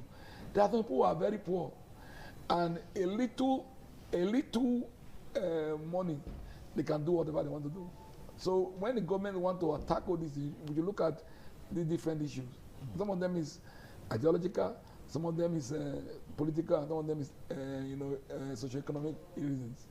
A man who is poor does not have something to eat. If you tell him many things, if that will help him get money, he will do it. So that is the issue. All right. Now let's get to Ahmed Omodono. He's standing by all the way from the U.S. Some are saying that ISIS is the particular body responsible for radicalization. They are accusing persons from that particular religion of not doing enough to stop their brothers right now, in quotes, from propagating the gospel of mayhem, of wanton destruction. What do you have to say about that? So ISIS and the Gospels of Mayhem, as you've put them, they are just agents of destruction. Those are people who are fanatics. It's as simple as that. The idea that fanaticism exists only in Islam is not only childish, it's completely ridiculous. You have several groups of disparate fanatics all over the world who are creating mayhem. There is no stamp or authority in Islam that allows people to go out and kill people. You have fanatics, you have deviants, and you call them what they are. They are terrorists. Where they are found, they should be rooted and taken out of the system. Now, in the case of ISIS in particular, one must look at it from a broader perspective.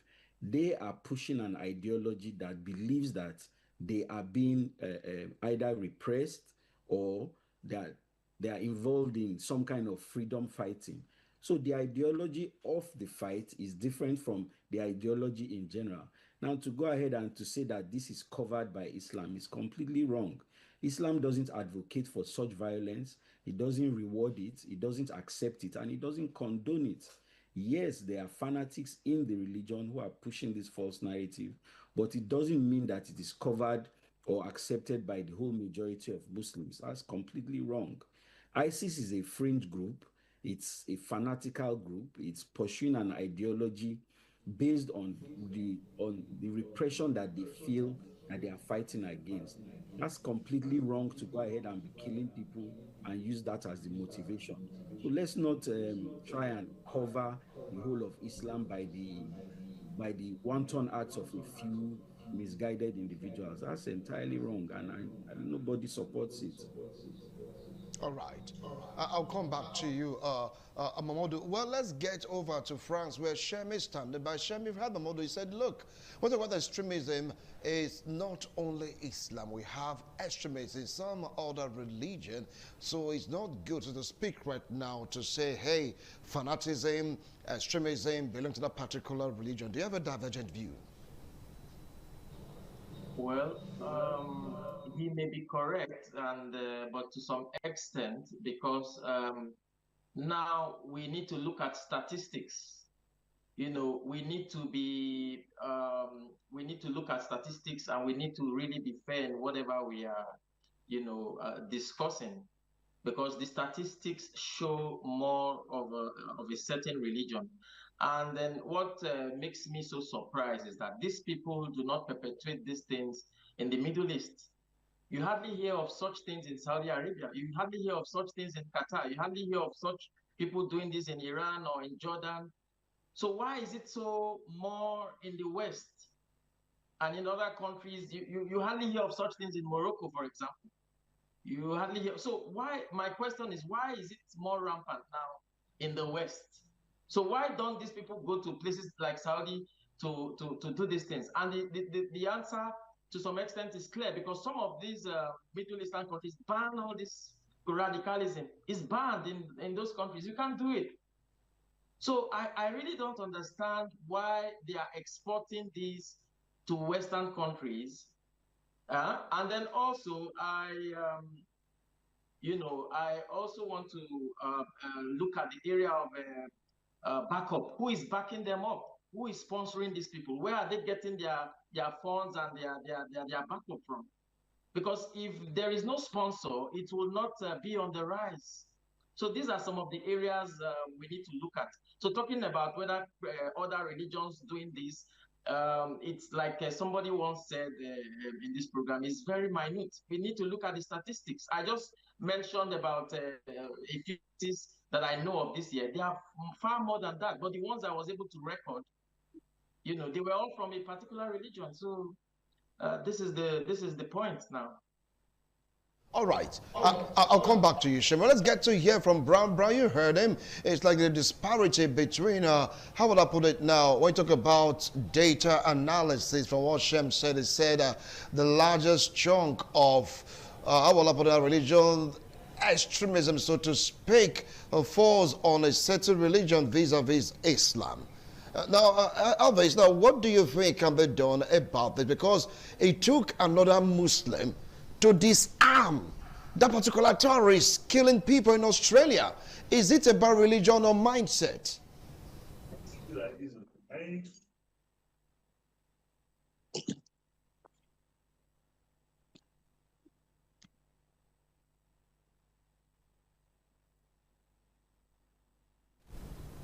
Can you hear me?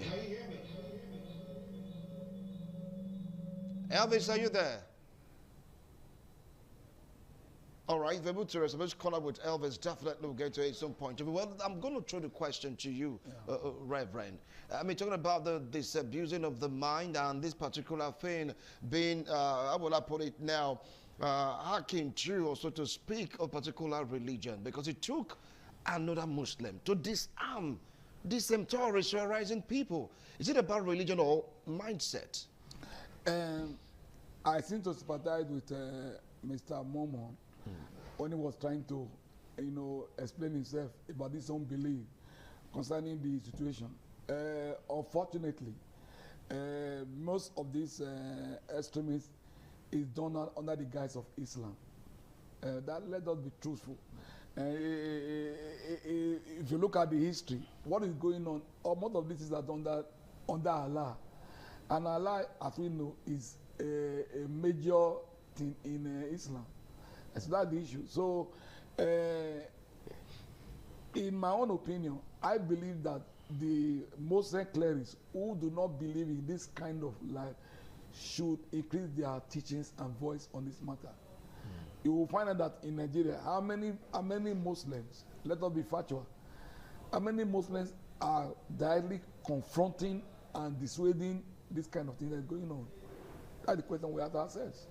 So that is the truth. So if you want to isolate Islam from the issue and believe that these guys were radicalized, I believe that these guys were misinformed, or they have a wrong ideology, I also believe that for other Muslims who believe, contrary, they should have written on their voice more. If we have done that, this thing will stop. You find that they don't talk, they don't condemn, they don't condemn, they don't support. Then wherever you have that kind of situation, it will not work. It can send a signal that, well, they cannot come in the public to say that they're an approver, but again, strictly they're not against it. That's the issue. So, if you want to isolate Islam, yes, I believe that there are some good Muslims. Yes. I believe in them. I believe in that. But what I believe will help is the fact that to exonerate the Islamic religion, one of their clerics who don't believe in this kind of thing should kick against it. That is the issue. And then on the approach by the government, like I said, there's a need for the government to deal with the issue of socio-economic factors. And that's very important. Because like I said to you, a poor man will do anything for money. And somebody that is not educated will be easily misinformed. Because you have one wife here, you can't take care of one wife. You are talking about 10 virgins when you die. It doesn't make any sense to you. If it's possible that you are going to give it 10 virgins when you die, can you maintain one wife here first? How will you maintain those ones if you get there? So, you are poor here, you can't maintain one wife. They are telling you that when you kill anybody, you go and get 10 virgins. Who take care of them there? If there's anything like marriage there. So, sometimes you find out that between all these factors, poverty is involved. And that's what I'm telling you. And lack of education is also involved. All right. Now, let's get to Ahmed Amodu. Well, from what Reverend said, he said some Muslims don't believe in this kind of killing or extremism. They don't speak much on this particular matter. Some of them choose to shy away from it. They don't support, they do not condemn. They don't think that it's high time they started condemning this kind of killings. What do you have to say about this, Ahmed?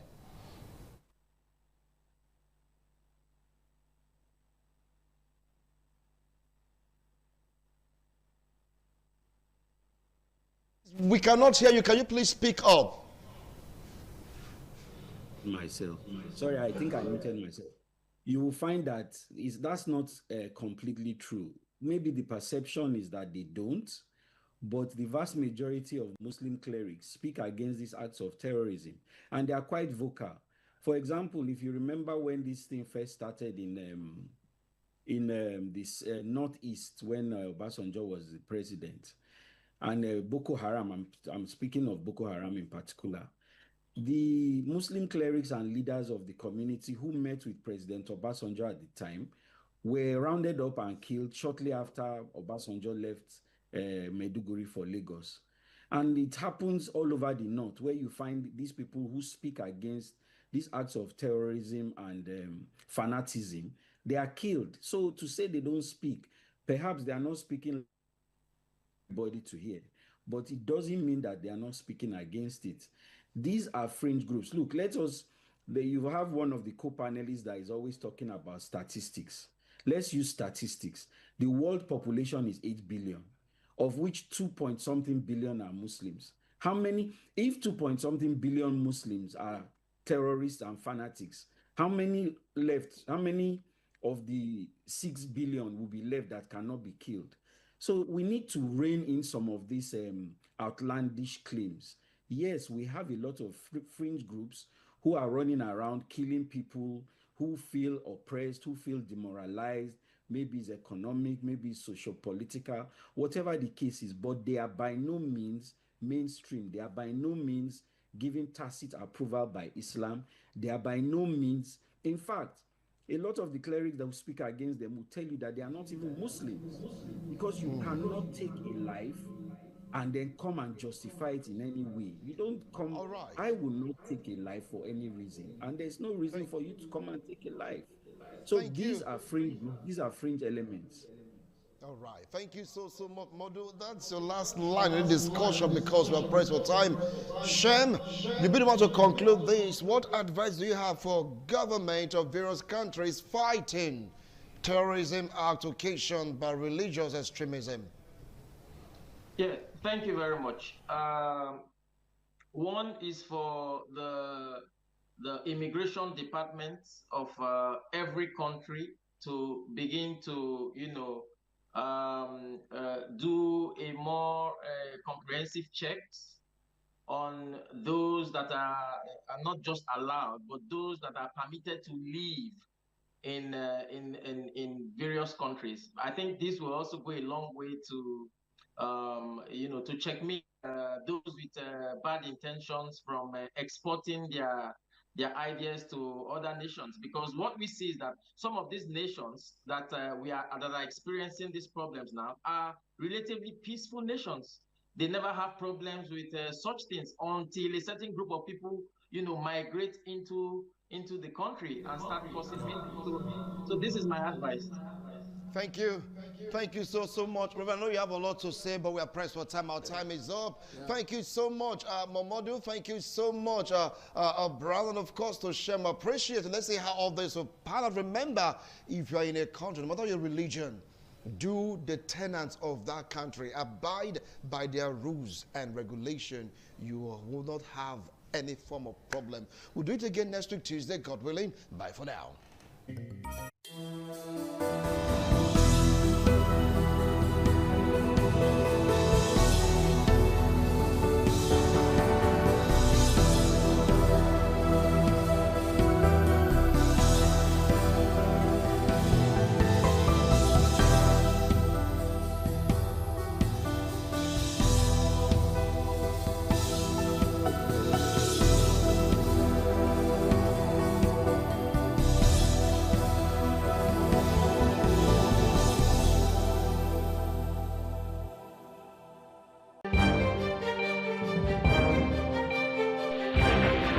This is ITV.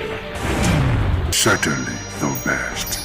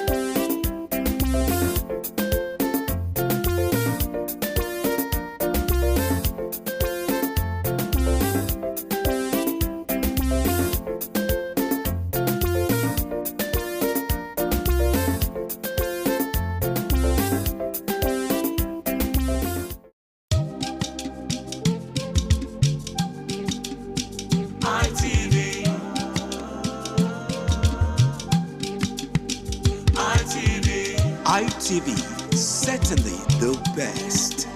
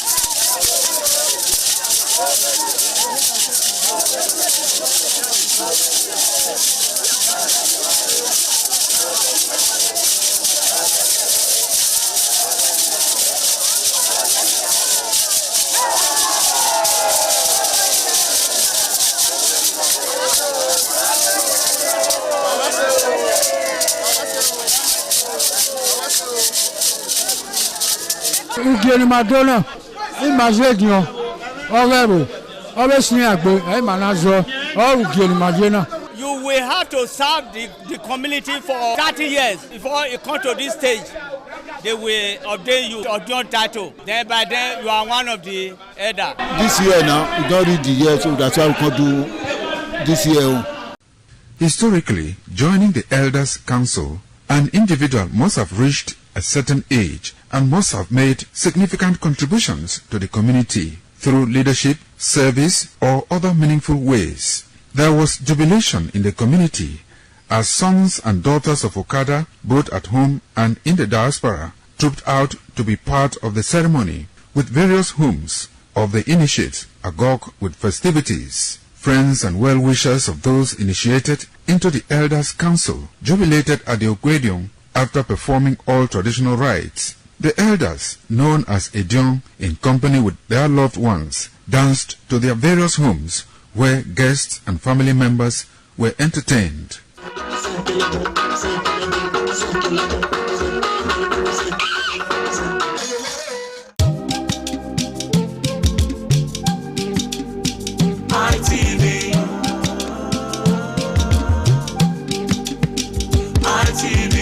ITV, certainly the best. This is ITV. Certainly the best. This is ITV. Certainly the best.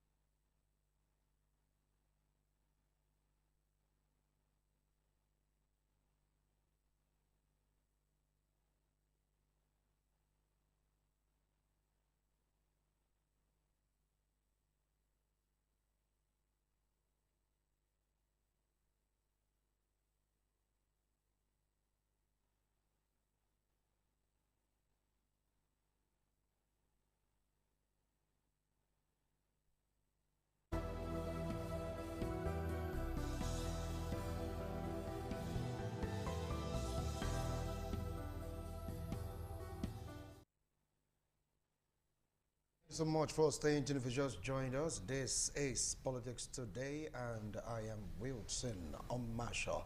Today's edition, we're taking a look at the corruption in the oil and gas industry. You know, the resignation of the NMDPRA and, of course, the NUPRC chairman because of the allegation leveled against them by the chief executive. Well, I say, yeah, the MD CEO of Dangote conglomerates, yes, Alhaji Aliko Dangote, petitioning them about corruption.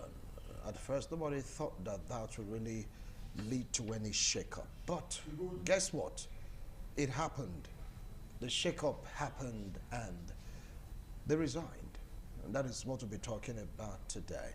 It will be a one-on-one discussion with a professor from Novena University. Join me to welcome no other person than Professor Anthony Ejewere. Prof, it's a pleasure to have you this morning on set with me. It's nice to be here this morning. Welcome, viewers. And of course, after this interview, we'll have another one-on-one with Yusuf, yes, Esquire, the chairman of the League of Patriotic Lawyers. When it comes around, we'll take a look at the state of the nation and matters arising. Now, when the news broke about the fracas between Dangote and, of course, the executive of and UPRC and the rest of them, what came to your mind before the fallout really started? Well, it's most unfortunate because over the years, the oil sector has been a problem, even during Buhari's time. When PDP was in government, the impression was given that there should be no subsidy and all that. And why is the Jonathan government still applying paying subsidy? Because it is believed that it's, drilling the resources of the nation. And in view of that, it was not right, because many independent marketers were taking advantage of it to be, selling our product across our national boundary, our African countries, and they were making a whole hell of money. The president, Buhari and the rest of them, even Woshoinka and all that, they all went on national protests, that it should stop.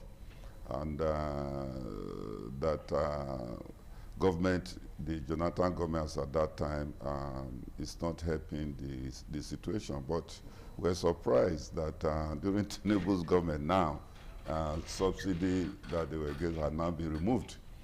And we're aware that there have been calls from activists and media houses that a lot of mess is going on in NNPC. So one would have expected that the president would have put a capable hand instead of him to be the Minister of Petroleum. We would expect that would have put a capable hand there to ensure that things are done properly.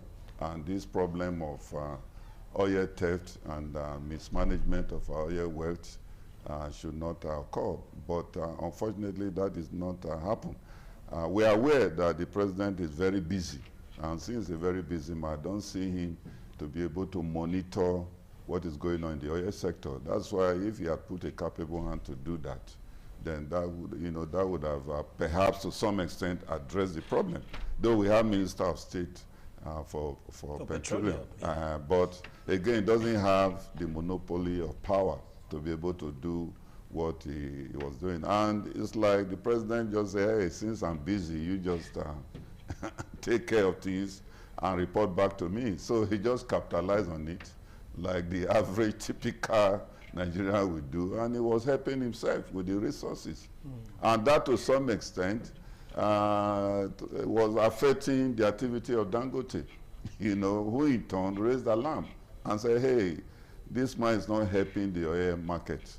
And perhaps that is what explains why the price has been waving, and there's been some kind of internal crisis, silent crisis between Dangote and NNPC, where Dangote will say, hey, we want to sell directly to oil marketers, private oil marketers. And NNPC will say, no, give us the product. We know how to sell it to oil marketers. And that, to a great extent, was not affecting the price, the oil price, the petroleum price in the market. That's supposed to come down in view of Dangote's low price, pricing system of the product. But NNPC did not allow that. So it's the end product we are seeing today, because people just wanted to help themselves with, with the resources that is the mono economy resources that is coming to Nigerians. And it's not helping issue. And so that is where we are today. All right, now, do you want to now deduce that it's all about the oil price or all about who controls the market? That is the essence or the reason behind this fight for Dangote to raise an alarm and, of course, petitioning, yes, executive of the NMDPRA that led to the resignation?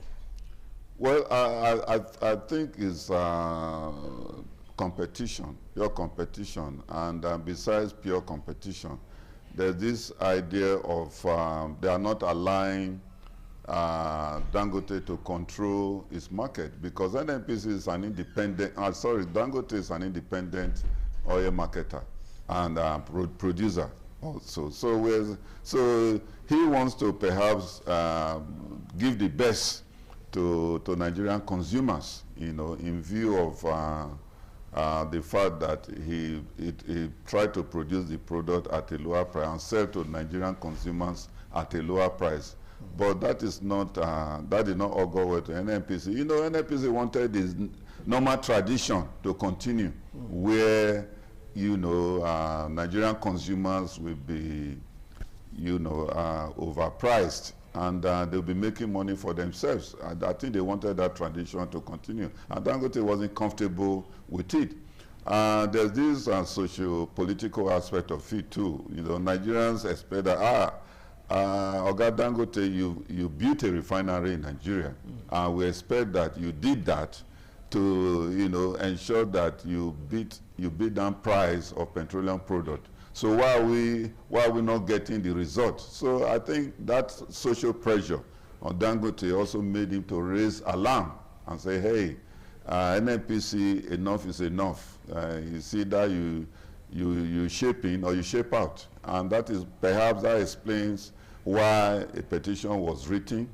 And after investigation, government saw what he was saying makes a lot of sense. And that is what led to the shakeup in NNPC. It's a good omen, but we expect that, we think that that is not just the end.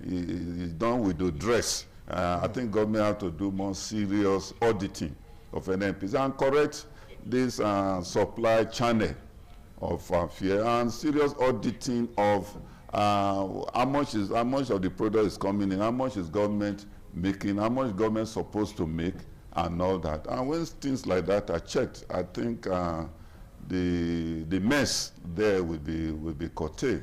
And and that is why I also said earlier, it is better the president can just play a supervisory role, put a minister there, petroleum, and also put, you know, Minister of State for, so that they can check balance themselves, you know, because naturally with the heavy load the president is carrying, I don't see him being able to monitor what is going on in NNPC. So at the end of the day, it falls back to the Minister of State for Petroleum. So it's like giving opportunity for him to do what he did. And that is where we are today. All right, now with this resignation, do you think that it's going to curb the tide of corruption in the upstream and downstream sector? Remember, no notice we are given by these men. They just resigned after speaking to Mr. President. He has no choice. We see he has no choice. He was asked to resign. You know, I said earlier that with the petition Dangote wrote, you know, Dangote is not just any other Nigerian. He is one of the greatest entrepreneurs in the Nigerian economic system. And so, he contributes a lot to the GDP of Nigeria economy. And therefore, when a man like that speaks, government must listen because he plays a major role creating employment and stimulating economic growth in the country as an individual. So when guys like that speak, government must listen. And so I think government took the action they did maybe after serious investigation, and they discovered what he was saying was correct. So not to embarrass the man, you know, he was given a soft landing. We are coming to that. Because right now we talk about Farouk Ahmed being the chief executive of Nigerian Midstream and Downstream Petroleum Regulatory Authority. Yes. And of course we have his counterpart, Nigerian Upstream Petroleum Regulatory Commission, Benga Komolafe. Both of them just resigned. Yes. Now, if we're really serious about the fight against corruption in the upstream, midstream, and downstream sector, would they just be allowed to resign without giving account of their stewardship? Because that seems to be the matter on the ground. Yes, I can see what you are saying. I agree with what you are saying. But you know, in the Nigerian system, once you're a party loyalist, you know, most party loyalists are the ones occupying various government positions. Once you're a party loyalist, unfortunately, you know, the government in power tends to tread softly with members of his party who are occupying political positions. You know, we don't know the role. We don't know the role he has played during the campaigns.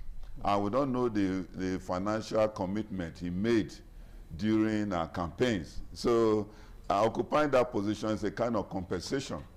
And so when they want to handle such individuals, they tend to tread softly, you know, so that there will be no political disorganization between them and the government in power. So, so I'm not too surprised where we're seeing there are trends, there are examples where the media will blow certain wrongdoings among government officials. Because Nigerians are like asking these two fellows, Farouk and Komolafe, they were not the one that told the country or the nation that are resigning. It took an Onanuga, Bayo Onanuga, the special advisor to the president on information to make that particular announcement. Can one deduce that they don't want Nigerians to know the wrath in the upstream, midstream, or downstream sector? Because Nigerians are asking questions. How come it was the special assistant on information to Mr. President, begging a part of Bayo Onanuga was the one that made the announcement? We have a Farouk that was found wanting according to the petition written against him, and we have a Komolafe also that was indicted. They never wrote anything. They didn't say anything. It was an information that came out from the office of Mr. President through a special assistant on information. How can one really accept this as Nigerians if you take a look at the case, generally speaking? We're saying it is sad. You know why I said it's sad? You know, like the story I was trying to build up much earlier. That this political patronage thing, you know, that if you're a member of a political party who is at the center of governance, you know, and your members, either they are occupying political office or whatever, commit an offense, if you watch the trend over the years, they tend to take it easy, you know, and that is where institutions come in, you know. If we have strong institutions, you know, like they called the various corruption agencies and all that. This is where they are supposed to come in. Activists, this is where they are supposed to come and continue to, you know, hammer on the thing. Hey, these individuals that all of a sudden resign, what is government doing to ensure that what happened did not happen again and all that? What has government done to checkmate them? What is the result of the investigation and all that? Government will be put on its toes. You know, and government is put on their toes. They have no choice, and tell the agency, ICPC, EFCC, and all that, say, hey, go and investigate those people, and it should be made public. And when that is done, it talks about confidence. You know, the people will have confidence in the government. But a situation where things like this happen, like you rightly observe, the government seems to, you know, special advisor is the one handling a very serious matter that concerns the lives of Nigerians, then there's a problem. There's a problem. So I think if the government want to be honorable, especially when election is at the corner, you know, they should be seen to be upright, do things with integrity, you know, so that Nigerians will have confidence in them. Because if you come to look at it seriously, that is the major source of revenue to our economy. And when anything happens to petrol, you know, then we are finished. So I expected the government to, you know, deal with this matter draconally, you know, and not just take it with kids' glove as if it's a normal routine thing, you know. That goes to question also, does the government have principle? Does the government know that Nigeria is a project? Does the government know that they are representing the people and not themselves? They are merely messengers. You know, that is where we miss, that's where government officials miss the thing. They have this wrong impression that we who voted them into power were servants, and why they are the masters. Democracy is not like that. It's government for the people, by the people. So we expect that by the time politicians in Nigeria start seeing the people as their master because they are serving the people. All right. Yes, they are serving the people. Now let's take a look at this picture. Chris Ngige right now is in detention. Yes. And we have a serious issue like this that indicted Farouk and of course Benga Komolafe. Yes. No arrest was made. No invitation as at now by the EFCC, despite the fact that Dangote wrote a petition. Yes. Now, what can one make out of this?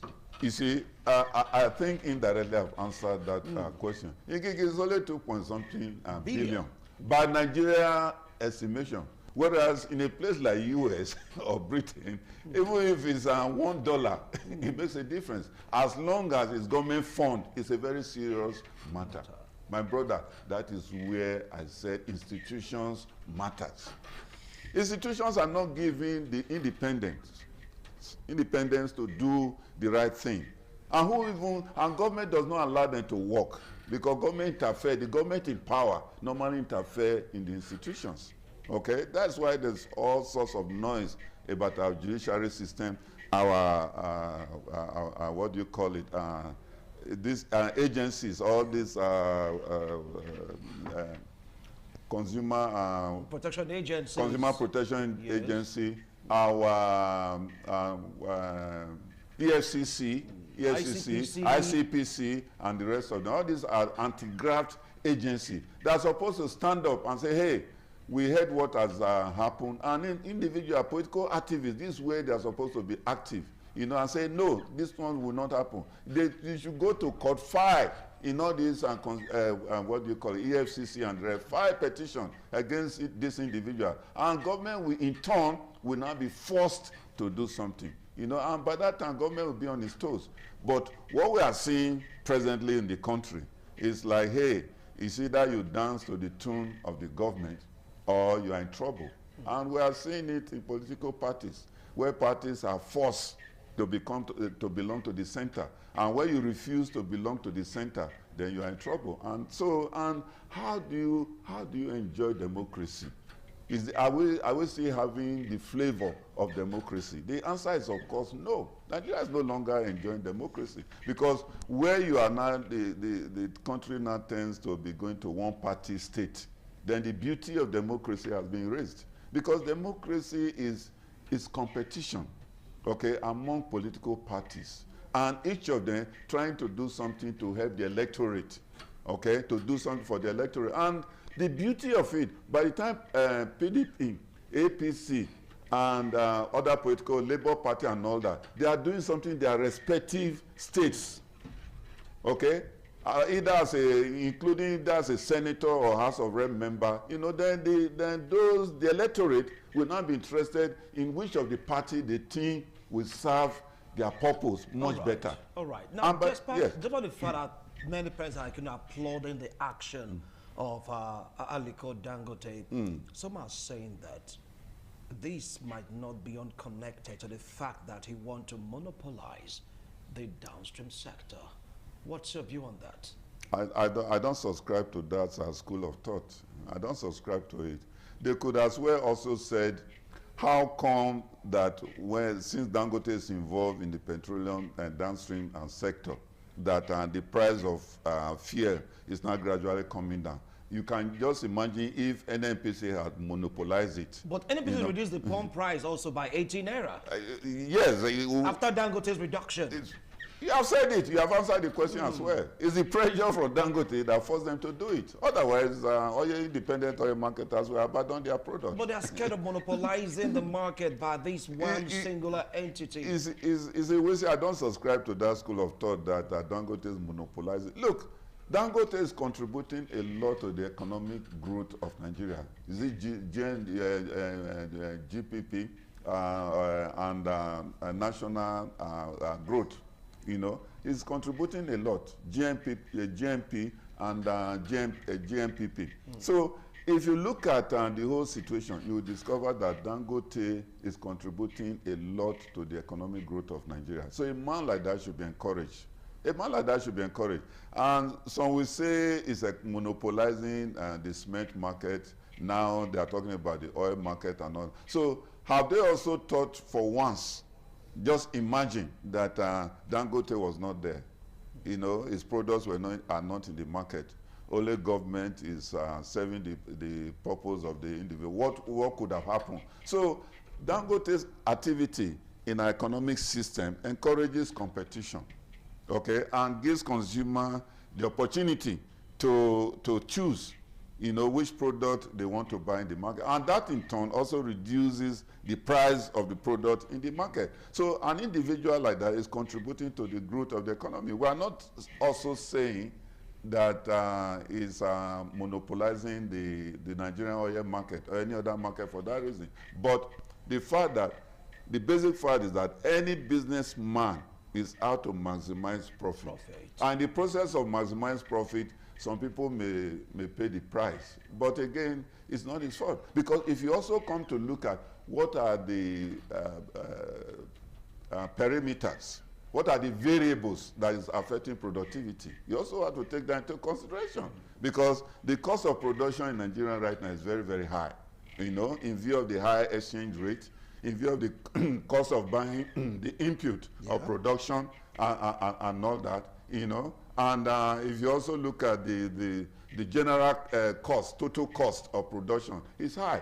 So are some Nigerians now saying that this cost should not be built into cost of production, whereby it will now also affect the unit price, or what you call the marginal price of the product? Naturally, it will affect it. So you don't expect, even if you go to our local markets, are the prices still the same? Are Nigerians not readjusting? Are sellers of tomatoes, rice, and beans in the market, are they not readjusting? Are they selling their product at the old price? Are they not selling at the new price? In view of the negative influence of the economic system they find themselves. So Dangote is in the same, it's just that Dangote is operating at a higher level. So you expect that the price variation caused by the unfriendly economic environment should also affect its activities, you know, and in turn, Nigerians will pay the price. So I think the focus should be government. There should be a good economic policy whereby businesses in Nigeria will thrive better.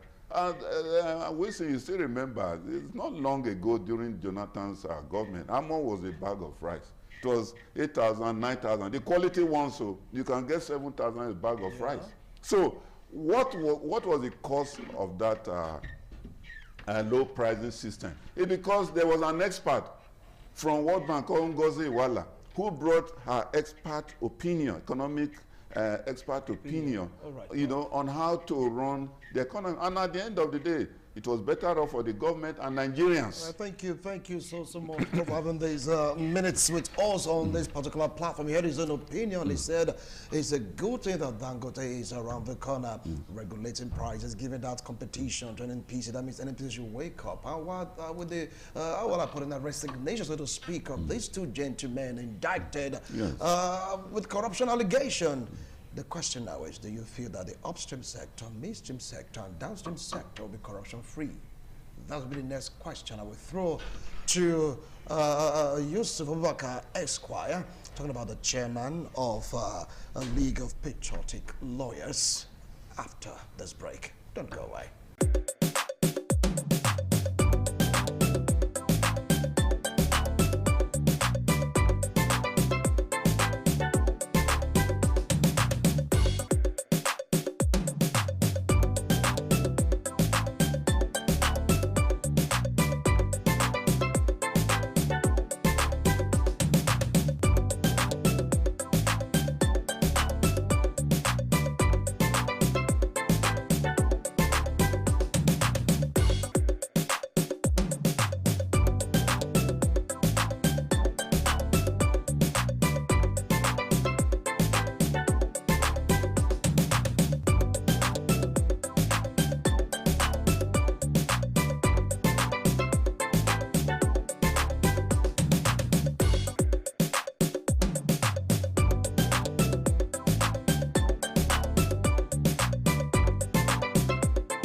Thank you so much for staying tuned. If you just joined us, this is Project Student. We're diving in straight into the state of the nation and, of course, matters arising. The guest with me here in the studio is not other than Yusuf Abubakar.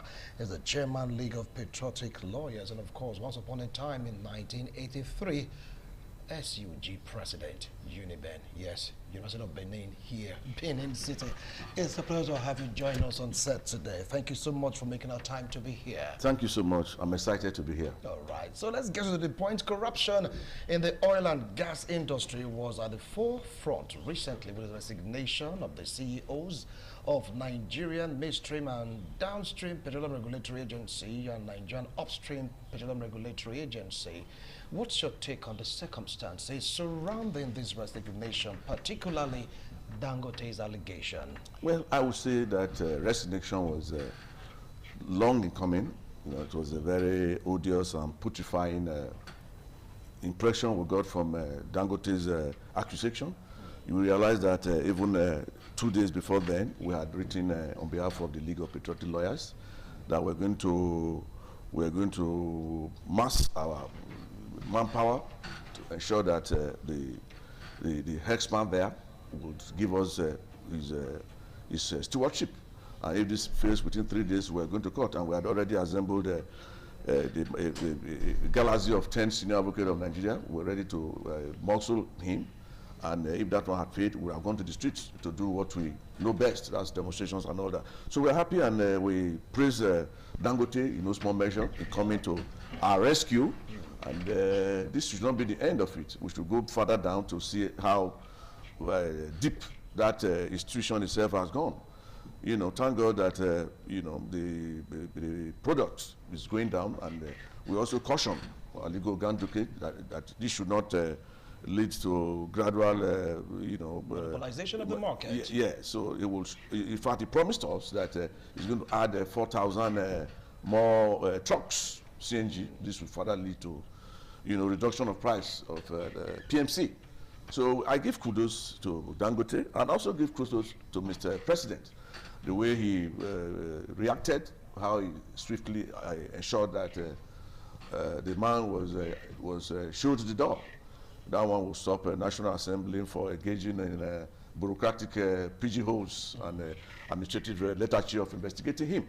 Now that he has left the scene, so we continue to monitor the sleaze in that place. So we are impressed, and yeah. All right. Now, despite the excuse me, the construction, of course, the functioning of Dangote refinery, Nigerians are still importing.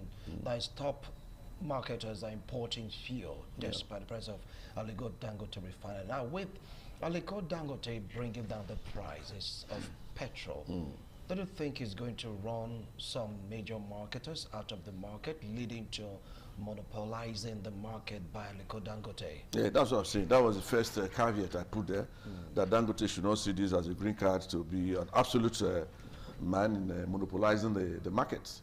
But be that as it may, the importers we are having now, let us ensure that their quality will meet the standards, like the sulfur content and what have you. The 47, licenses given out by the former boss who threw in the towel recently should be thoroughly investigated to ensure that it was not meant to be job for the boys.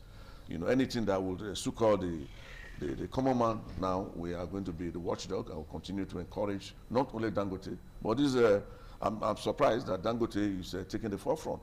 To me, I think he's a crusader of the year. Let him continue to do that. We expect to see him in the streets when we are demonstrating next time, to come and demonstrate, in support of the people, the way police and the wretched of the earth, and not just a one-time thing. He should continue to aggregate his interest and ensure that the people's wish is succoring or reducing this suffering is made manifest. All right. Now, talking about other matters arising, the trouble the former AG of the Federation is having a turbulent time with Crimes Commission with the former, Abubakar Malami calling on the EFCC boss to rescue himself from his investigation and trial. You have always supported the EFCC boss, so Olukorede. What's your take in this unfolding drama? Let me say it would be a misnomer to say that the league has always supported Kayode Olukorede to, in his quest to sanitize the system. We have, even more cases, against the EFCC than our so-called support. But what we have always been saying is that they should give Olukorede the chance to sanitize the system. Because from his, background, he has contributed immensely to giving the commission a very good name, and it's like a reincarnation of Ribadu. I think Malami is being clever by half, because his era as Attorney General, he was almost extinguishing the Crimes Commission.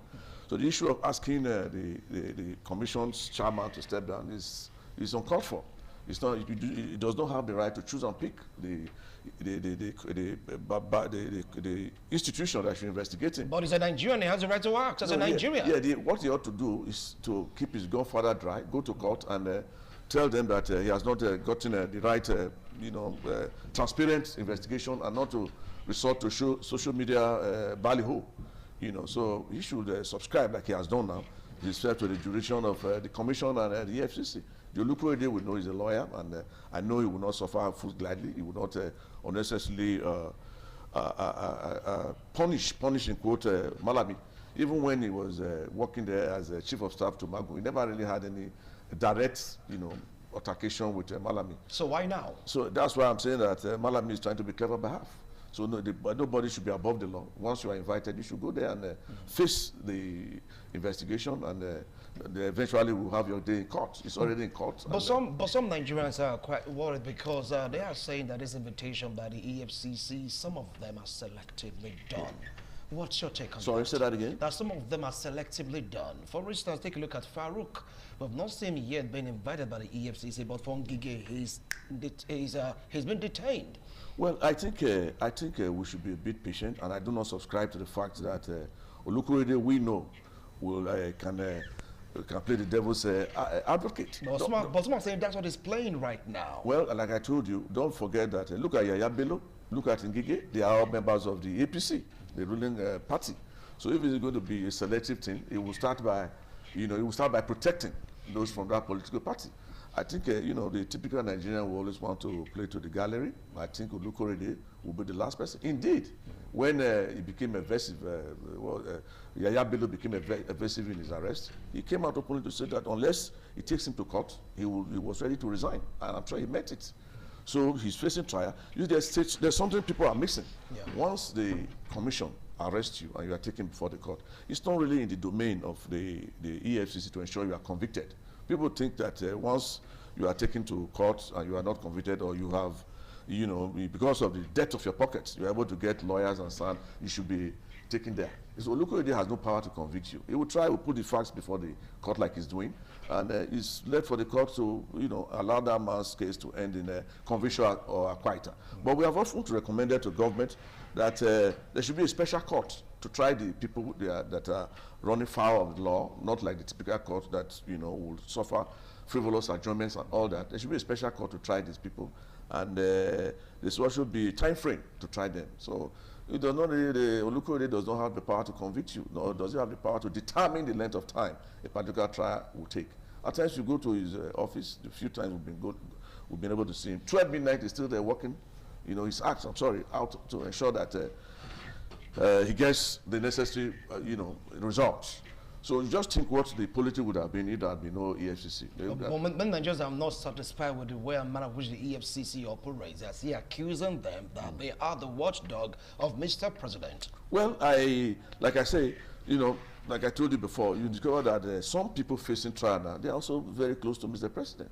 Yaya Bello, Ngige, when Ngige left 2 days ago, he went to APC convention or APC distance. So I'm not sure it is really transparent, or it is fair to say that is a spat, or is going to be used as a political chip to bargain.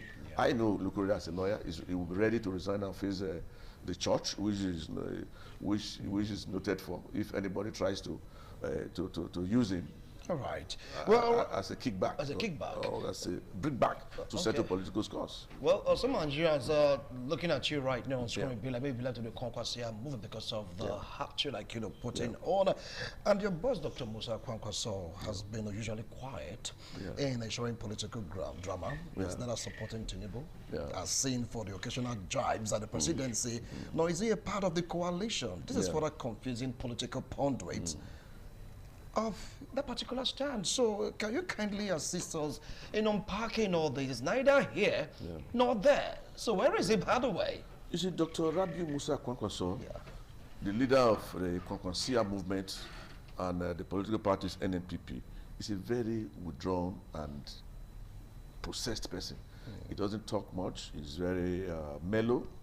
And, you know, so right now we are trying to do a reassessment of the political system, political culture, not only in Kano, but in the country.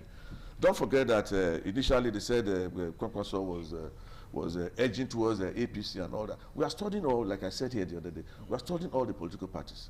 You know, Kwankwasia movement is not just it's not a political institution, it's also a way of life.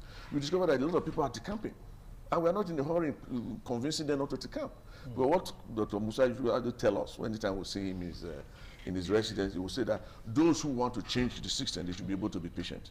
So these people now going out of the political party, we expected them to do that because they do not have the patience, they do not have the guts to walk outside the political party. But very, very soon you will hear from Dr. Musa Rabiu Kwankwaso the direction we are taking. Because there's been rumor that he wants to decamp to the APC. All of a sudden there was a stall in that movement. He never did. In terms of popularity and of course the strength of the NNPP, do you think they have any impact in the forthcoming general election if they do not pitch camp with either the ruling party or the opposition? Let me tell you the truth.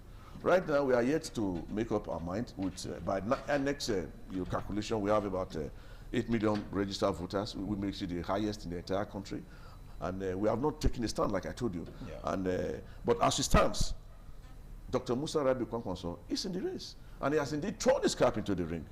If he wins, he will be the statesman. Don't forget also Alhaji Abubakar also is there. Yeah.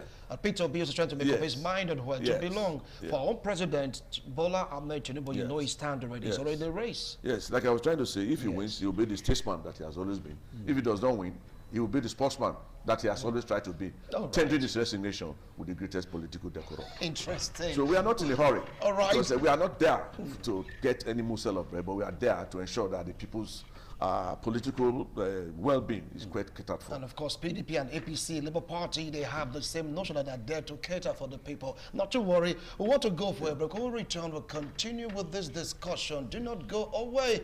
We'll be right back.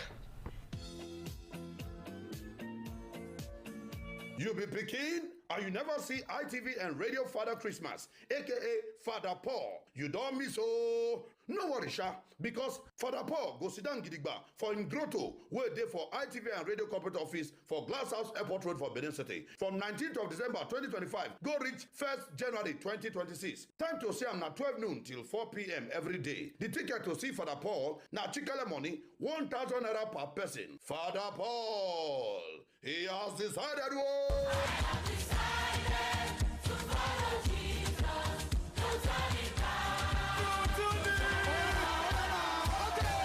For one small mechanic workshop for Benin, Oga Taye don dey hustle for long. Morning till night, grease go full him hand, sweat go dey in face.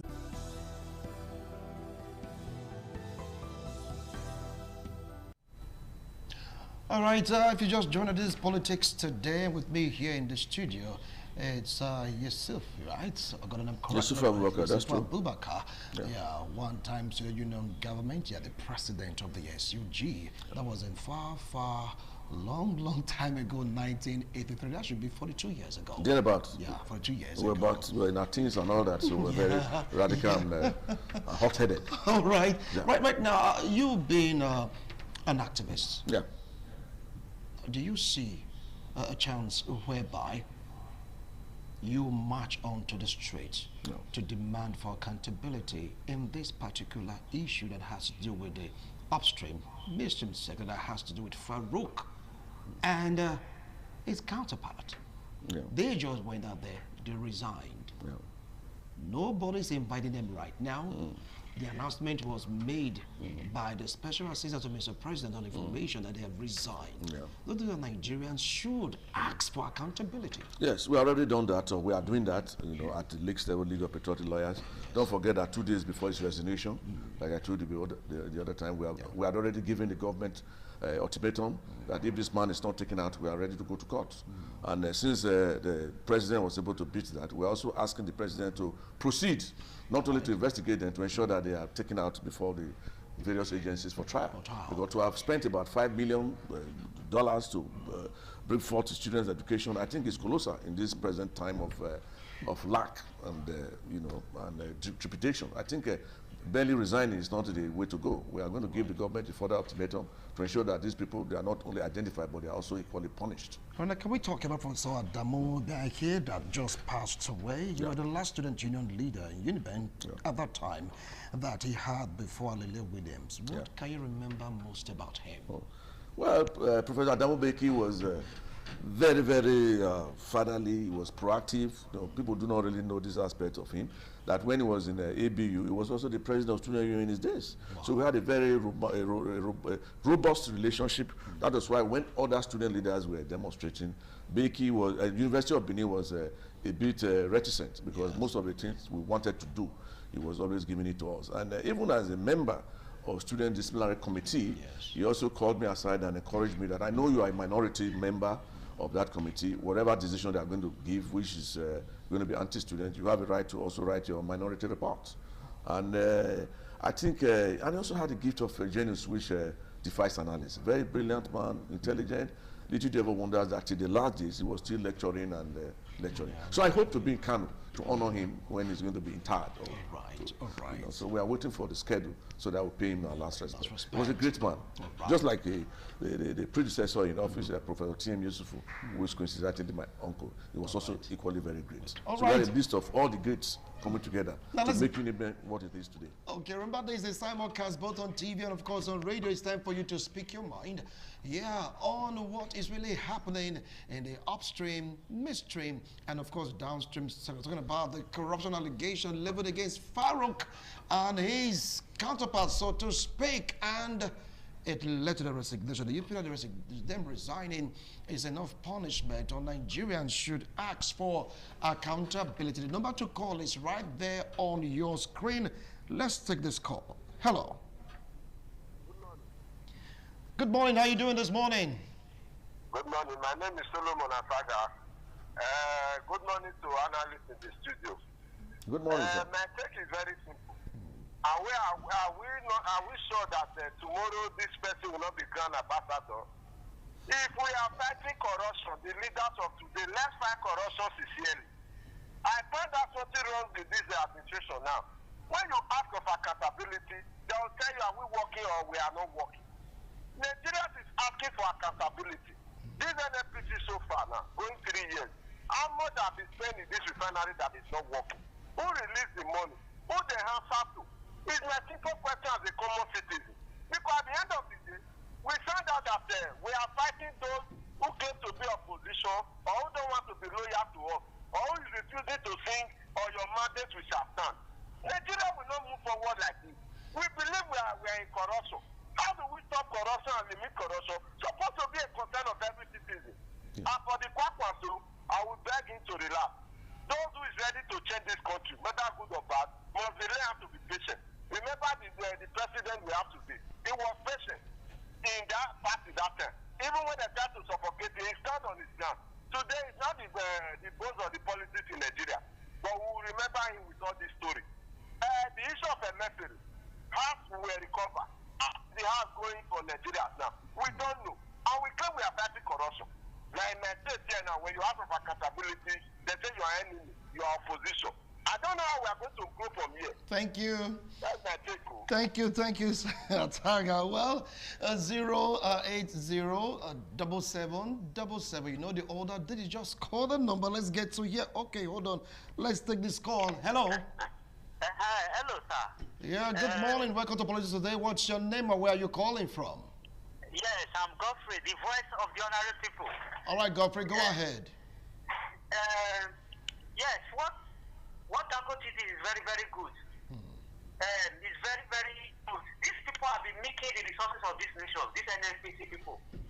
Yes, and I want to ask, the way they are running this NNPC, it is a government business. The way the government of the day is even running this, the government into companies, can they run their own private business like that? Now, why am I saying it? Refinery has been destroyed for more than 40 years, 30 to 40 years. And yet you are paying people salary for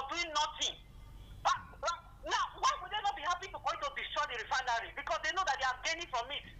Now, even America, the oldest refinery in the world that have been built for 18th century, is still working today. Now, how can people be running government business like that? Most of these people in government, they have their own private business. Can they do it like that? You employ workers. They are not doing anything. You will pay their salary at the detriment of the public. So that is why these people are really making the resources of this nation. God is exposing them one by one. So that is the government will have a rethink. Thank you. Of what they are doing, of the way they are running this, our companies, our government companies. Thank you. Thank you so much. One more call. We call on Yusufu to give his closing remark on this particular discussion about the state of the nation, and of course to some questions that was raised in course of the interview. Hello. Hello, good morning. Yeah, good morning. What's your name and where are you calling from? Usagi from Siloko Road. Go ahead, Usagi. I think the issue of this NFTC, if I may ask, what are they really doing? Because for me, I think I don't see anything they are doing. So I think the government should just shut it down, or they should privatize it. I think they said they wanted to sell the refineries. So they should sell it so that it should be a private business so that everybody can rest. Thank you. All right, just for information right now, NNPCL is a private entity, just a part of government, but without limited attached to rate. They've rebranded, so to speak. When you heard the last caller, I said it should be sold off totally, or better still, shut down. What do you feel about that? Well, the process is ongoing, and I think they have said things that are very germane to the topic. NPC is NNPC yes. has been a sick child, and there's a time for the government to go into that place. And NDC, some funds were even taken for rehabilitation. Yeah. Let those people be taken before the commission, and let them refund some of those funds before we can really realize what is the actual value of Who will now refund the funds? Of course, time does not run against the state in criminal prosecution. If anybody is indicted for taking funds for maintenance and they have not so maintained, they should refund the funds. All right, thank you so much. Yusuf Abubakar, he is the chairman of League of Patriotic Lawyers, right? And of course, one-time SG president way back 1983. 42 years ago. Thank you so much. Thank you. Appreciate a wonderful analysis. Thank you so much. Well, viewers and listeners on radio, this will call it to wrap this edition of Produce Today. Next week, Saturday, Sunday, Duke Okosi will be on the ground to travel to you more issues arising in our country and beyond on the program Produce Today. Bye for now.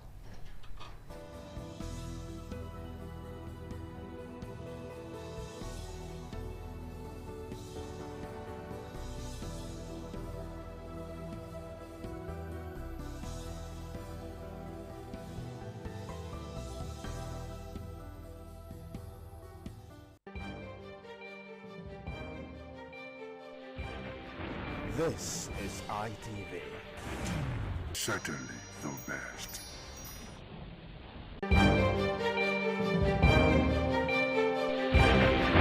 This is ITV. Certainly the best.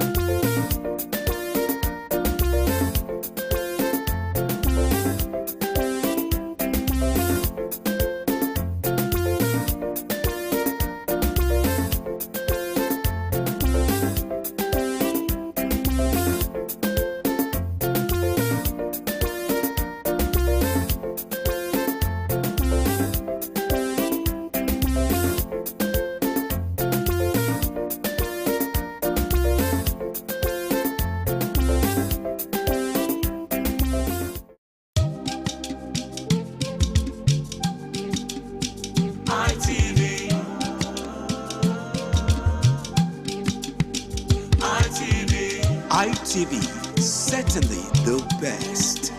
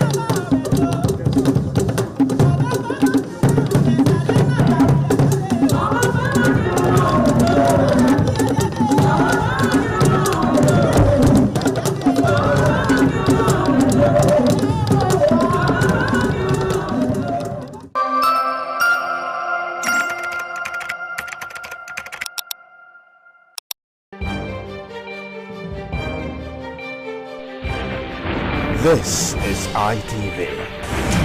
Certainly the best.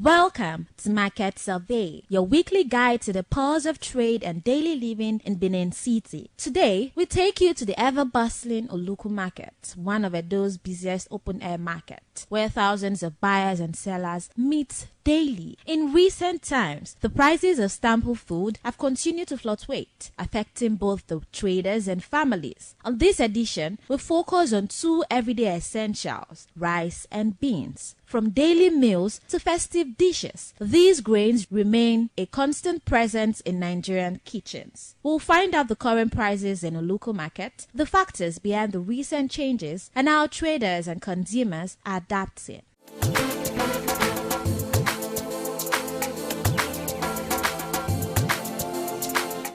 Beans and brown beans na the same price because of brown beans cost past this one. This one back now 120, this one 140, 130. You go see. A local beans and brown beans na the same price. But this small one, it get the one we say be only white, we say not be different color like this. Na Sokoto beans. So how much is that one? Sokoto beans because of na new one. You go see 80, 90. For bag. For bag. So this brown beans, how much did they sell the rubber? Rubber. They say 4,000, 3,800. Last Friday. What of the white one? White beans, they say 3,200, 3,000. Last price. This one, I still the same price with this one because yes, not the same price. So how much the rice now? Rice different. I get mango rice. I get wow rice. I get costos. I get otimo. You feel they show us why we be mango, why we be mango. Now I go from for this one. Okay. They say rubber 5,500. Last Friday. This African king, they say 4,000. Okay. Wow rice. This one be wow rice. And the wow rice. Okay. They say 6,000 last Friday. Like saying that the wow rice not be a pass. Yes. So how much did they sell? How much did they carry out for bag?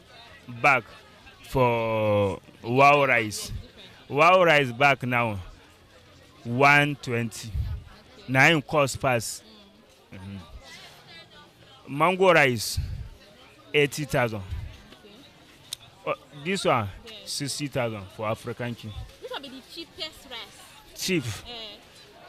Cheap rice na Gerawa. Gerawa na 58,000. For the bag.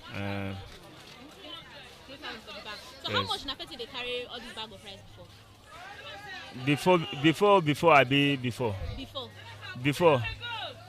Before they carry 80, 85. Okay. Now so they carry them before. This wow will be one something. How much did they carry them before? Before 100K. Now I go carry them. Okay. Now because of increase. Yeah. Wow now good pass for the rice. Now wow not before foreign rice. Wow na Nigeria for it. Yeah. Amma because of good pass for it. Now cost pass any rice. But this wild rice, now they because I not to the year of wild rice before. They just new introduced that. If you eat the wild rice, you know they eat any rice because of for wild rice they sweet the rice. How do they buy them before for markets like compared to now? Before now 140. Because of now you don't come down. New one now you don't come out. Now you don't receive money small. So now they carry out for market. Yes. For market now. For bag or rubber. For bag. For bag they buy now. Bag now 120. 120 and before now like 140. Yes. So it don't reduce now. It don't reduce now, yes. Okay. Because of now they complain now or as na still they sell them. For the rice and the beans. Facing the like customer now walk up by now still they complain say this is still there on the outside. And now only facing they talk and say this is down kwanda, this is down kwanda now only small it down kwanda.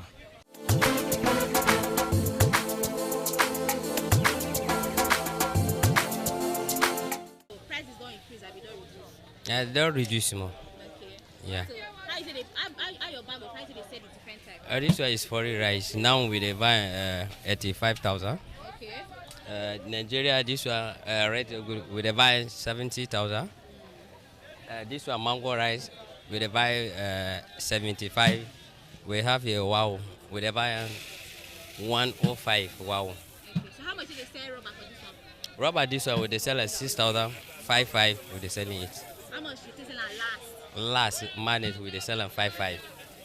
So mango rice, how much do they sell the rubber? Rubber last manage we sell at 43. 4,300 last. Yeah. Yes. Then they sell at 4,000. No, mango no they sell. This one we sell at 4,000. 4,000. Yeah, ready to go. So how you sell beans? Beans too. The price is don't reduce. Yeah. Before now they don't increase. Don't increase. Yes. How you sell your white beans for rubber? White beans we sell rubber 3 manage we sell at 3.2. You know say the beans is different beans. Yeah. So brown beans can be how you sell? Brown beans we sell at 4,000 for the rubber. Local we sell at 4,000. Local. Okay. Yeah. So how you they carry the bags for the beans? The white one, the brown one, and the local? White one we carry 120. For bag? To bag, full bag, 120, 125. Okay. Yeah. And brown one? Brown one they carry 130. 130, 135. So Local, the same price with the brown beans. 130, 135. Local with the local.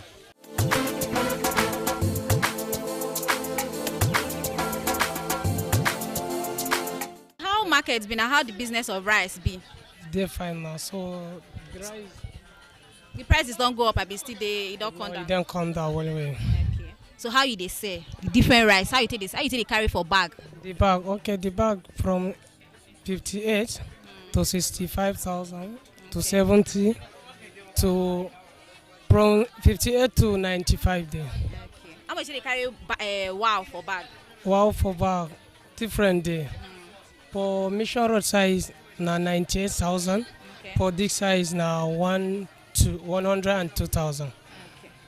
So how you say they sell rubber? Rubber like this rubber now, if you want to sell it, how much? So you see get different now. This one 4,000 there, for 5 there, 6,000 there. Okay, for the different type of rice. Yes. Okay. So this one, how you take the sell? This one 6,000, 6,500, 7,000 to 9,000. This one for wow now how much? This one for wow now 9,000 naira. Last price 9,000. You know if you price and pass that one? No. 9 be the last. So this one for wow last now how much? 6,000 only. For 41, 5,500. So this one I see the same price. And at the same time is down. So how you say they sell beans? Beans 3,000 there, 3,2 there, 3,500 there. The local beans now 4,000, 3,500. The brown one now 4,000 last. For rubber? Yeah. So but if you want to sell, they sell beans with this rubber? Yes, now. So how much do they sell for this? 5,000, 5,000 naira. Brown beans for this one how much? 6,000. White one? Local 5,500. Okay.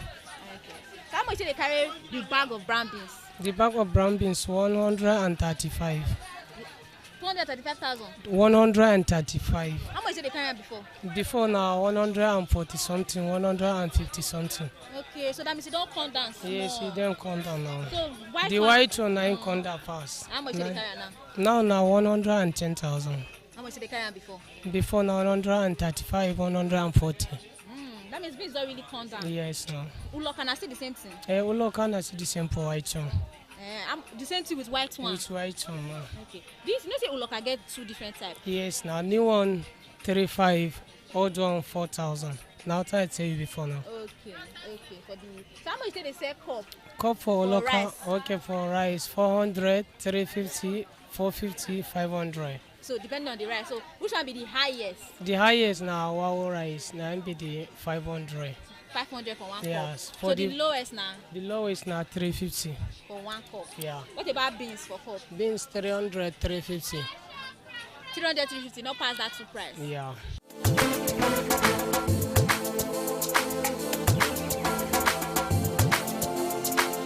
This bag of rice is 8,500 naira. Well, we also have different type of rice. We have the one we sell for 72,000, 60,000, 65,000. The way your money go take reach, we go give you. Still get the half bag we sell for 32,000. Get the one we sell for 16,000. Anyhow your money reach, you see they sell rubber 4,000, 4,500. Anyhow your money reach, we go sell them for you. So which one be the cheapest rice? Cheapest rice now that I have 60,000. What's the name of the rice? African King. So the bag na 60,000. Yes. So how much do they sell for rubber? Rubber na 4,000 they sell. So that means half bag when sell can be like 30,000. Yes. So the prices of rice now, the one that they carry and compared to how it be before, it don't increase. No, it don't come down. Rice don't come down recently. Yes. Not there the way affected there before. It don't come down. So how much na affected they carry? If you know like how much affected they carry bag of rice compared to the one that they carry now. Yeah, everything does see come down small. Yes. That for my first 60 something, but it does see come down. We get this thing ready, but I don't get that now. I know 72,000 before, but I don't say now it does see come down. Yes. Mango before now 80 something thousand, 170,000 before. Oh, but it does see come down to 72,000 for mango rice. Yes. What about wow? Wow. No, I don't get wow now. But you know how much they sell? No, but I don't say it could also come down because rice don't recently come down. Okay. So how much now they sell cup of rice? Cup na 400 naira. That one at the lowest amount? Yes, right they say.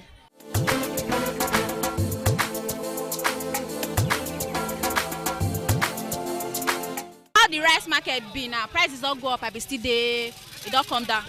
I desire I get where you don't come down, I get where you don't go up. Okay. Yes, I get the new one where you don't come down. 50 something, I get down 60 something. So how How much they sell bag, like the different bags? How you say they sell them? Different bag. I get 60,000. I get 65. I get 80. Okay, so the highest amount now, which rice they sell? Wait, be say dear pass or the rest for bag? Wait, dear pass. That one wow rice. Now they reach 100,000. Okay. Yes, I get mango. Now 80,000. I get Optimo 60,000. I get African King 58. Okay. I get the Mama Africa. That one 55. 55 for bag. Yes. So if they sell rubber, how you say they sell rubber for rice? Rubber, I get 4,000, 5,000, 6,000. That one will not be 6,000. Okay. I get local and 3,500. Okay. Yes. So beans now, because you say prices of rice now it varies, and it be like say it never to increase like that as that they sell them. So how about beans? Beans don't increase. Beans increase though. Beans now before they say 3,000, now 3,500. For rubber? Yes, white one, brown one 4,000. I get local small and down 4,000. Okay. Yes. So how much they carry bag before and how much they carry bag now? For beans? Before they carry for 150, now 110, 120. So wait, when I they carry for 150 before, but now they carry for 110. 120. 120.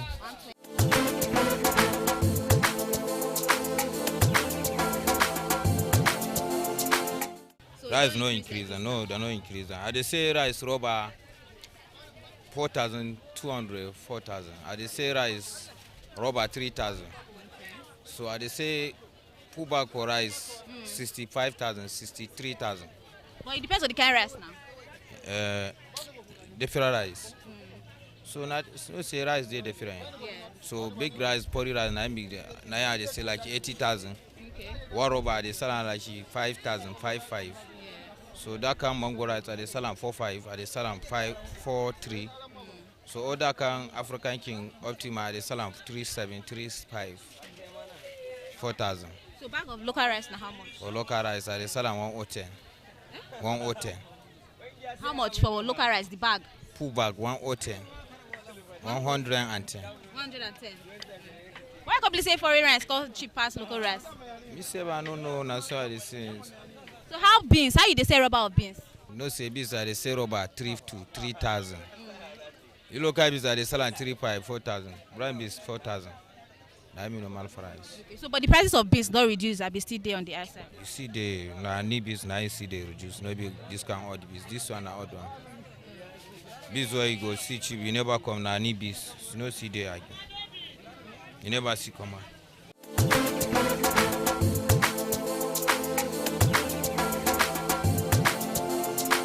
From the bustling lane of Oluku Market, the story remains the same. The markets never sleep, and food prices continue to tell the story of our economy. Whether it's rice or beans, every grain counts in daily struggle of household to make ends meet. This has been Market Survey, bringing you insight from the heart of Benin City's market.